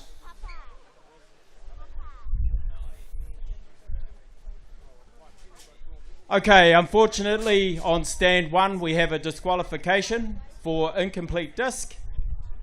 On stand 2, the cut is good. So Sam Yuni puts through a time. Unfortunate for Lockie, he was on the pace. But as I say, he was just a little bit lacking in generosity in the width of that first cookie, which meant that we didn't get a complete one. We got one that looks like it's had a big bite taken out of the end, and of course, as you've just heard from Coach Matt Hura, that is a disqualification.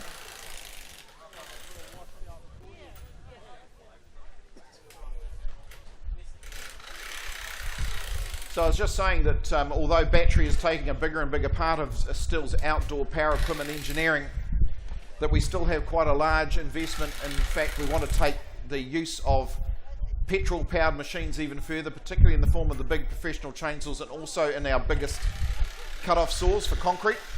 And we're working with Porsche. We have a laboratory in the Atacama Desert in Chile where they're working on a biofuel that produces zero emissions, so it's 0 in, 0 out. So that's the type of lengths we're going to make sure that we can deliver the performance and convenience that everyone expects from STIHL machines. But I must admit, anyone who's tried a STIHL MSA 300 battery powered chainsaw will understand that we're halfway up the food chain already with battery power.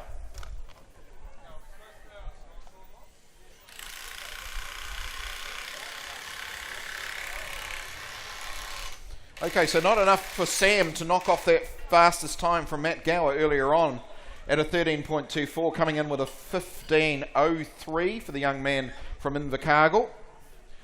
So we'll clean up that stage and see whether we can get our next 2 competitors or next 4 who can bring that down just a little bit further.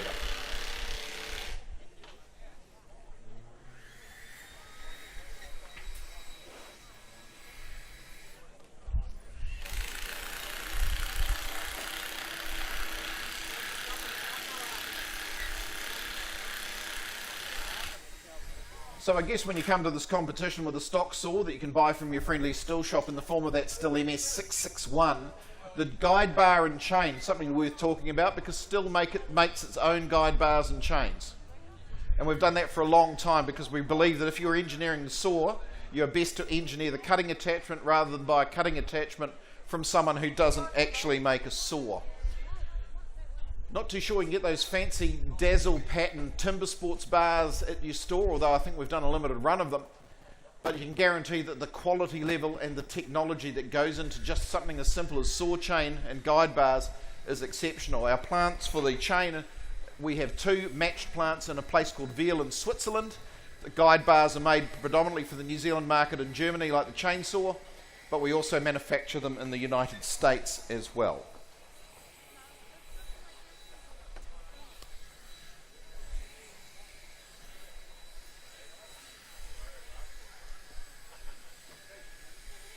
So last chips off the stage, saws are awaiting.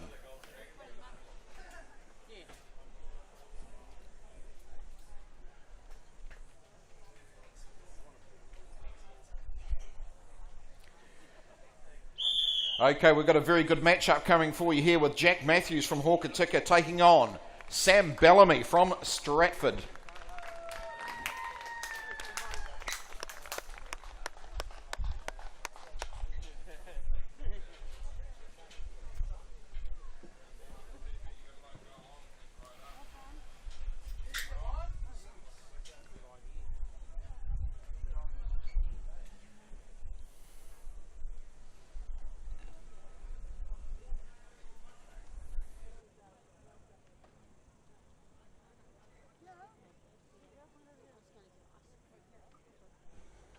Warm up your saws.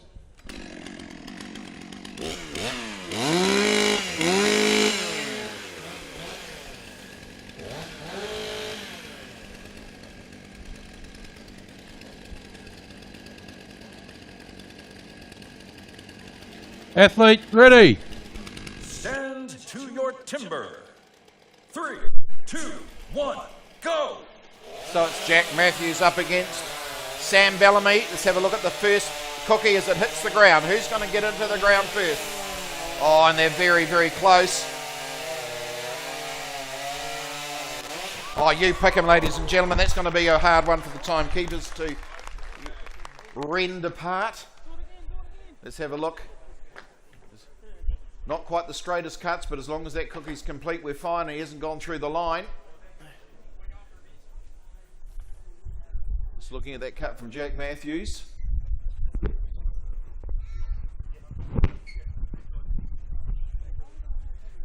Okay, both cuts are good. There you go. Doesn't have to be perfectly straight as long as it fits in within the parameters. There's going to be a time recorded.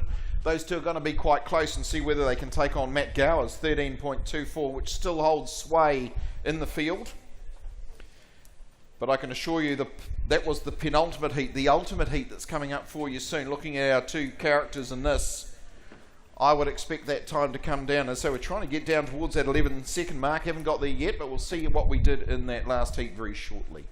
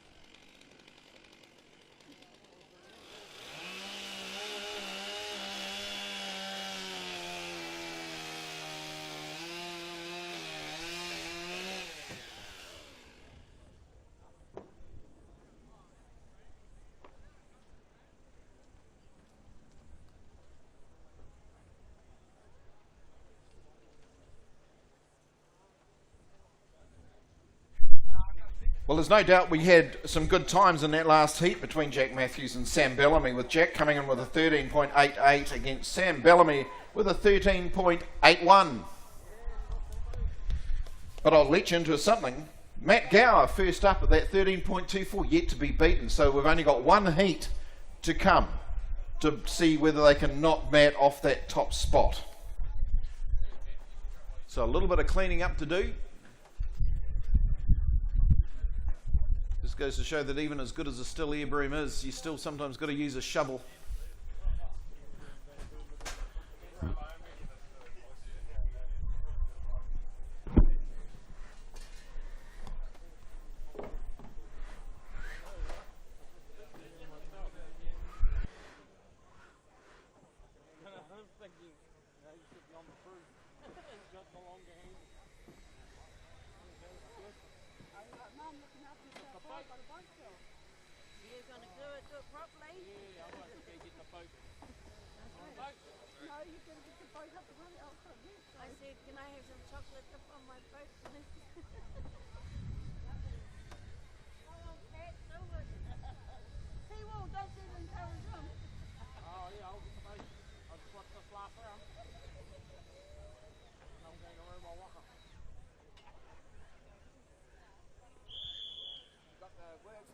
It is time to see whether we can beat that 13.24 set down by Matt Gower. Please welcome to the stage everyone. From Tokoroa, Cleveland Cherry, from Taumaranui, Morgan Bolstad.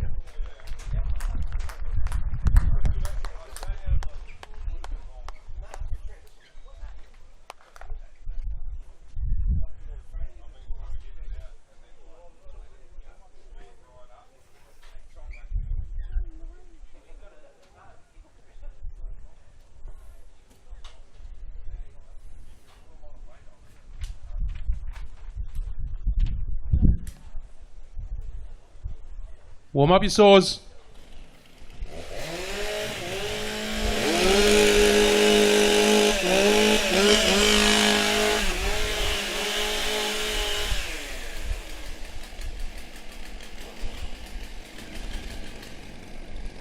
Athletes, ready. Stand to your timber. 3, 2, 1, go! So this is the opportunity to set the fastest time in the stock saw. Let's have a look at the transition. Morgan Bolstad's first through on the transition. Look clean. Can he hold it to the top without bogging down? A little bit of a bog there for Cleveland Cherry. Won't be happy. Oh, he won't be happy with that, but Morgan Bolstad making a clean job of it. Now all that we need to know is what the times are. Well, first we'll let the judges do their final check. Just make sure that everything's been cut correctly.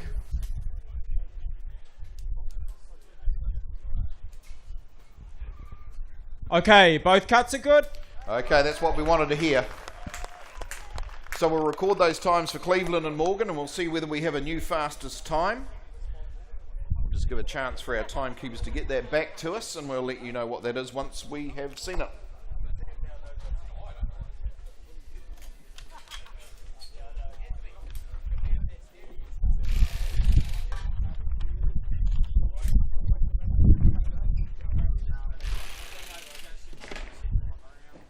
Okay. Now, something a little bit different. If you've got a seat up in the stands, if we've got a decent shot from our marketing services manager at STIHL, he's got a thing called a t-shirt gun. So if you fancy a still t-shirt, catch his eye or his aim and see whether he can actually land one of these things on you. So get your hands in the air if you're looking for a t-shirt. Oh, there's a few. Oh, there goes one. No, the paper's not worth anything. It's the t-shirt you want. And it's not like a cricket ball. It won't hurt you. Only if you dive across 4 rows to get it. Okay, Stace looks like he's got t-shirt number 2 in the gun. He's stepping back because he knows if he fires too hard, it'll end up going over the back of the stand. Oh, someone's got one. I just wish to say that the organisers of the rural games are not responsible for any injuries caused by people fighting for these t-shirts.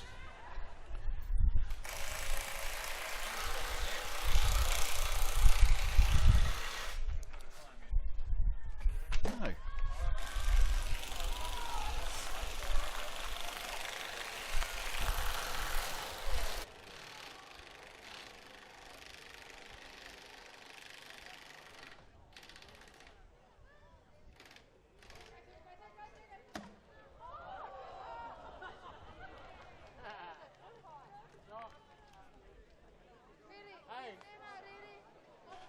Waste of my time, those t-shirts, a t-shirt that fit me won't even fit in that thing.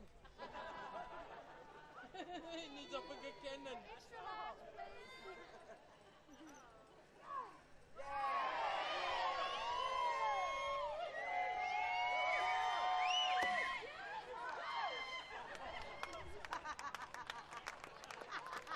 Now give it to the kid next to you, bro, because it ain't gonna fit.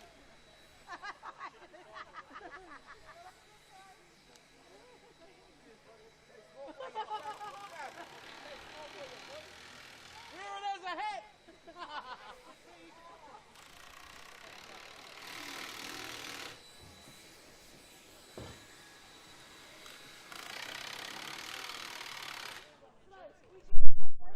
Right, ladies and gentlemen, boys and girls and TimberSports fan, if you've had your fill from the t-shirt gun, we have some final results come through in the Stocksall competition. So in their last heat, Cleveland Cherry recorded a 16.98, so probably for him well off the pace. But in that same heat, we had the fastest time was Morgan Bolstad at 12.51 seconds. So with a bit of luck, we might get Richard, if he can find a microphone, to have a bit of a chat to Morgan about that stock saw.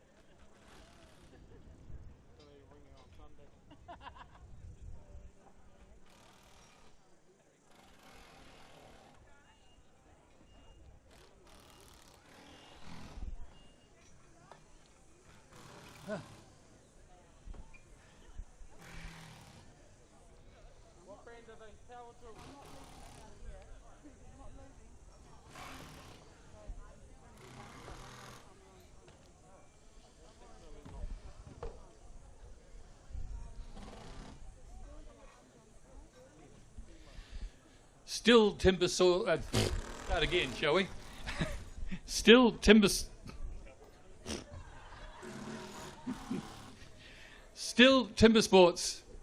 and this is the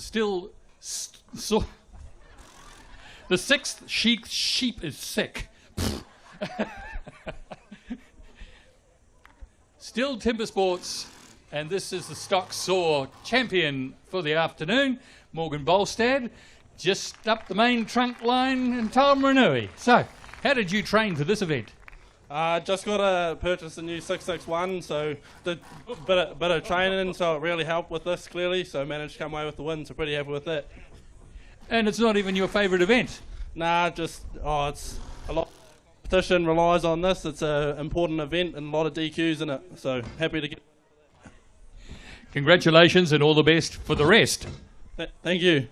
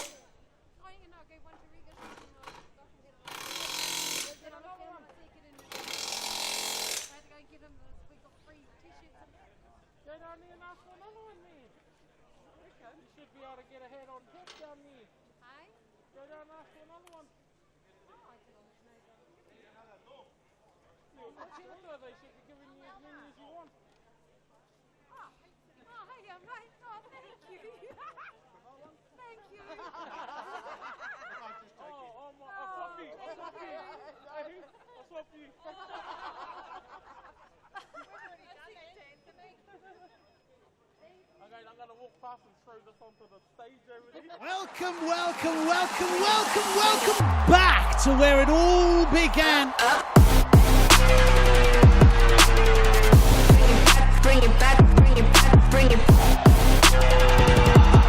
Oh my goodness, that's a personal best. Fantastic time. Keep that single box straight and true.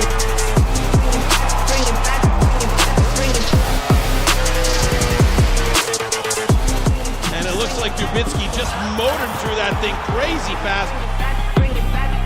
Absolute legends in the sport going at it.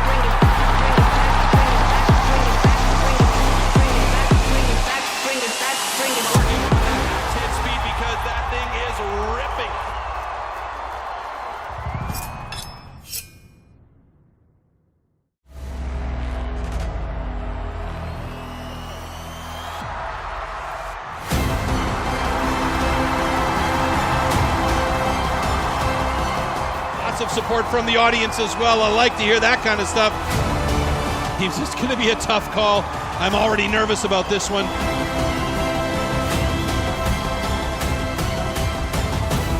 Tough one to catch up with Sterling Hart, who's already done look at that. 58.91. Wow. The young man, Simon Grunwald, on the underhand chop is keeping up. Nowitzki is just a beast as he is almost done with that block, and he is so done with it, he sent it out into left field.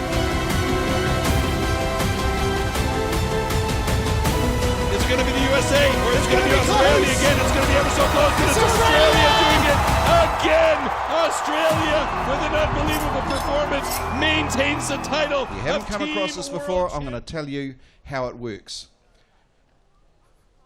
Exhibit 1. This is a standing block. So if you can imagine what we're replicating here is a tree standing in the forest that needs to be felled. We don't have a chainsaw to do it, so we're going to use an axe. The same things that you saw with the underhand apply here. The block is drawn for the athlete. He looks at it, tries to find where the best wood is, the least knots, which will make it the fastest cut. And he marks with a crayon where he's going to put his front and rear scarf. So instead of having the restriction of standing in those footholes in the underhand, he's got the whole stage to stand on. His stance can be as wide as he likes. He can move, which means he can put more power into the hit, which is why this is a favourite of so many in the sport. So you'll see them start. Usually they'll start with a couple of up hits and work away round the first scarf. Usually the last ones they put into their drivers will also be upwards. Then they'll turn around to the other side of the standing block and take out the second scarf with the drivers coming in from the top down to finish it. Again, just like you've seen before, when this block becomes 2, that's when we stop the clock and record the times. So that's a standing block. Remember that, there will be a quiz later.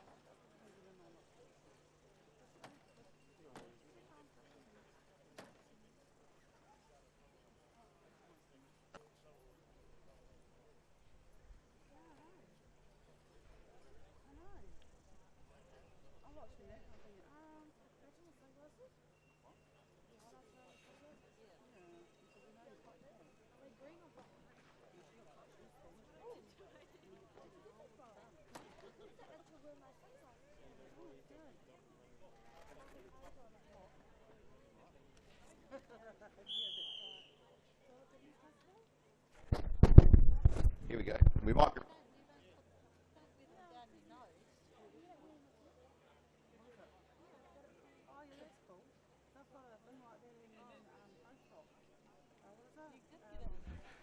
Okay, getting ready now for heat number 1 in the rookie standing competition. If we can have Sam Unahi and Willie Hoyle up to the stage, please.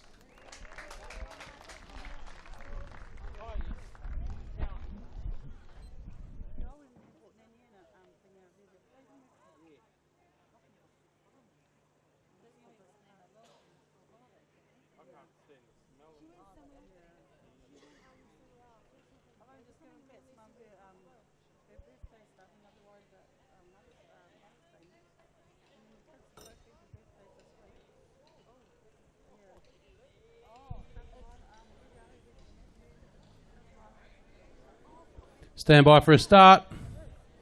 Athletes, ready? Stand to your timber. 3, 2, 1, go!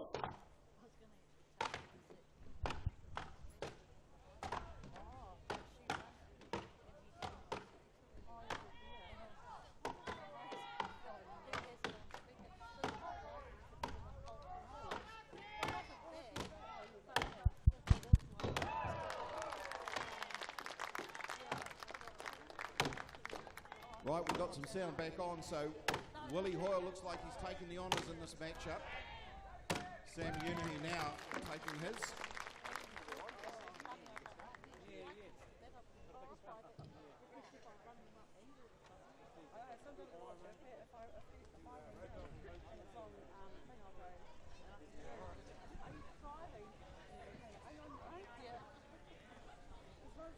Okay, both cuts are good. Okay, so we're going to have times recorded for both.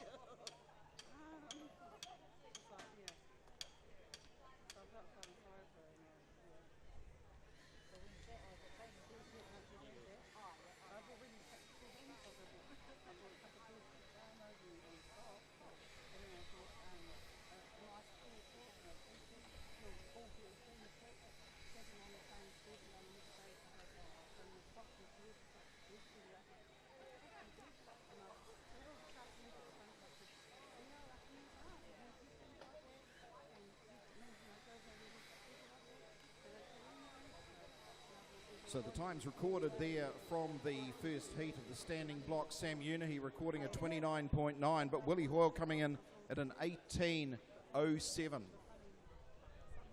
round cube, but it had like a trials cut in it with little like digits that slot around. Yeah. And you mix it all up, and then you got to try and get the green circle, the red, and the yellow, and the orange circle. Okay, let's welcome onto the stage Scott Matthews and Jack Matthews. It's a familial lineup here.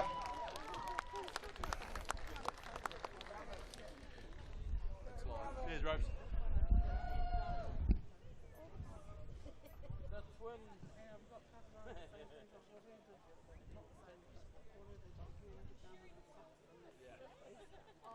Oh, I thought that was a big bait.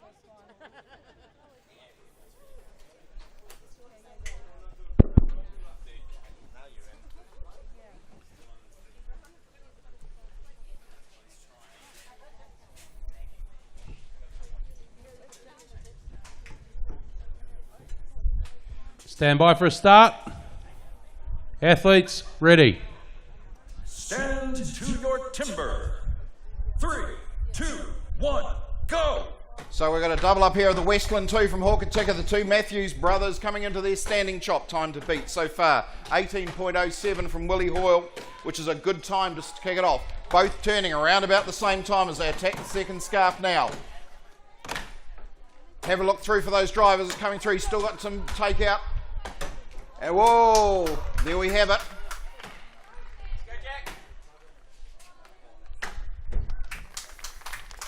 So we're going to have to give the brotherly run through to Scott there. Jack cutting very well in this standing chop competition. 2 heats through.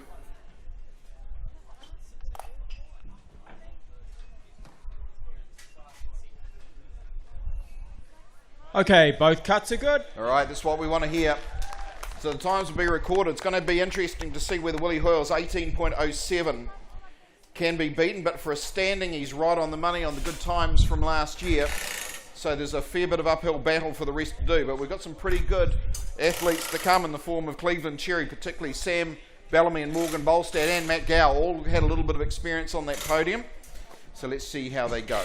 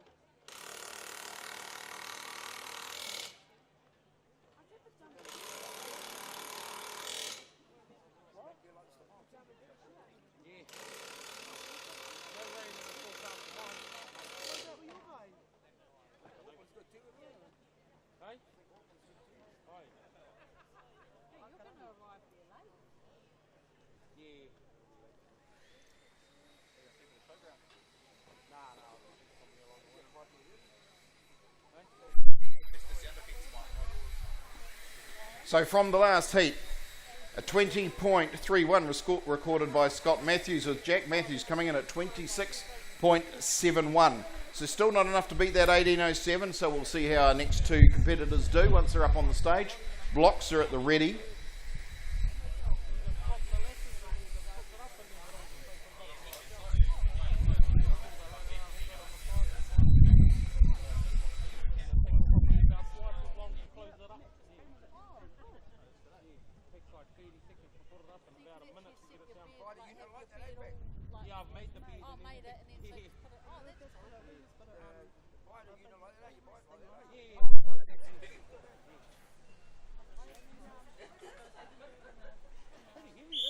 Let's hear a big Manawatu welcome for Cleveland Cherry from Tokoroa and Matt Gower from Whangamomana.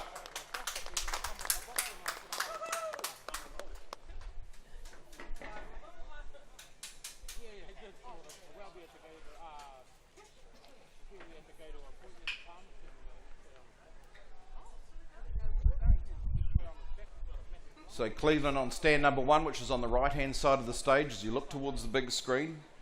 Matthew on the left hand side as you look forward on stand number 2.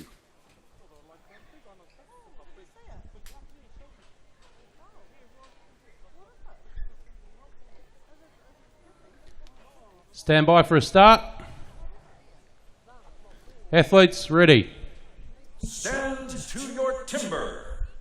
3, 2, 1, go!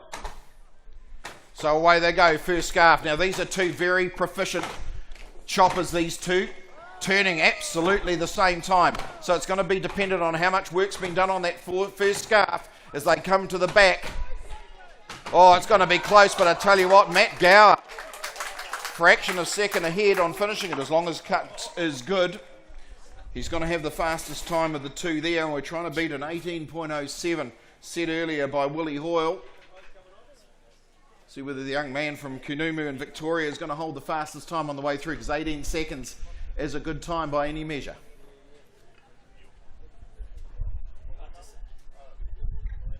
Okay, both cuts are good. So the judge's view is what we want to hear.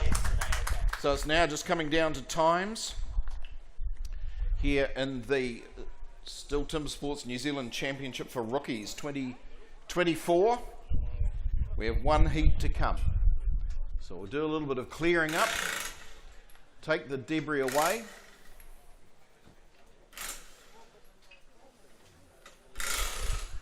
Yeah, just a reminder that the blocks that these guys are chopping were drawn. They don't get to choose their block. They have to take what comes out of the draw. But we've had very, very consistent timber all day, thanks to Shane Jordan, who has brought the timber along for this event. Very well selected and chosen, because the biggest thing we want is to make sure that it is consistent and even for all competitors. Doesn't really matter on how soft or hard the wood is, as long as it is consistent.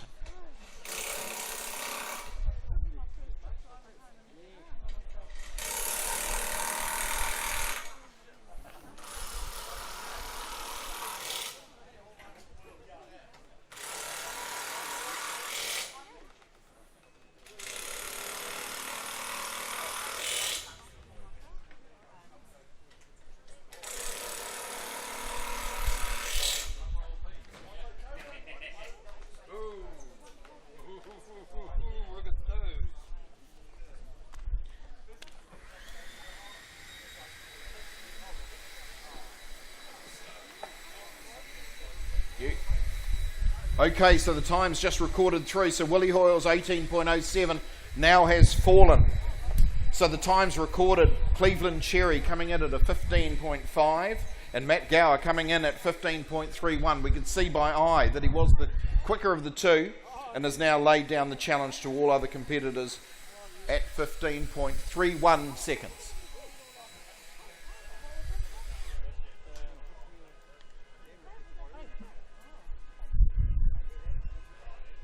So here's the opportunity to see whether that can be brought down to another level. Two top competitors for you now. Let's hear a big welcome for Morgan Bolstad from Taumaranui and Sam Bellamy from Stratford.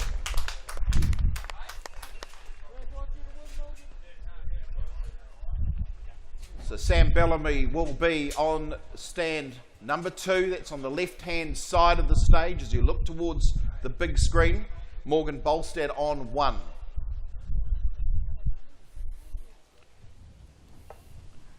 So getting down to this 15-second mark already is good times for an underhand chop at rookie level. And there's a good chance that it could be brought down even a little bit further.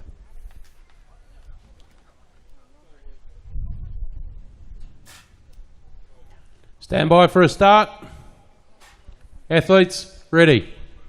Stand to your timber. 3, 2, 1, go! So here it goes. This is the final heat. This is where everything's going to be lying to try and get through to the next rounds.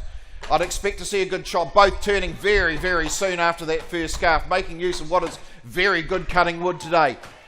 Sam Bellamy's slower on the hit as Morgan Bolstad absolutely nailing it, and he does too. We can see it coming.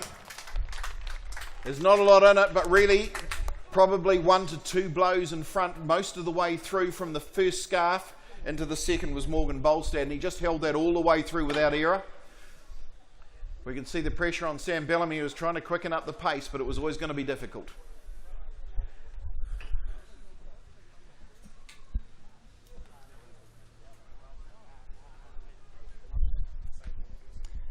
Okay, both cuts are good.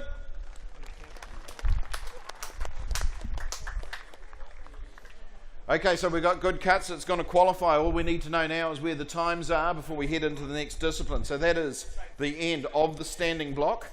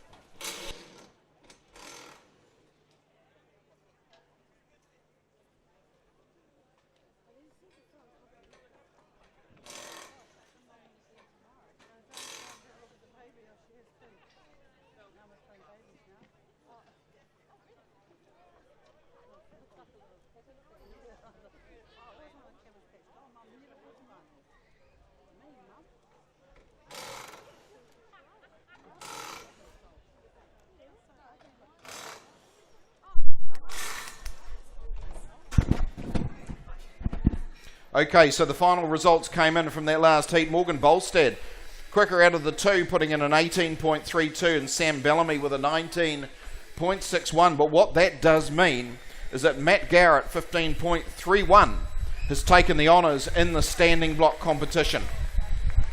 Followed in closely by Cleveland Cherry, as we would expect, but it's a very, very good discipline there for Matthew Gower of Whangamomana. So we'll just clear the stages as we get ready for the single saw. We'll see whether we can find Richard Mays to have a bit of a chat with Matthew up on stage so we can hear from our victorious standing block chopper.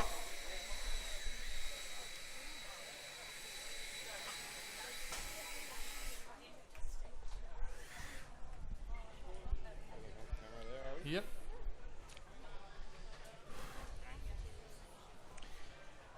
Well, let's go chopping, and you did. Yeah, no, it was pretty good. All the way from the Republic of Whangamomana? Yeah, a fair bit of a drive to get here. Yeah. So, not your favourite discipline, but you did very well. Yeah, it'd be one of my more favourite ones, but yeah, pretty happy with that, can't complain. So, what do you rate your chances are in the final events? Yeah, it should be alright, see how it goes, yeah. I like that laid-back Republic approach. Yeah. Congratulations, all the best. Sweet, thank you.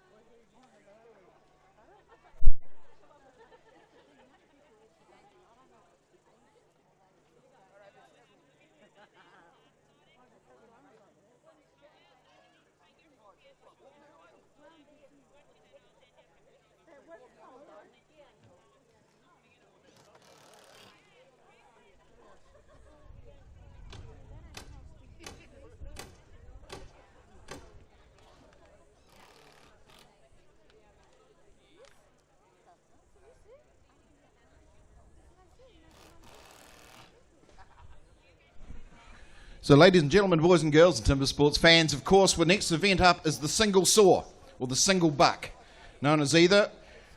Here is the saw. As you can see, high carbon steel. This is a peg and raker saw, so it is made for softwood, whereas an M-tooth saw is made for harder wood. Most of the racing saws are of this configuration and nowadays are really made just for sport. The days of using these to make lumber probably have gone, but they make a ferocious weapon. About $2,000 there you can see in Shane's hands. Absolutely glistening with oil. They're very, very high carbon steel, so even if you breathe on them, they'll start corroding.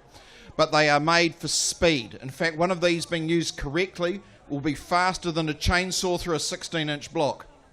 The difference with the chainsaw, it can do that 10 times, where really the athlete's going to be out of gas after he's done one. Well, certainly when you're racing in timber sports, he will be. These saws predominantly, the axes that we're using here are made by a company in Masterton called Tuatahi Racing Axes and Saws. They are a bunch of artisans who make the best axes and saws in the world for competition, but you can actually buy work axes for yourself that are in extremely high quality. Just go to their website and have a look. They are a co-sponsor with STIHL for this event. As you can see, Tuatahi on all of the athletes' shirts. So there we are. Now it's nicknamed a misery whip. A misery whip. And that is because when it goes wrong, it really goes wrong. Because you can imagine with a very flexible piece of steel, if you aren't exactly straight, it'll bend, it'll bow, or worse, you can actually hang up in the wood.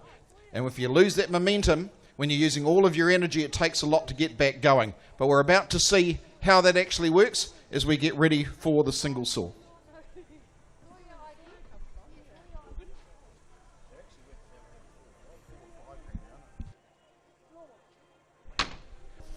Actually, I'm going to change something. I was talking to Shane. Inflation's got me when I last looked at my notes. You're talking up to $4,000 or $5,000 for about a 2-metre long saw. So an expensive piece of sporting equipment.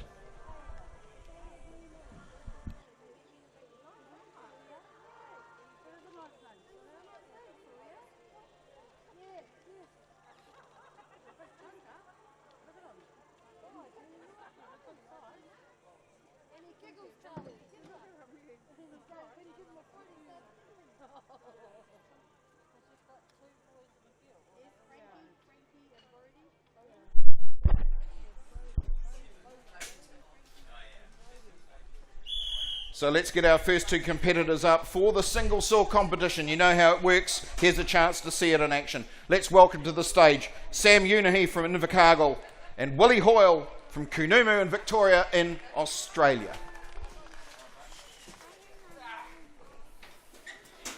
So Sam will be on stand number 1, Willie on 2.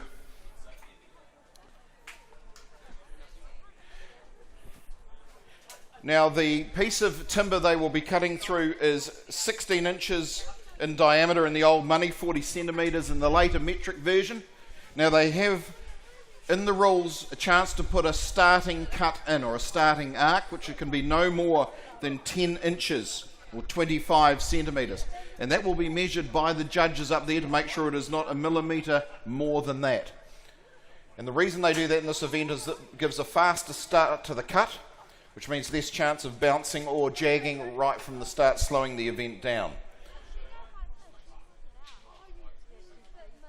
As I mentioned, as an international event, it is made for TV across the world, still timber sports.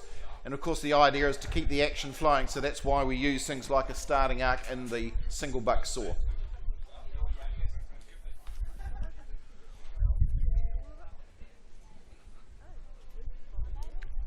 Stand by for a start. Athletes, ready. Stand to your timber. 3, 2, 1, go. So here we go, Willie Hoyle up against Sam Unahi in the single buck saw. Now the idea is to use the entire length of the saw to keep the rhythm going and keep it straight. If you can do those 3 things, you're going to record a good time. Sam Unahi really cutting quite nicely. Quite nicely is too. So just taking the honours there on the stage from Willie Hoyle, but it actually looked like a very efficient cut. And as I said, those 3 things: keep it straight, use the entire length, and keep your rhythm. That's what makes it a good single saw cut. Okay, both cuts are good. That's what we want. So we're going to record some times for those 2.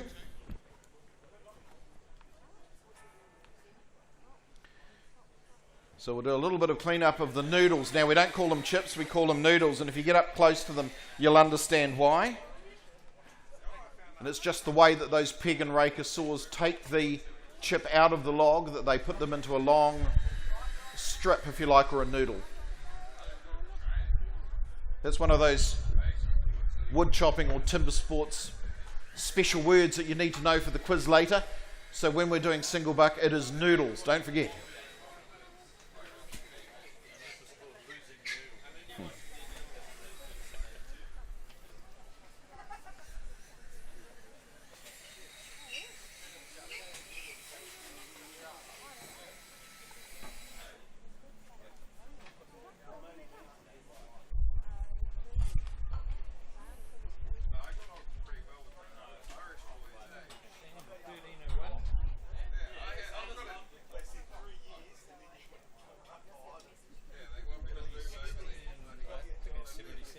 Yeah, it'll do.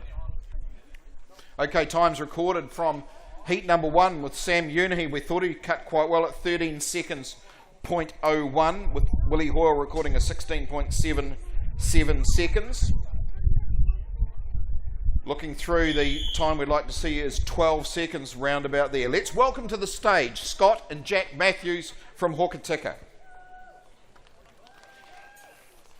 Now, I'm sure there is plenty of sibling rivalry in this matchup. Obviously, one the junior, one the senior.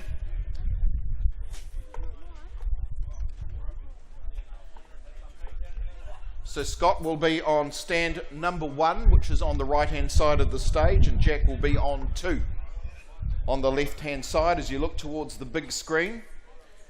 So now they'll be putting in that starting arc or cut. 25 centimetres, 250 mil, 10 inch in the old money.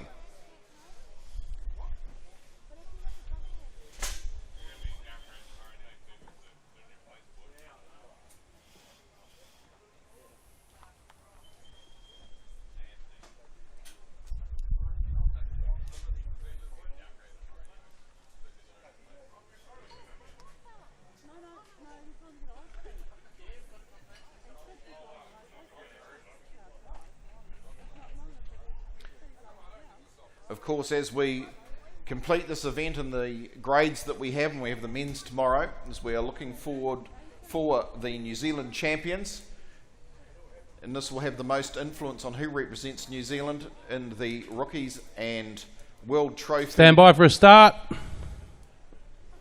Athletes, ready. Stand to your timber. 3, 2, 1, go! So it's Matthews and Matthews here on the single saw. Little bit of a bow there coming in on stand number 1. Oh, some good momentum coming up on 2. So Jack Matthews looking like he's doing a very good job over the far side, and he is too, as he puts that cookie down on the stage first from the two of them. And there's the catch up, and you can't stop in this competition, even if you know the other person has taken the win in the heat, if you like. You need to make sure you record as quick a time as possible, because sometimes the consistency on the podium is actually what makes the difference overall.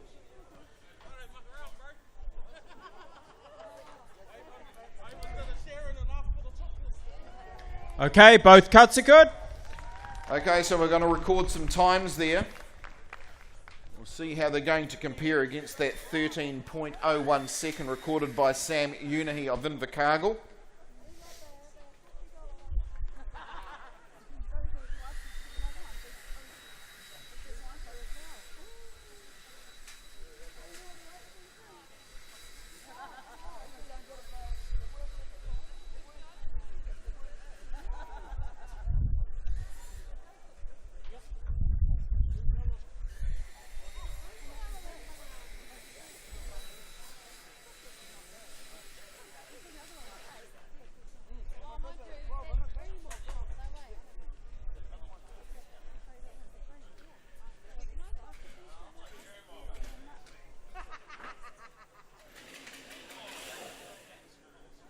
Put some fuel in it.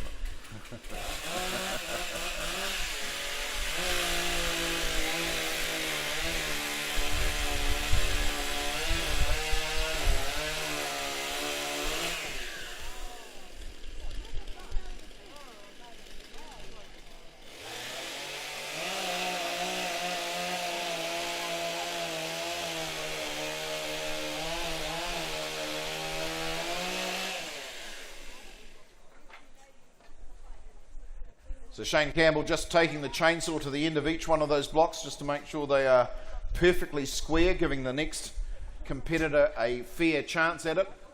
So as much as every athlete wants to cut absolutely straight, it doesn't always work out that way under the heat of competition. Now we've got some times coming in here, so we'll just record those down.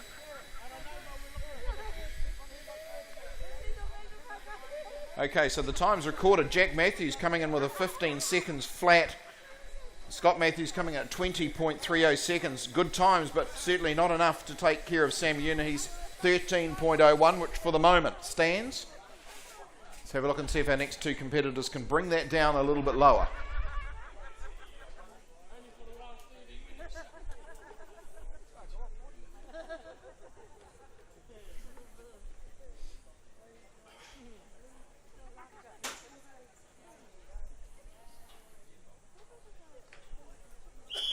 Let's welcome back to the stage Cleveland Cherry and Matthew Gower.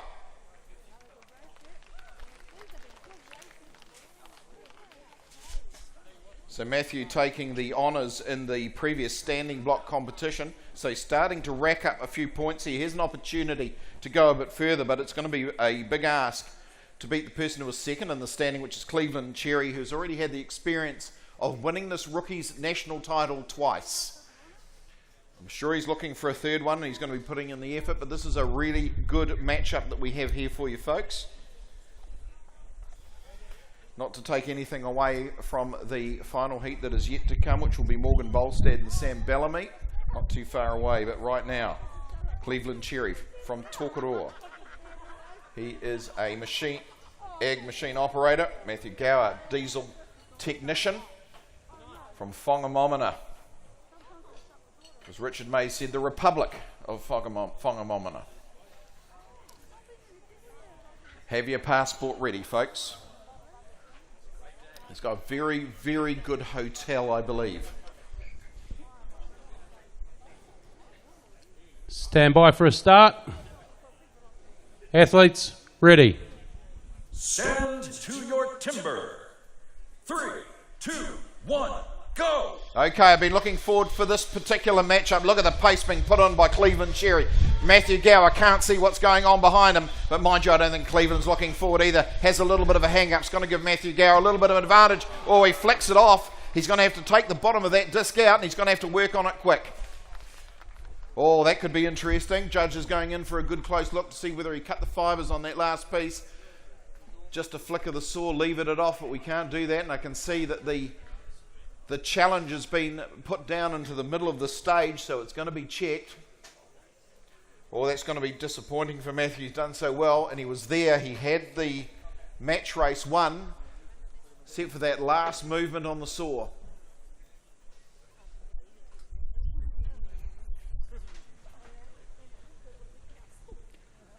Okay. Both cuts are good. Okay, so that was a very good rescue done there by Matthew Gower. Of course, he was through, and it seemed he was through, but he realised that a chip had stayed on the bottom, so he took the saw back, finished the cut. So really, the most important thing there was not to record a DQ, but to record a time, which he has done.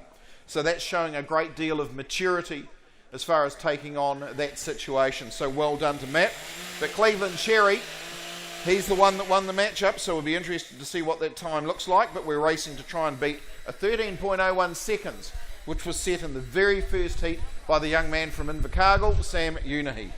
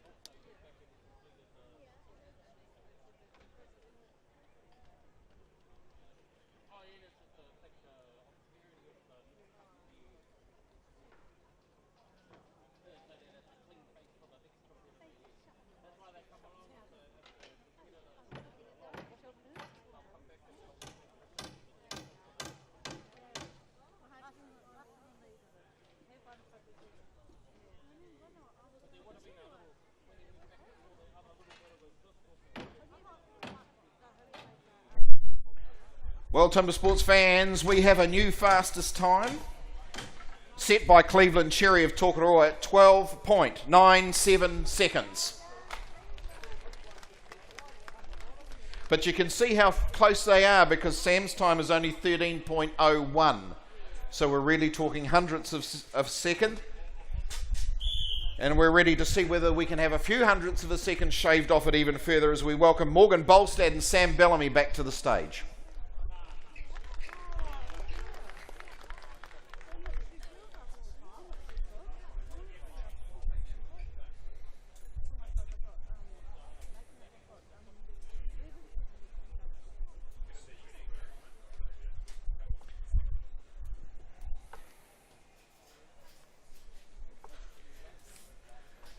So 16 inches of diameter, 10-inch starting cut. Two very powerful young men in this rookies competition have both been on the podium. Looking for a good result as we look for the totals getting towards the end of the day.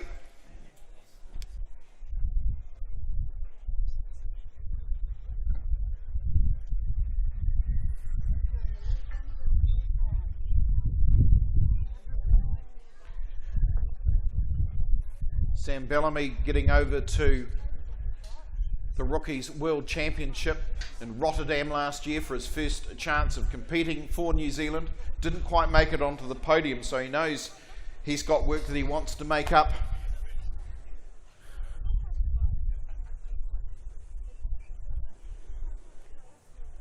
Okay, stand by for a start. Athletes, ready. Stand to your timber. 3, 2, 1, go! So it's Tauranui taking on Stratford. Morgan Bolstad up against Sam Bellamy, and Morgan Bolstad having a little bit of difficulty getting the start. It's going to give Sam Bellamy a little bit of an advantage here, but he needs to get a good time into Sam Bellamy because he's going to have to make sure he cuts down that advantage that Cleveland Cherry has. Morgan Bolstad, another little bit of a bow on the saw, but he's there. It's a clean cut in the end, but just a few dramas on the way through. But Sam Bellamy, I think he will be reasonably happy with that. He knows he's going to have a good time to put into the totals for the points, because he wants to be on top of that podium. He wants to get back to Europe, I know this.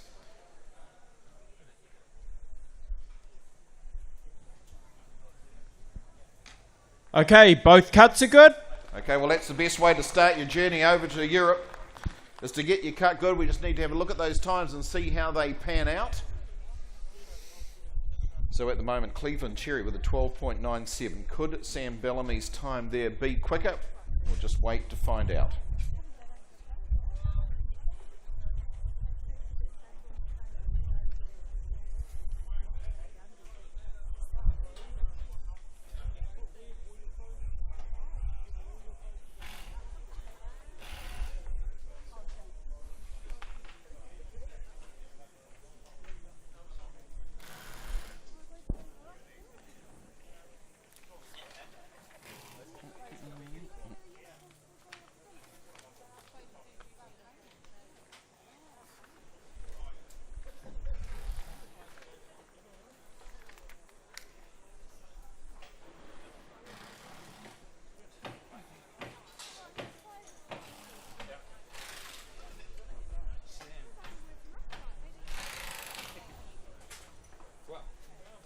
That's good. Okay, the timers have just come in. Sam Bellamy, take a bow, my son. 10.35 seconds.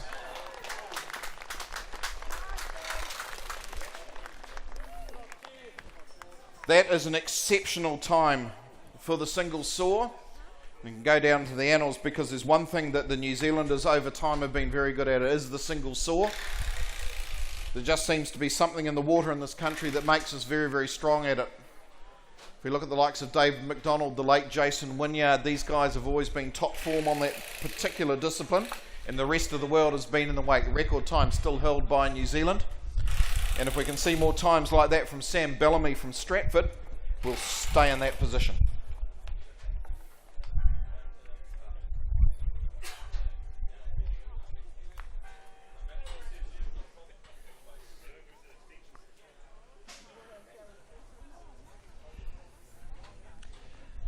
Sam Bellamy, congratulations, all the way from Stratford upon Parterre. Yeah, I'm expecting something Shakespearean. No way. Shakespeare said that, didn't he? No way? I'm sure he did. Which play was that? You don't... Hey, but the game's afoot here. You've just put an outstanding saw time. What was going through your mind when you were hacking that out? Not much. Any good? No, not much, no. Just get the job done. You're Mr. Consistency. You've got 2/3, a fifth, and a first. So, Mr. Consistency, let's have a round of applause for him and the STIHL TimberSports.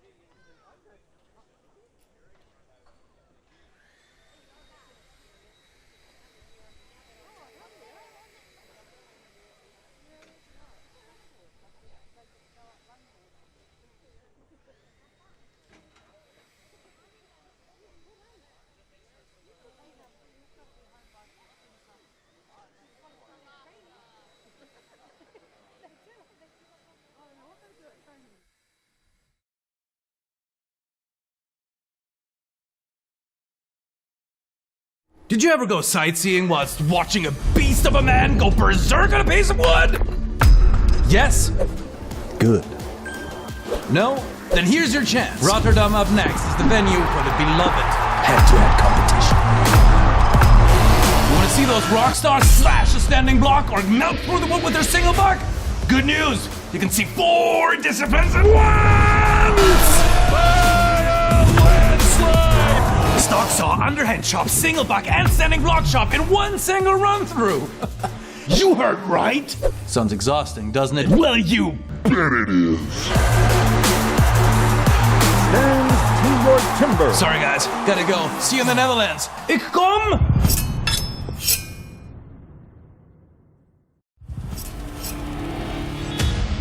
Herzlich willkommen, Stuttgart!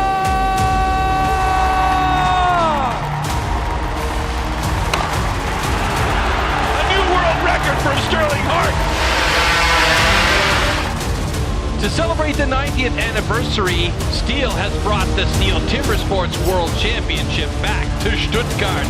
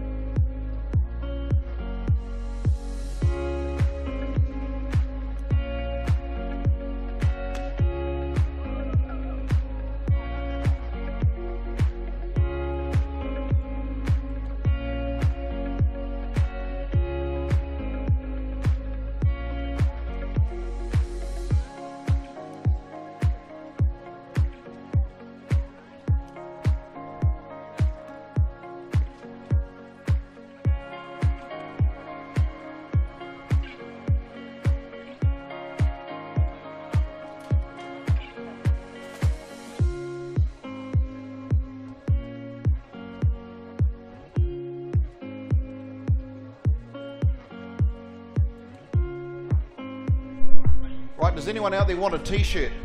Stick your hands up. Con, who wants a t-shirt? Okay, let's see whether STIHL, Marketing Services Manager for STIHL New Zealand, can actually land one on top of you.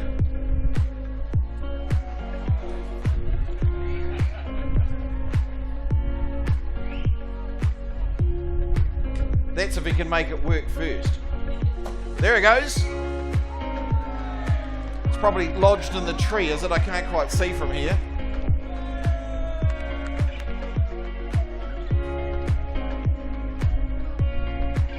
Here's the art of packing it into the gun to fire another one off. It's one of those nice grey STIHL heritage t-shirts. Everyone needs one of those.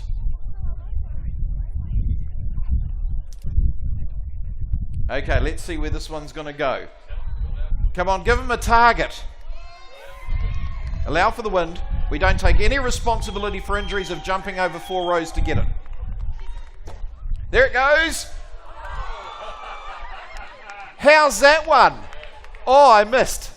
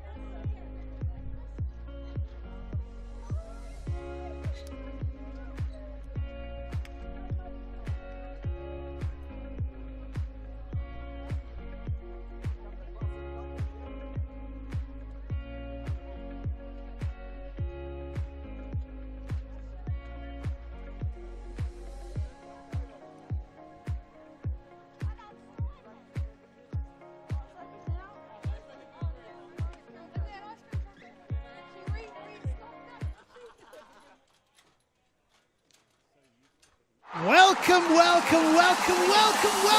back to where it all began.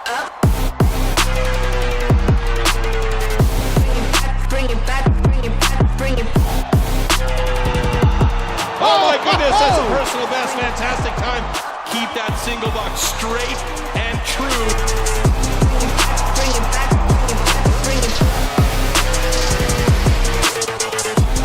And it looks like Dubitsky just motored through that thing crazy fast.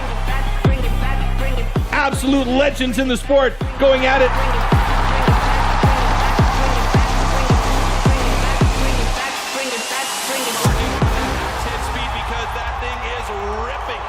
Is Tuatahi racing axes and saws. Now these are the saws that are acclaimed worldwide by the top competitors, and Quinton is the man that makes them. Maybe you want to give us a little bit of an insight on how you go about that. There's too much to describe in such a small amount of time. But all the steel is our own steel. We get it from a small mill run, and a few other axe makers claim they have the same steel as us, but they don't. And so after that process, we forge them out, and then we start machining and grinding and heat treating. Everything is done in house, and so that way we can keep the quality and the consistency, which is really important. When you're spending so much on an axe, you want it to perform, and you want to be able to rely on it, and that's what we've built our name on over the years. Now these are obviously quite different to what you'd buy as a normal axe, but you can buy the best for yourselves. Just give us a little bit of an idea. I mean, that's a work axe that you've got in your hand there, but to give us an idea of the cost of some of these, especially to the competitors. A cost for a work axe or a racing axe? Racing axes can go anywhere up to $900. That's fully finished, ready to go. But a work axe is $450, and this is yours actually, isn't it? We've just had to do a bit of work on yours because you let it go rusty, didn't you? I am so ashamed. It has just been back to these masters and back in Masterton to make sure they gave it another polish and used beeswax on it, I think is the best way to preserve them. Yeah. You really got to look after them because they are a racing product, but put into the consumer market, but they still require the same amount of attention. So, but yeah, I think you get on pretty good with yours, don't you? I do. Now, one of the questions too, because you really have such a narrow market, how are the order books looking at the moment? They're pretty full. I don't think we've ever been ahead of our orders, which is a really good business, I guess, model to have. But we are looking at trying to get some certain sizes in stock, and yeah, you know, we really want to be able to have someone ring up and then an axe be in the post that day for them, because that'll grow our sport a bit, we think. So yeah, we're always working on that. And other than New Zealand and perhaps Australia, what other countries have you got customers, as it were, competitors that are buying these? What other countries are they heading to? Oh, all over the world, you know, America, Canada, massive markets. And now with what STIHL are doing over in Europe, that's become a big commodity for us now. Those Europeans love buying new axes, and they always want the same axes as what the big New Zealand boys run. So yeah, we're more than happy to make those for them. Absolutely fantastic. So there you go. There is the absolute quality. It's made in New Zealand, just over the hill in the Wairarapa, by Tuatara Racing Axes and Saws. So I thank Quinton very much for coming and joining us, and for his company of sponsoring this event and sponsoring the athletes. And I promise to look after my axe better.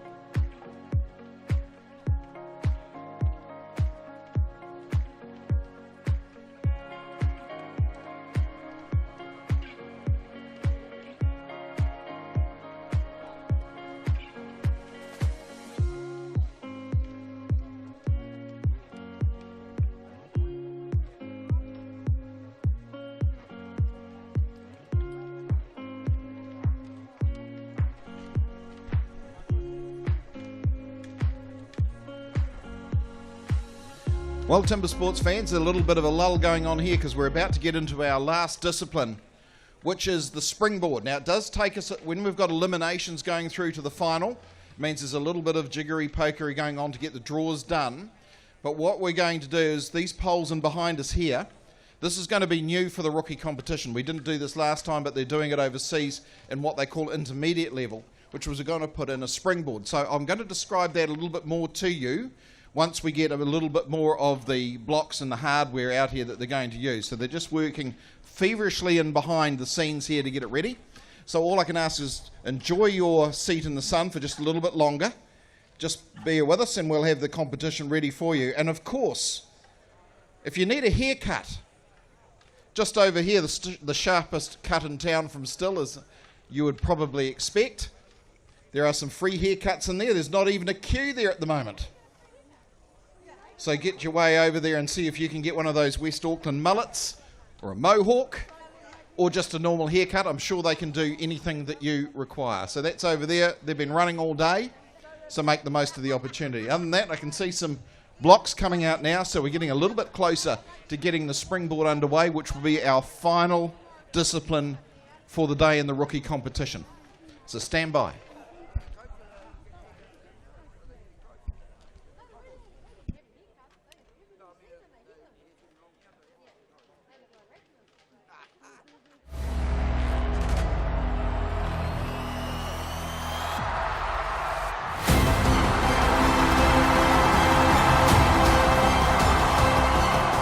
Of support from the audience as well. I like to hear that kind of stuff. It's just going to be a tough call. I'm already nervous about this one.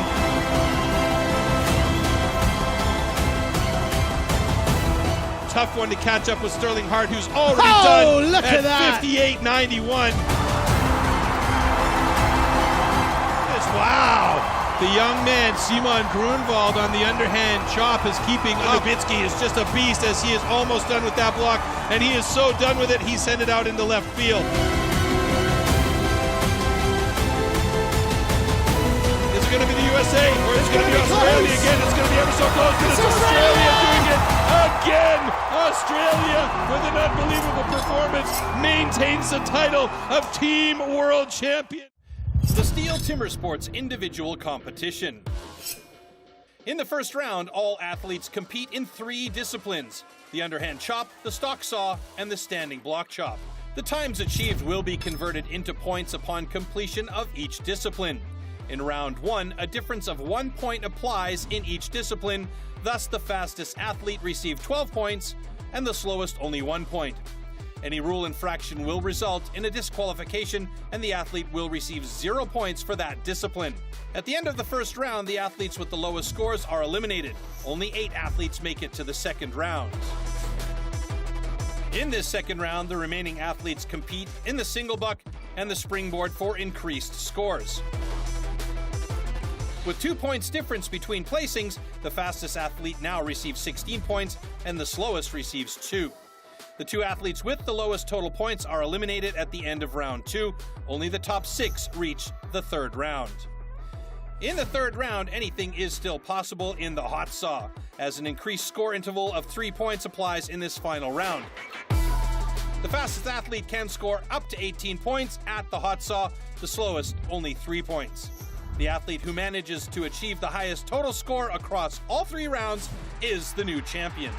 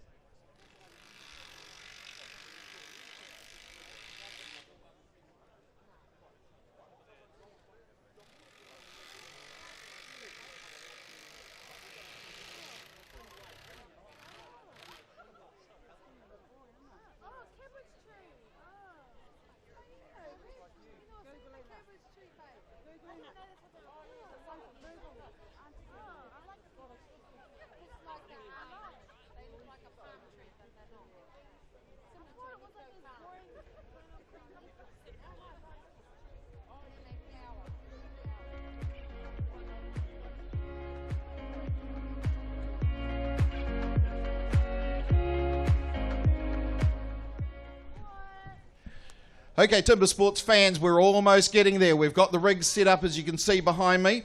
Now, this event is called Springboard.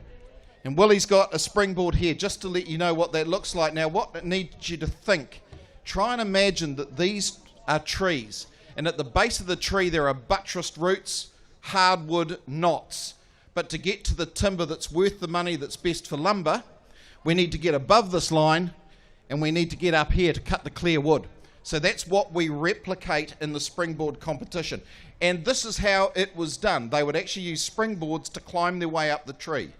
So they'd use that springboard there. As you can see, these are made usually to how the competitor likes them. Some are a bit heavier for the heavier guys, some are a little bit more whippy for the smaller guys, because they can actually use the whip of the board to give them a bit more acceleration in the hit. So the idea is there's a clip on the end here, and it's called a clip because it looks like a big paper clip made of cast iron. It's got quite a sharp edge. So what the competitor will do, and you can already see on these trees that have been set up, there's a mark here, and that is what is going to be a pocket. So that pocket will be cut by the axeman with the axe. If he's really on form, 4 blows should make a perfect pocket. They can't leave any chip in the back of it, otherwise that clip's not going to sit in it very nicely. Because when that goes in, that board needs to sit nice and level, perhaps a little bit on the upside, just a wee bit, to take the weight of the competitor so he can stand on it. Once they stand on that board, then they're going to cut this down, as though they're cutting that tree down to get that good quality wood in the top. Again, you can see there's a scarf marked on it. These are drawn blocks. They've looked at their block, looked for the best wood, the least knots, the fastest cut. So they've marked it accordingly. But when they're on there, they're on one side. So they can cut as much of the front scarf out as they can, and then they need to turn and almost backhand and slash the back out of that log to fell the tree. So that's how the springboard works. All right? So it's a fun event. We'll do it again tomorrow too, only with 2 boards instead of the 1 board that we use for rookies. So all looking forward to this. Let's get it underway. Tell them to come and when they're setting up, eh?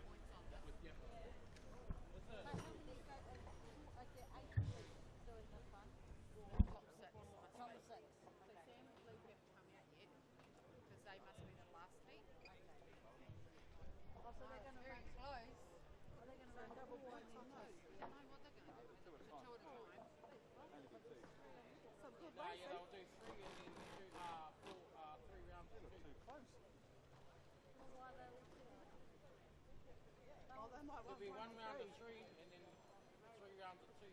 No, 10 cities and 6 going together. 6. Oh, 6. Oh. Yeah, because normally they drop, like they normally drop after the first 2 events, they drop people off. Oh, yeah. But they drop off even then, because Jack Winches hasn't turned up.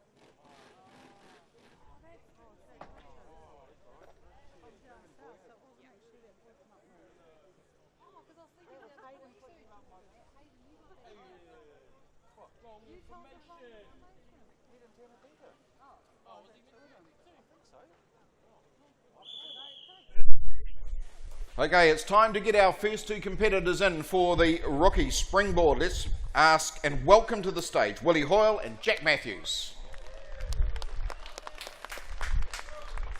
Now, for many of these competitors, this is a bit of a new thing. So a lot of them haven't had much of an opportunity to do this in competition, but some of them have been training their house down to make sure they have it sussed out, because if they happen to be the ones that go to Milan in the middle of the year, they're going to have to be good at this, because every other country will already be on their way.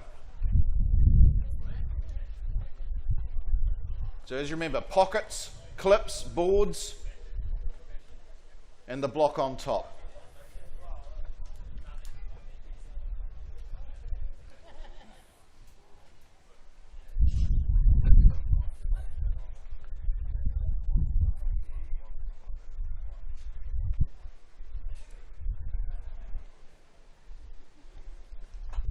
Stand by for a start. Athletes, ready. Stand to your timber. 3, 2, 1, go!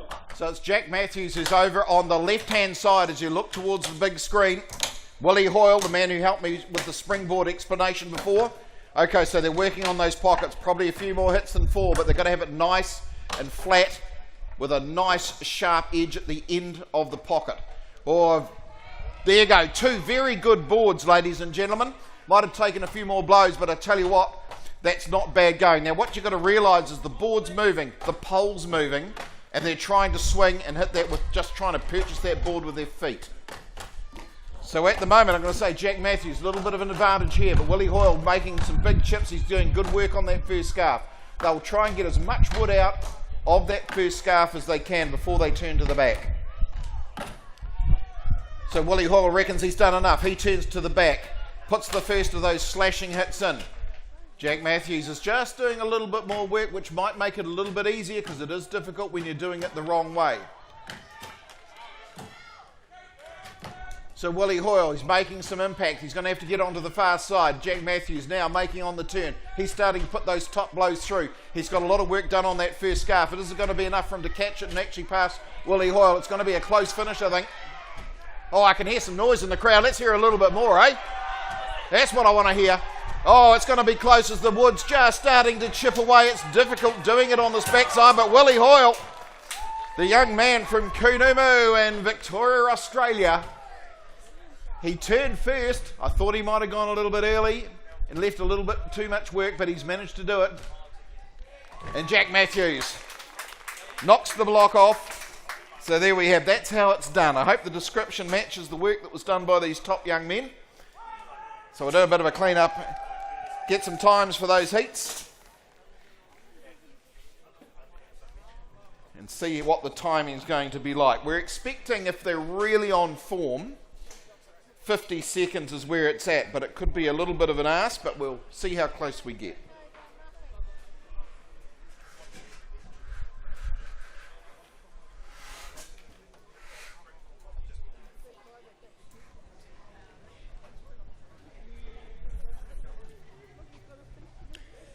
Okay, both cuts are good.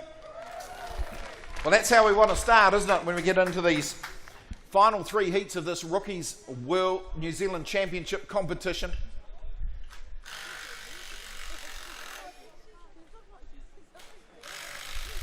So this is the first time that we've done Springboard with rookies in New Zealand in the STIHL TimberSports National Championship, so I hope you're going to enjoy it. We've been looking forward to it.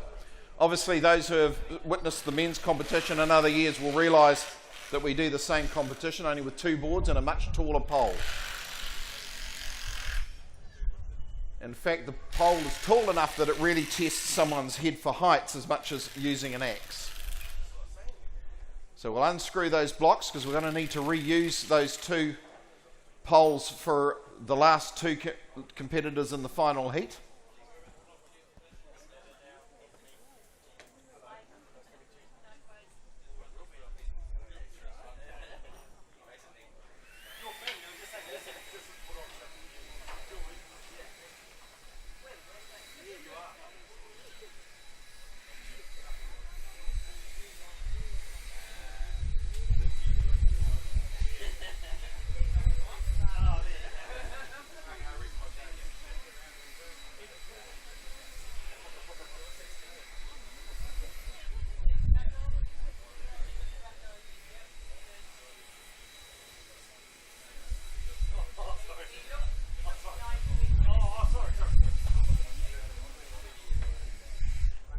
Oh, thanks.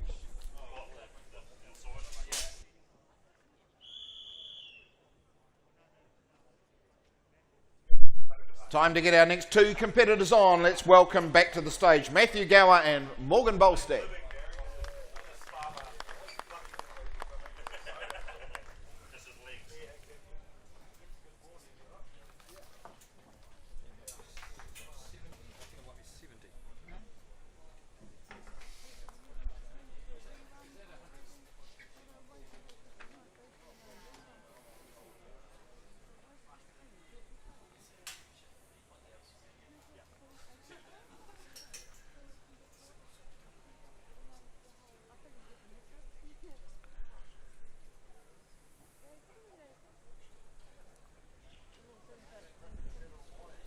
Stand by for a start. Athletes, ready. Stand to your timber. 3, 2, 1, go! So it's Matthew Gower up against Morgan Bolstead. So these are two very, very successful young men with an axe. First pocket put in very quickly by Matt Gower, and he's already up on the first board. And his chance, he's got a little bit of, it's starting to hang a bit. That pocket might not be good enough, but Morgan Bolstead, he's taken a little bit more time, and he's managed to get a very good pocket. That board looks like it's as steady as. Now it's just up to Morgan to be able to take that block. He's got that advantage. Matt Gower making some amends on that first pocket. Puts the board in, puts the clip in. Hopefully it's going to hold. Looks a little bit better this time, holding the weight. But he's got a bit of work to do to catch up to Morgan Bolstead. Here's Matt Gower. Board's still a little bit light on the back, but it's going to be enough to hold. I don't think it's going to come out, but at the moment it's all Morgan Bolstead there over on the left-hand side as you look towards the main screen. First on the turn, Morgan Bolstead putting those downward strokes, and I tell you what, that's not going to be too bad a time. We're chasing 87 seconds from the first heat. There we go, Matt Gower, not too bad either, but he'll be disappointed with that first pocket.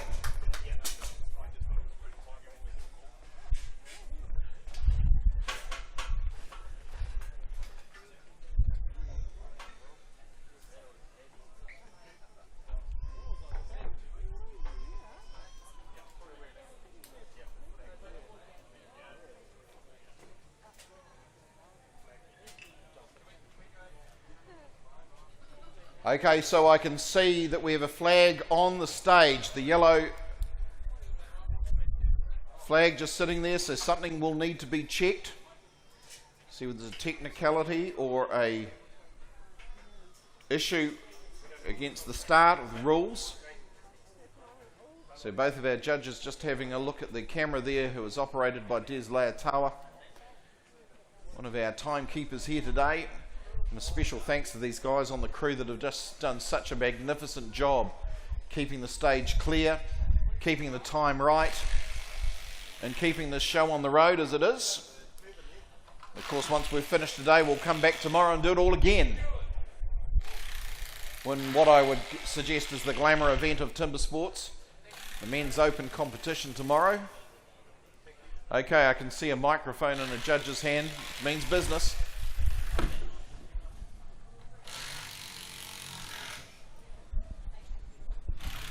Okay, after close inspection, both cuts are good. That's good, because it's always a worry for a competitor as soon as that yellow ball finds its way onto the stage. Always good when it goes back in the judge's pocket.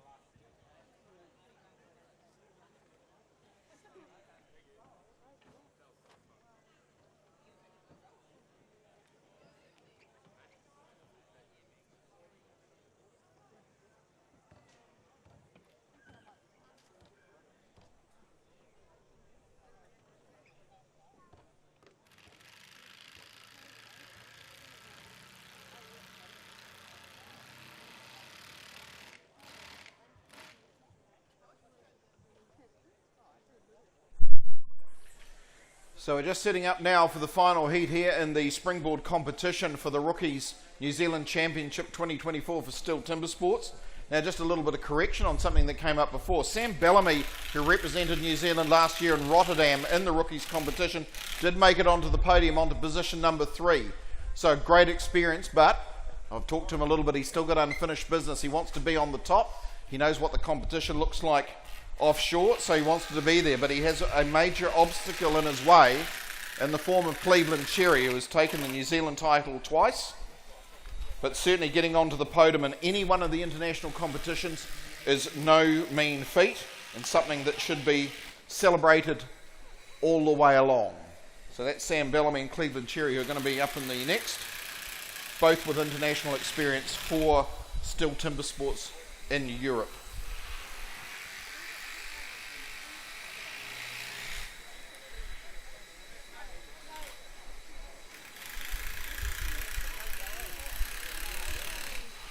Now I've just got some times back from the previous heat. Now Morgan Bolstad, very good result, 52.03 seconds. So I said that target time was round about the 50-second mark. So we're there. So well done, Morgan. Matthew Gower just costing himself with that first board, with that first pocket at a 60.51. But those are the two fastest times so far. So it's up to Cleveland Cherry and Sam Bellamy to lower that below the 50-second mark, because if it can be done, we'd need to look at some of those other results. It's going to be a very, very close finish. But if they can't do it, they might let Morgan Bolstad through the gate.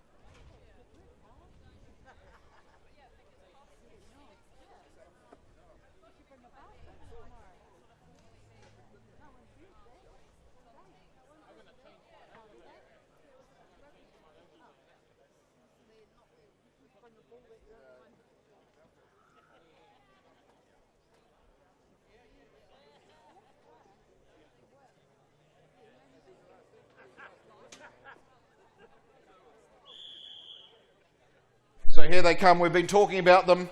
Now we get a chance to see them on the springboard. It is Cleveland Cherry from Tokoroa and Sam Bellamy from Stratford.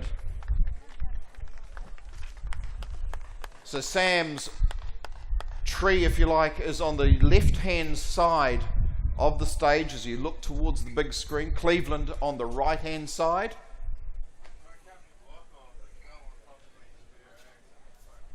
So you know the drill.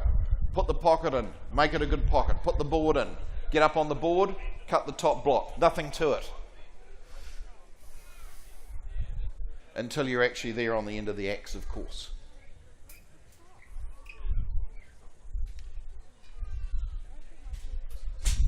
In case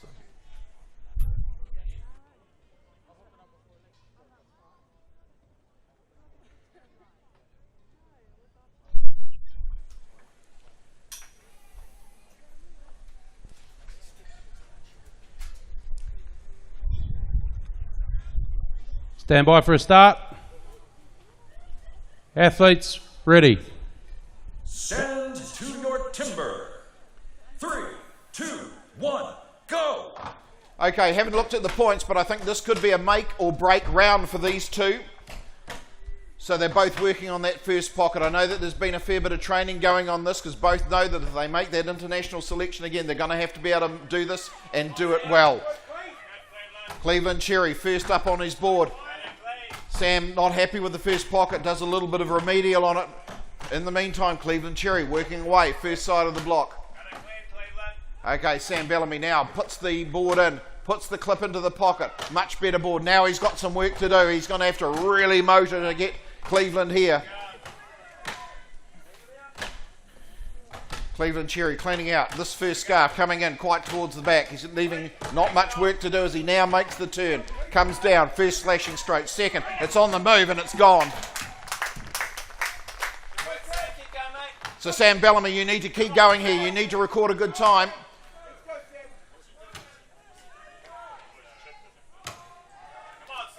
Here he goes. Oh, and he's going to put another one stuck on the far side. Goes centre to back. And there it goes.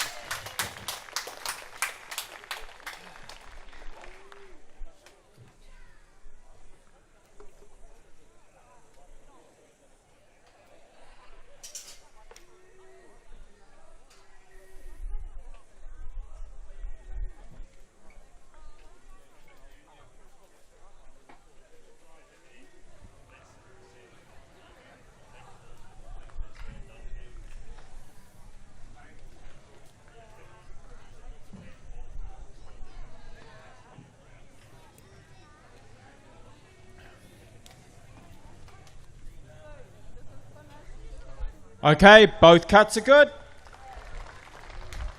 Right, all we need to do now is have a look and see what those times look like and start collating all of these disciplines together. Don't go far, ladies and gentlemen and TimberSports fans, because we need to know who is going to be standing on the dais in a few moments.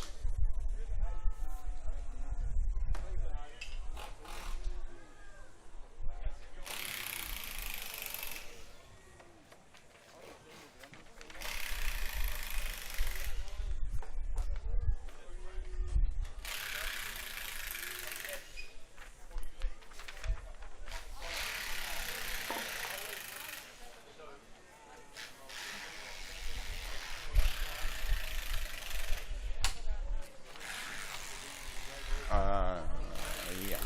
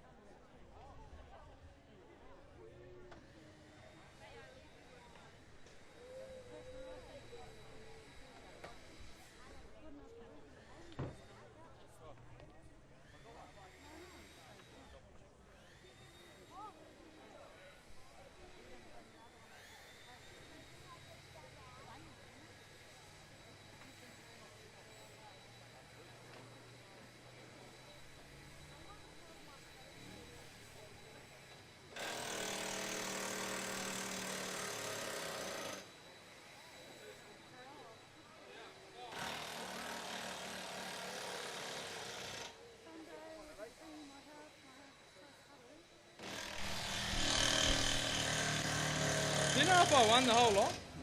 Hey?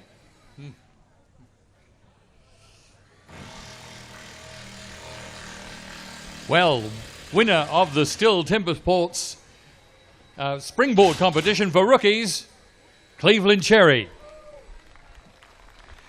So, how do you prepare for something like this event?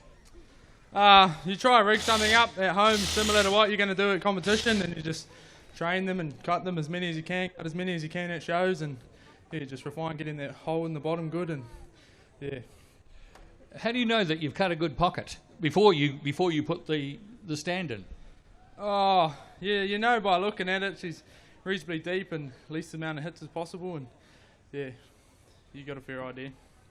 Well, we'll find out very shortly who won the overall rookie title. It might be you, but we've got to collate the sports, the points for the sports. Congratulations on this victory, and we might be hearing from you later. Thank you.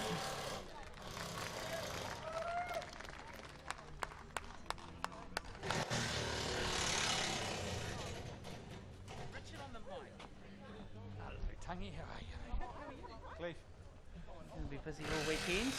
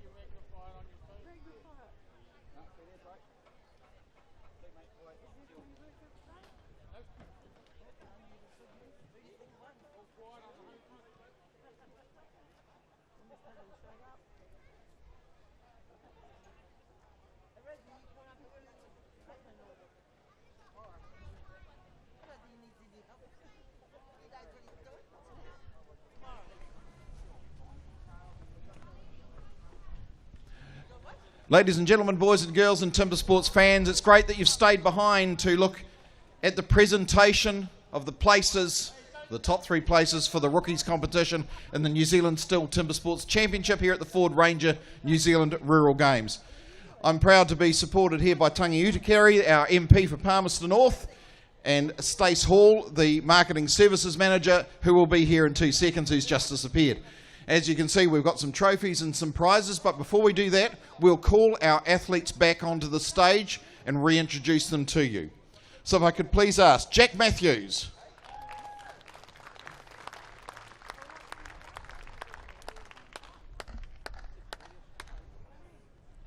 Sam Bellamy,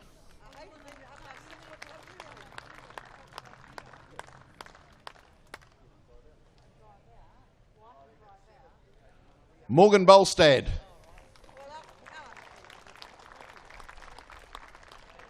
Lockie Windley,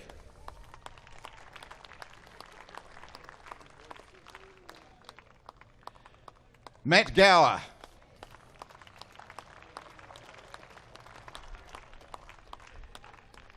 Cleveland Cherry, Sam Unahi, Scott Matthews, and Will Hoyle. So there you have them, ladies and gentlemen. That's who we've been watching this afternoon in this rookies competition. It's a very, very tight finish, but we can only fit 3 onto the podium. So I would like to ask to step up in 3rd position, Sam Bellamy.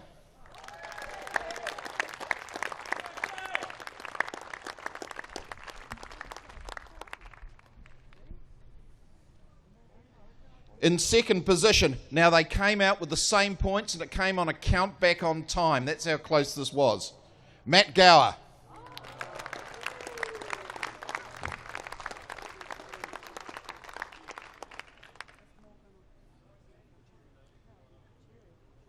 But really clear of the field 3 times in a row from Tokoroa, Cleveland Cherry.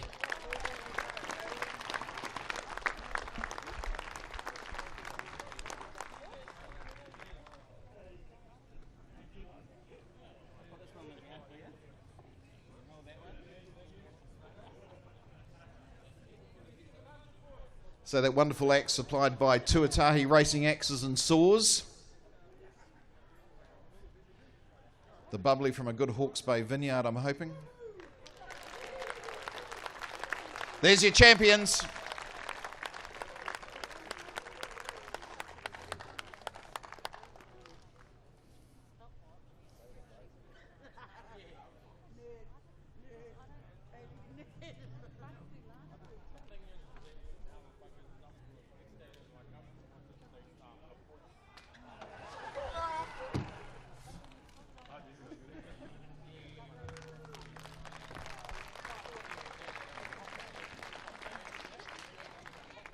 Well done, everyone. Now we're back on the stage tomorrow with the men's open competition. And again, I've said 11 titles internationally for New Zealand, better than any other country. The guys that are on tomorrow are the ones that are going to carry on that tradition. So we look forward to seeing you then. We hope you've had a good day and hope you've enjoyed the Ford Ranger Rural Games.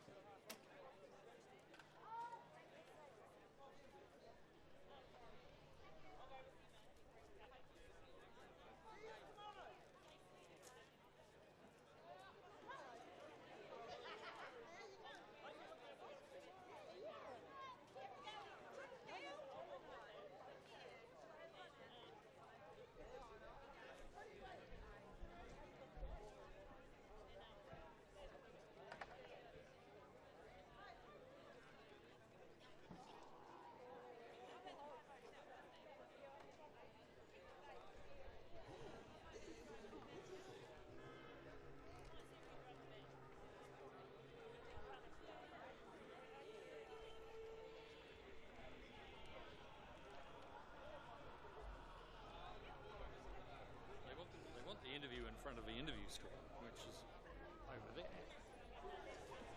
Is that?